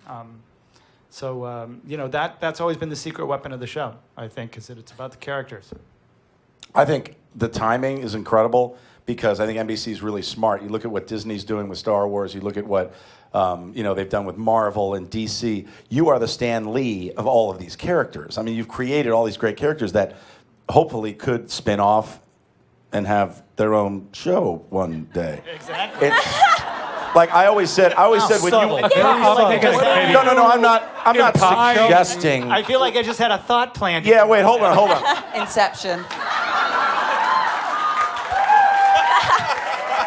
Are you thinking a cop show, maybe? A cop show? I'm just saying. No, but I when you went in to pitch this show, can you imagine, like, you were like, it's a cop who can read minds, and there was some guy in the lobby waiting to pitch a show about a cop who could read minds, and he was gone. It's about a cheerleader who can heal. It's like, shit. It's like all these people that wanted to, and you have it all on one show. It's so cool. NBC's really smart to bring it back and then hopefully, explore all these characters. It's so much fun that way. And you're right. These other, listen, Marvel, Disney has Marvel and Warner Brothers has DC, and this could very much, be this idea of a universe. It's why we're trying to put out content in games and books and comic books and all of that to create a whole universe that people can live inside with under the Heroes brand. Who's got this gentleman right here on the aisle in the red shirt? All right, yes. Well, Heroes inspired me because I was watching Heroes, and the first episode, I was like, bam! It was amazing, and it just hit me. That's how it inspired me. And I was just wondering, since you guys inspired me, I just wondered what inspired you to get into acting. Why don't we start, Guzman? Why don't we start right there? You know what? I never wanted to be an actor while I was growing up. It kind of just presented itself to me as I was doing mixed martial arts for a long time and trying to make my way, hopefully trying to get into UFC. I came out to LA and I started doing commercials, and then I got really invested in acting, and it was just something to express myself in a different way, and I fell in love with that, finding more about myself through playing different characters than I could ever do just on my own. So acting has been a venue and a release for me, and I hope to be continuing to do it to 20, 30 years plus. Yeah, I had a pretty similar situation. Not being an MMA fighter because I was 9. No, you look the type. You look the type. He was. Yeah. What's the term? It's a nanoweight. I was in the nanoweight championships. Yeah. I spent 5 days on a film set, just a relatively small part. And I figured out it was like the best 5 days of my life, and I really enjoyed, what was going on. So I decided, after having a little bit of an experience, a little bit of a taste for it, to pursue it. So I kind of just fell into it. But along the way, I developed an intense interest in it. I just wanted to keep going and keep doing more of what I did. So I'm really, really happy to be here now. Okay, so for me, it actually started with my mom. She was a singer in a group called Sierra back in the day, and we were doing a family photo shoot, and the photographer was like, your kids are really, really good. You should get them an agent. And so we went to the agency, and they were like, do you want to do acting as well as modeling? And we were like, yeah. I was like 4. And then... I love that you knew so well. Yeah, of course I want to do that. I'm 4. I love I have Barney. 4 scripts to actually pitch you right now. One is about how I want juice. But anyway, then we had decided... We decided when I was about 6, my brother and I, we would go back and forth with my parents to LA for about 10 years, and then we moved here in July, and acting's been going awesome. So it's been a long time going. And you're so young. I'm a baby. This is awesome. Jack, what was your... I was in the play when John Wilkes Booth killed Abraham Lincoln. and I'm going to tell you, it was traumatizing, but it was also galvanizing in a strange way. Yeah, I started acting a long time ago. Doing a lot of theater, and I don't know. I was always interested. I was a basketball player and an actor in high school and college, and it was a very strange combination because all my teammates in basketball just thought I was, lying on every single possession. He's faking. That's not a charge. He's faking. He's an actor. It's bullshit. So yeah, I've been done it really my whole life, and started doing it in New York on theater, and then was brought out to California to soap operas and all kinds of stuff. I was a spazzy little. I was just a spazzy kid who. Lots of. Wow, I can't even talk right now. Whoa. Collect a your lot thoughts, has man. changed, is what I was gonna say. I was just a spazzy kid who liked to make people laugh. Throw a hat. Who liked to throw a hat. Who doesn't like to throw a hat? I just like making people laugh, and I was the middle boy between two sisters, and basically raised with a giant group of women. I was just washed in estrogen, and like family outings were like going to JCPenney and like finding the circular clothing racks while they were all shopping. I'm making a little fort and pretending like aliens are attacking me, because that's entertainment. And I would do that. I would entertain myself, and then I also loved cartoons, and I loved video games, and I would do voices, and I was a constant entertainer of myself. But through that, I found that I really liked entertaining other people, and you could get this really fun response out of them, and you could also, I don't know, be seen and be recognized, and you could give them a smile, and you could give them happiness. And I guess as a middle child, you're always trying to find like, hey, I'm here, I exist, like, hi. But that led into realizing kind of early on, like, I actually really enjoy entertaining. I like that whole idea of making someone laugh. I can't even tell you how many Urkel impressions I did when I was a kid. Like, it was nonstop. I had an Urkel lunchbox. Did you do It was that? like one of my, I do that? Do one right now. Cheese. This is not dance monkey dance time, guys. Yes, it is. Yeah, it is. Go. I can't even remember what I did. What was I? You got any cheese? Wasn't that what it was? I don't know. Anyway, that's not the point. The point is, the fuck is the point? The point is, so then I would just do that all the time, and I like entertaining my friends and people. And then it was like this light bulb moment when I was like, oh my God, like there's a whole thing that you can do where you entertain people, and it's called acting, and you get to do it on a stage, and like there's an audience. I was like, oh wow, this is fantastic. And that was about 2 years ago. And I was a kid, and I grew up doing a lot of theater. And then when you find out you can actually, like as a profession, you can get paid for it. And I was like, man, I would love, if I could do that for the rest of my life, God willing, I'd love to do that. And then now look at us. We're all sitting here together. So that's pretty awesome. Rhea, what was your inspiration? Oh my God. I danced for years, and then it was clear that I was not going to be a ballerina. And then I did some theater in high school. But it was just fun. It was just they were my people. I felt comfortable. We were all kind of nerdy, weird, strange. And I went to college, and my freshman year of college, it was either going to be the art department or the theater department. And I took an acting class my freshman year with this teacher, Phil Sultanoff. He was unbelievable. And I kind of went, oh. It's not just, like, I understood it in a whole different way than college. And he sent me off to the Williamstown Theater Festival that summer, and I was an apprentice, which essentially means you are slave labor. And you pay them. You pay them. You build sets. You are crew. You do. And I fell madly in love. I loved everything about theater. And that's it. I mean, Tried and worked Yeah. and played and tried. I mean, I have to say, I'm finally getting good at it. Maybe. Some days I think so. Judy. I'm really into psychology and the human mind and human potential and stuff like that. So it's great to be on this show. I sort of feel that acting is like psychology in action, where you figure out what a character thinks, and then you use the instrument of your body to figure out how to then express that. So it's I really enjoy doing it from that perspective, which is my deep answer, so I look kind of intelligent and stuff. And then the other answer is pure greed, because I just want to do everything, and it's the only way I can have loads and loads of careers in one lifetime. Yeah. Solid. Jimmy? Well, I'm Haitian, so it's just a way out for me.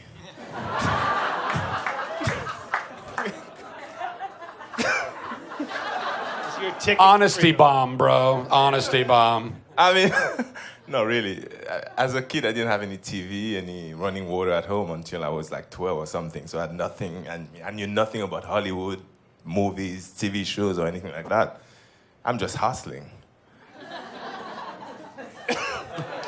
Still are. That's the most legit reason. Henry? I was just a fat, bullied kid who discovered that if you're funny, you make friends. And that's just what I keep doing. Since then. That's really it. I wanted to be in the FBI as a kid because I love serial killers. Well, I'm interested in serial killers.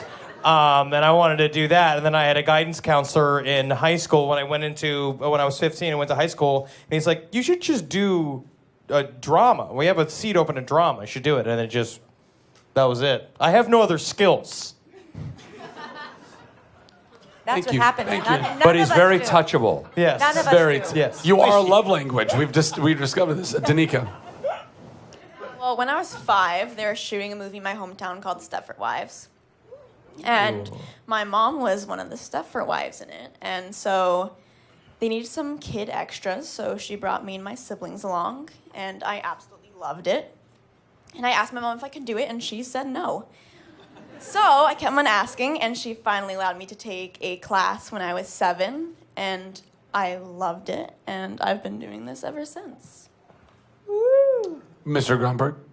Well, I was a bodybuilder and a ballerina. And it was just, natural progression.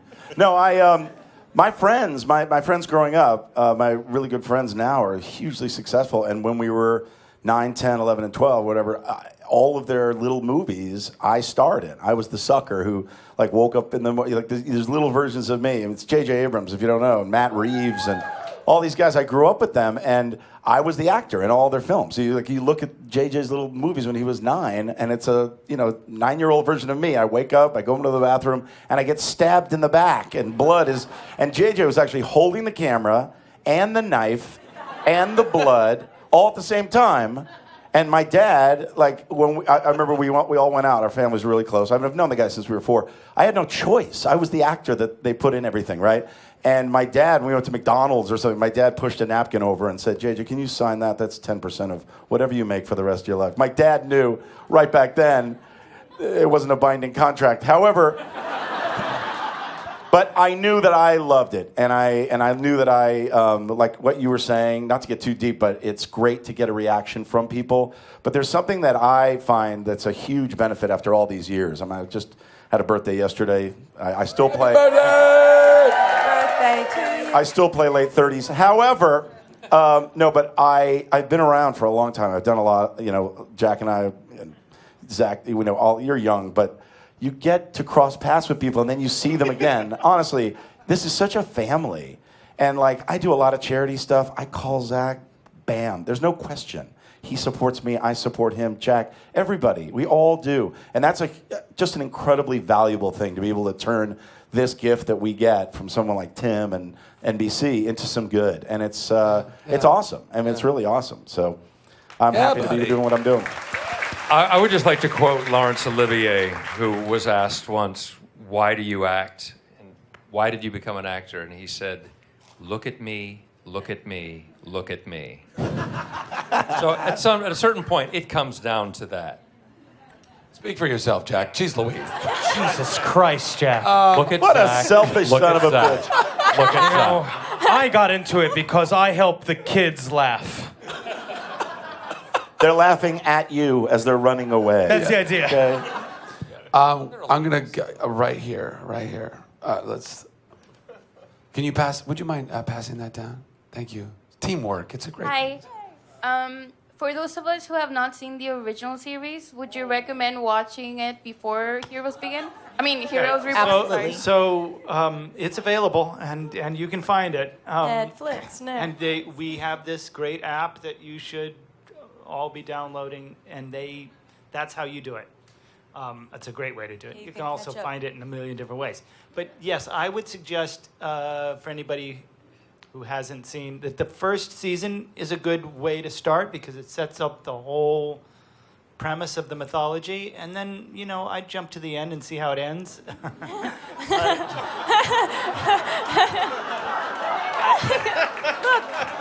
you know what?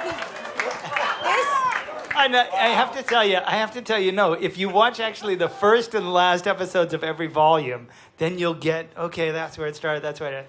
But my point was, because it didn't come out like I wanted it to. What's this talking I think it came out exactly as Wait, Tim, I have a question. Tim, who wrote the first and the last? Yeah, I wonder how. Were those? That was Tim Kring, I I think. wonder what that is. Yeah, interesting. I meant to watch the end because it's so important to where we go in Heroes Reborn. It sets up the premise of the entire series. Is the last episode of the series. I also want to say something about the app. It's unbelievable. It really is. Did It's an not amazing job on this. Yeah, it's a free app. It's got all the content you need. You want to follow a character, you just hit that character, and it just gives you these great scenes, and it tells you what's going on. That's the way to do it. We're the #1 most downloaded show. Well, illegally downloaded show. Exactly. Okay, Illegally. not legally. I just got back from Mumbai. Yes. Okay, I was doing this charity thing in India.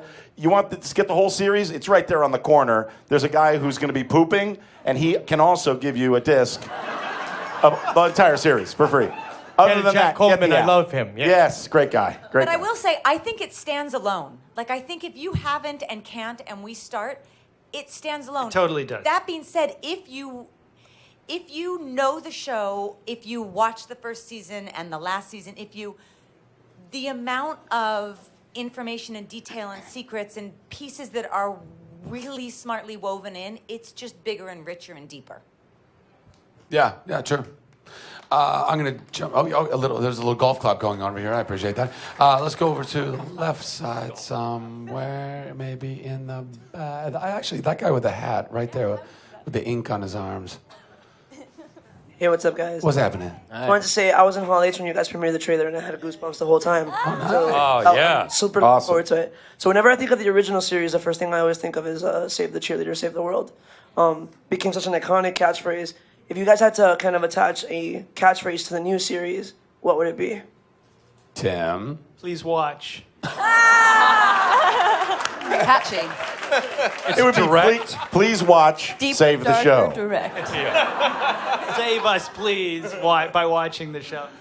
Gone very direct. with the marketing. Listen, that catchphrase actually came out of the writer's room. One of the writers, Adam Armis, wrote it on the board one day, and we thought, oh, that's great. We should tell the promo department that, and that's how it all started. But those kind of things, that kind of lightning in a jar, where you get a catchphrase that was one of those things in like advertising that it's so perfect because it's both kind of serious and playful, and it says it all but doesn't say much. I mean, it was really amazing what that one catchphrase did, and we thought about trying to do one, but it's very hard to catch lightning in a jar. So maybe along the way something will come out of the show that we will then transfer to the audience. That's a good contest. No, let's do a catchphrase. Yeah, catchphrase contest. This gentleman right here with the glasses on his head. Jack Henry, the elevator is going down, not up. I saw you earlier. I just want everyone to know I saw them earlier. Yeah. I'm kidding. Quick question for you in typical Comic-Con fashion. If you could be any superhero from DC or Marvel, who would you be And Robbie, you can't pick Peter Pan. Damn it. I want to go. I want to go. Gatlin. I would be Spider-Man because he's the best. Hey. Wait, Robbie can't go. Why? No, he said I can't. Yeah, I think it's pick over Peter now. Pan. Right? Is that what you said, or I can't go at all? And moving on. Wait, am I allowed to pick? Okay, cool. No, I would honestly probably choose Iron Man. I love Iron Man. Great Not superhero. Spider-Man, but it's okay. Goozy? I'm gonna go with the Flash. I'm a Superman guy. Oh. Enough Soups. said. Soups. Danika. Black Widow. She's badass. Of course. Henry. Man, I just want to be Batman so bad. That's all. Get it, brother. You know, it's like, I just want to be. That's all. Jimmy. The Asian.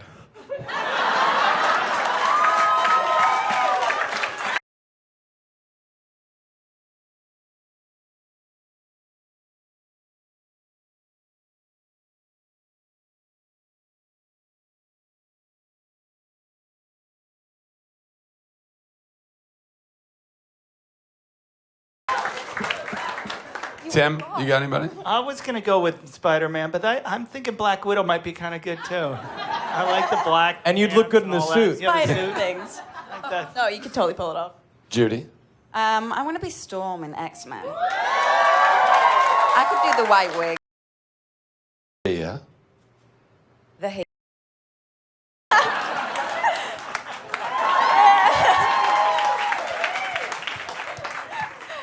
Wait, really?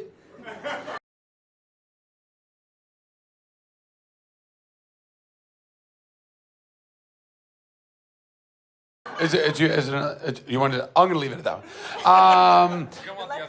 You don't want the other answer. Oh, you don't want the other answer.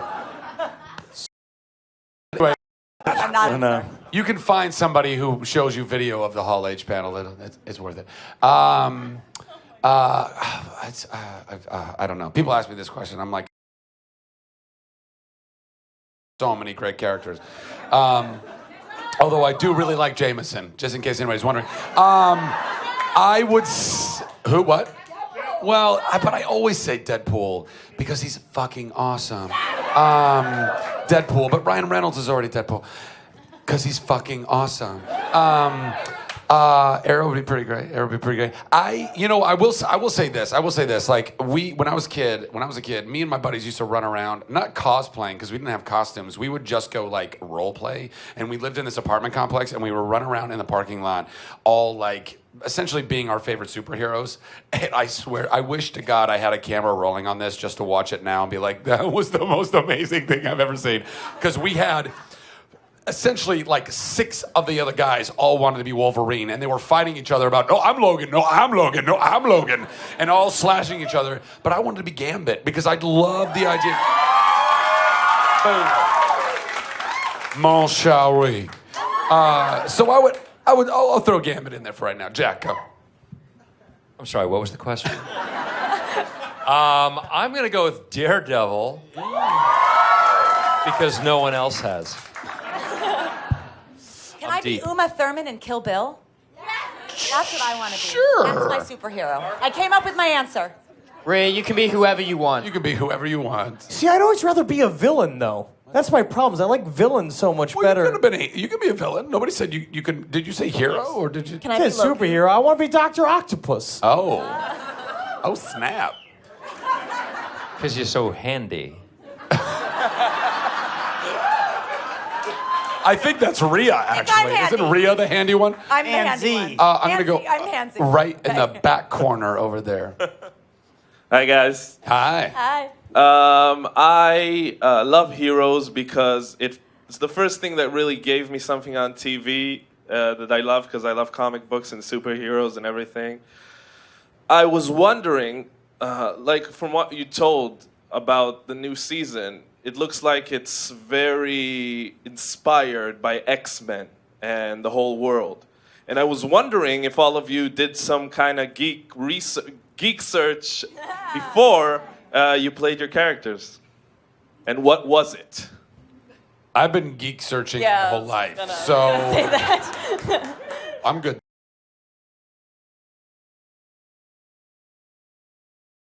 There. Anybody else? I went to the before we just, I'm gonna sort of amend a little bit in that what it is more inspired by is where we left off at the end of the series with the idea that these powers are now out in the world. There was almost an obligatory thing that we had to do. We had to come back with the idea that the world knew about these powers. And we actually discussed, celebrities and the elite class and all of that. And we explored that for a while. We talked about it. But the truth is there just was not enough drama in that. The drama comes from people being underdogs and being, having to fight against a system. So while that very much is the X-Man idea, there is a kind of, it was very hard to avoid that comparison once we had the premise that the whole world knew about these powers. So I will just say that. I mean, I play a conspiracy theorist on the show, and I know for a fact, as Henry Zabrowski, that there are elite reptilian bloodlines that are a part of the alien dark government, and that is actually very true, so... And that's Henry. All right. I love you so much. Wow. You try to catch Joe Biden looking in a mirror, you can't because he's half iguana. I don't mean to be like this. I'm just saying that the Illuminati is real and there is a war going on. Next question. Right down here in the front. Hello, thank you all for being here. I'm a huge Ryan Guzman fan, so thank you for coming. I'm so glad to see you on the show. First of all, I was wondering, what do you guys nerd about? Is there a show, movie, musician, band, something that you are really passionate about the way people are about SDCC? And just before I go, because I may never see him again, I have a donation for Operation Smiles if you will take a picture with me later. Yeah. Why don't you go ahead and get... Are you good? Let's do it right now. No. What? No? We can do it after. I know you're... We'll do it after. We'll do it after. Yeah. We'll do it after. Thank Go ahead. you. This is literally the last of my Comic-Con money, and I was like praying. So that's a solid investment, my friend. Thank you so much. We'll go ahead and work that with a volunteer after the panel. Thank you. Thank you so much. What was the question? What do we nerd out about? What do we nerd out about? Grumber, go for it. What do I nerd out on? Gosh. My family.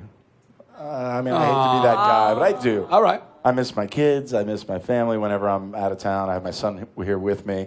Yeah, I mean, I nerd out about this stuff. I nerd out about our show, and the opportunities. And also I have a band, charity stuff, band from TV. So music and, making people smile. Danika. I kind of just nerd out about everything. I'm just always excited. Everything in life. Calm down. Oh my God, it's a sidewalk. Guys, look at the concrete. Oh my God, look at that. We can walk on this. The combination of me and Danika together is kind of crazy, too. Henry. Pyramids were developed by aliens using sound technology. Do we want to start there about how they're the Pleiadian portals that the reptilians are collecting our Orgon energy for? All right? President Eisenhower signed a contract. I don't want to talk about the arrangement we made with the Greys. We talked about naps. Let's try those now. Jimmy. Tim. What do I nerd out about? Okay, let's see. Lately, about vinyl. I've discovered vinyl again since my high school. I've been really nerding out about that. Records? And yes. Me too. Yes, records. No, couches. Exactly that. not vinyl. Jackets. Jackets Vinyl and jackets. couches. Yes, not vinyl. Judith. Tim has a pair of vinyl pants that are gorgeous. Records. I nerd out about kind of meditation and synchronicity and how everything's linked together. So kind of a little bit like Henry with conspiracy. And softer side of just it. a softer, lighter side of it, you know, versus devil worship and stuff. And iguanas. Yeah, so that kind of stuff. I think people have superpowers. And at some point, I'm going to turn to Tim and go, you don't need to use CGI. Look, I can fly. Aria. Oh, God. Food.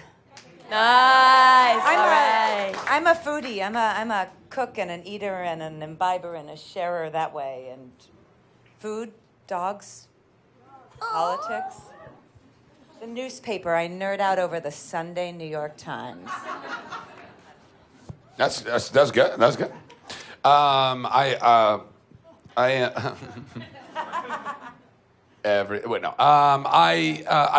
like the future. I nerd out about the future. I nerd out about thinking about like where are we going to be in a year, 5 years, 10 years, and where technology will be, and where entertainment will be, and where those things will be combining, and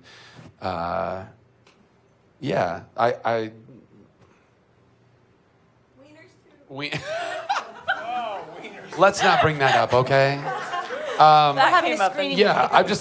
captivated by that stuff. It's like this. Like I look at things and I go, how does that work? You remember a book called The Way Things Work? Did anybody ever see that book? Yeah, of course. I fucking love that book. As a kid, I would watch it and I go, oh my God, that's how that does. I consumed it. So I'm a nerd about that stuff. I like learning. I like history. I like all that. But specifically, and video games. I like video games too. Okay, Jack.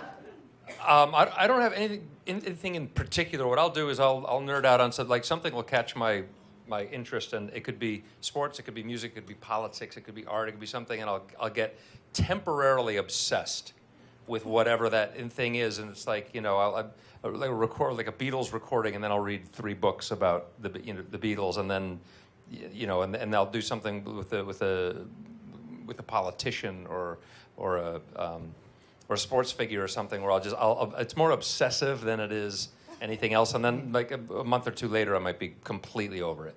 Actually, I should add that. That's how I am in all relationships. No, now that I hear you. No, something that really bugged me is the Haitian story, the problems you have in Haiti, especially right now between Haiti and Dominican Republic. Some of you might not know what's going on, but it's just ridiculous, the tension that the Haitians have in the Dominican Republic.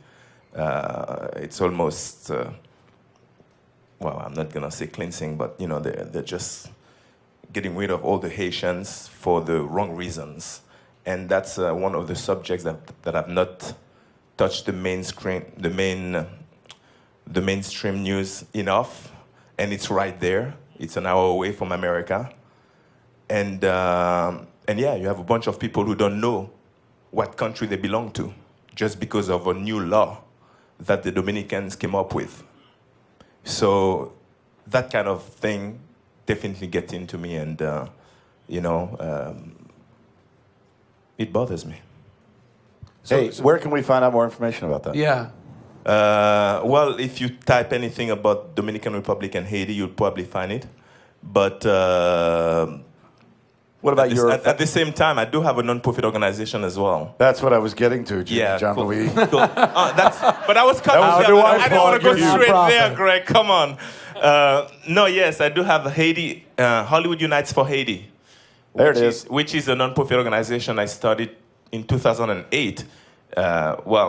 Because I play a Haitian, because of this guy here, a hero. So it was, normal for me to come up with something to try to help the country, because the country is not doing well. And I guess you can always find information about Haiti on that site, also on Haitian Hero, which is my another site, and also my Twitter link. And I'll be more than happy to give you information. And if you want to help, also you can also go to those 2 websites. Cool. Thank you.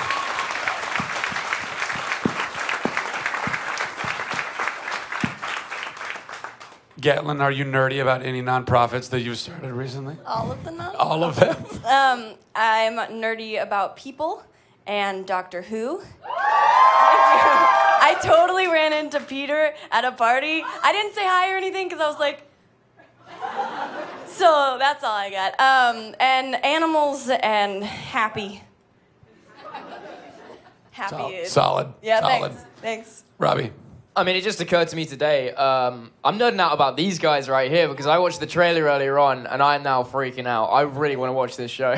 September 24th, 8 p.m. on NBC. Thursday nights, on yeah. NBC. But no, it's crazy. All of this, everything is just amazing. And I think we're all really happy to be a part of something. So I think we're all proud of each other. I also like video games. Video games. Oh, we play a little Mortal Kombat. Oh, yeah. Oh, yeah, we should. Yeah. Mortal Kombat is The it. heroes. Speaking of video Yeah. Yes, I just wanted to remind people about the video games. We're doing 2 video games. They're coming out, they're coming out. I can't give them the exact date, but one of them is a mobile tablet action puzzle game. And they're built on it's built on the Unreal Engine 4, which some people may know is it's super state of the art, and then a PC console game, and they're going to be fantastic because they actually tie into the show, and they explain a little bit about what happened between the first series and Heroes Reborn, and they're going to be amazing. And we really wanted to do them in a way that they stood out as core for the core gamer, and weren't just kind of there's a lot of, I think, a lot of licensed games are just not, that great. These games are both going to be fabulous. So please try and find them if you can. They're going to be awesome. Ryan, we did not get you. What are you nerdy about? Yes, Ryan. Oh, yeah. Let me set that down. I nerd out about art. Just in any form, too. Lately, I've been trying to learn how to paint. I do a lot of writing. Anything that happens to just provoke an emotion, I guess. I forgot music, sorry. Oh, yeah. You've had your turn, all right? It's mine. Okay. Let the record reflect. Time's over, Gatlin. So I've been learning painting and all that, and just being a Mexican American, I love food. So, anywhere I go, I try to find the good food out there and grub up. More question. Who's got the best? Seriously, you should talk to each other real quick because some of them might suck. She's pointing. Who's to a hat. What's your favorite kind of spaghetti? The noodly kind. I'll go. Oh, you know what? You have a friend vouching for you, so I'm going to go right there. I like when friends vouch. They're pretty cool. You should pick them. Hi. So Zach, I'd like to thank you again for Nerd HQ because I was able to meet my top 2 favorites, Yvonne and Jennifer. And you really, to me, you the real MVP. Oh, you the real MVP. Yeah.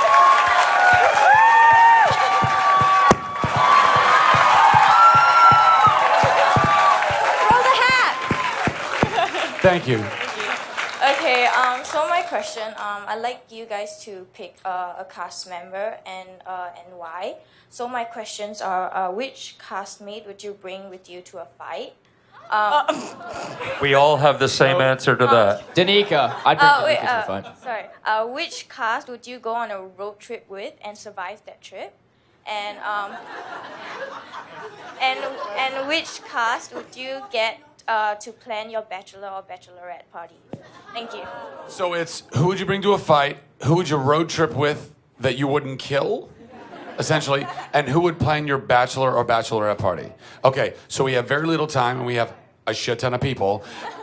So why don't each one of you think of one of those things? Is that okay? That way we can get through everybody. Danika's already on it. Okay, Danika, go for it. Fight. Ryan. I feel like survival trip would be Judy because I feel like she would help me survive. Bachelorette party, Henry, all the way. That'd be good. That'd be really good. I would definitely want Jimmy Jean-Louis at my bachelor party because whatever happens at my bachelor party stays at my bachelor party. Anybody else want to jump in? Tim, I think you should plan my bachelor party. I think you have a wild side. Just hidden very far below. I'm bringing Henry to a fight. I don't know. It's just I bite. I just don't. I'd go on a road trip with Henry. You're gonna road trip with Henry? Yeah. I would. Sweet. I would road trip with Zach because we'd just sing karaoke the whole way. Boom. And eat road trip snacks, and those are fun. I feel like I am on a road trip with all these guys. I know. Yeah, we really are. We're all in Road trip Toronto, kind of around on the this like, convention, big, right? Yeah. Haven't killed anyone yet either, so that's a good sign. I want to go on a road trip with Jack. I think we'd learn a lot about history together. Not even an old joke. Not even being old. Ryan, kick his ass. Okay, I know the drill. I'd go on a road trip with you too, Henry. History or no? You'd tell me all about the iguanas and the portals and what you'd be like, I remember when this tree was just yay big.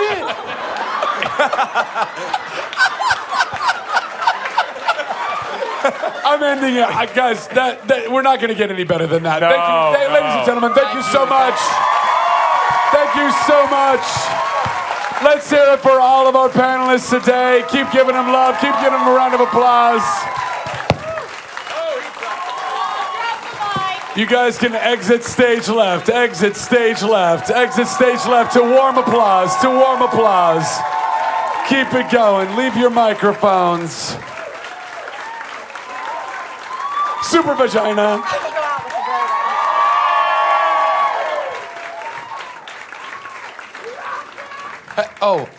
What? Where are you going? Oh, you can do that right now if you want to. We're doing it right now. He's doing it right now. Guys, he's entered the wild. You better get that worked out, kid. These guys are working overtime right now, okay? Oh, what's happening? What? No, we can do these. Oh my gosh. Whoa, okay. She already did? Okay. Okay. Is this fan on? Hey, let's give it up for Ryan Guzman and the rest of the panelists, please. Just the one? That's the cover. Okay. Feast your eyes on this. That's pretty awesome, right? I made this, and I did not. So this is a piece of fan art that somebody donated that has a tremendous amount of characters. It looks like specifically almost entirely from the Marvel Universe, but there's a few other characters like Chuck and Sarah. I think that's Nathan Fillion right there. Yeah. I know. You're ruining the surprise. Huh? Hey, let's give it up for my sister Shekoni. So this will be the last thing we auction off, Nerd HQ Weekend. This is signed. This will be signed by myself and Yvonne Strahovski, also by Nathan Fillion, and also already by Joss Whedon. So you'll have all four of those signatures, and with an incredible piece of fan art. I think that's worth $5. $250? $250? Anybody want to go higher than $250? 300 over here? 350? 400? I'll throw in a wink. And another one. You got four? Was that four? 400. Anybody higher than 4? 500. God bless you. 550? Oh, did you say 545? It's 550. Is that okay? Okay, you're like, whatever. Just take my money. That's fine. 550? 600? You're like, you're killing me. And going once. What's that? 650? 7. Sir, what do you do for a living? Don't divulge. 700? 800? 900? Let's get to 1,000. What's it? Let's get to 1,000. I thought you said make it 10,000. Let's make it 10,000. That's a jump, bro. You'll do 1,000? Once, twice sold. Thank you so much, sir. That's 4 smiles. That's 4 smiles. Thank you. Hey, and also, what's your name? What's your name? Cheers, brother. Thank you so much, Garrett. Hey, why don't you stick around afterwards? We'll make sure you get this, and I'd love to take a picture with you as well, if that's okay, with the piece of fan art. Thank you. Okay. Ladies and gentlemen, did you have fun in Nerd HQ this weekend?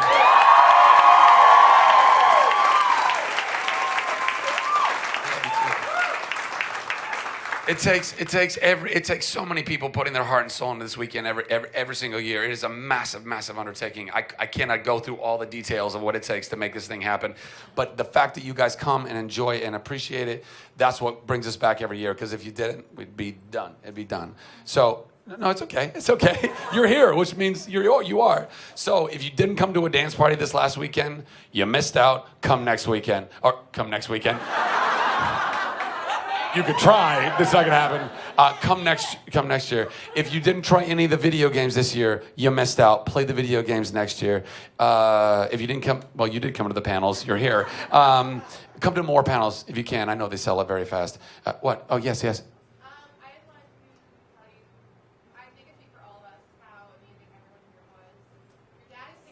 My dad's an awesome dude. Yeah.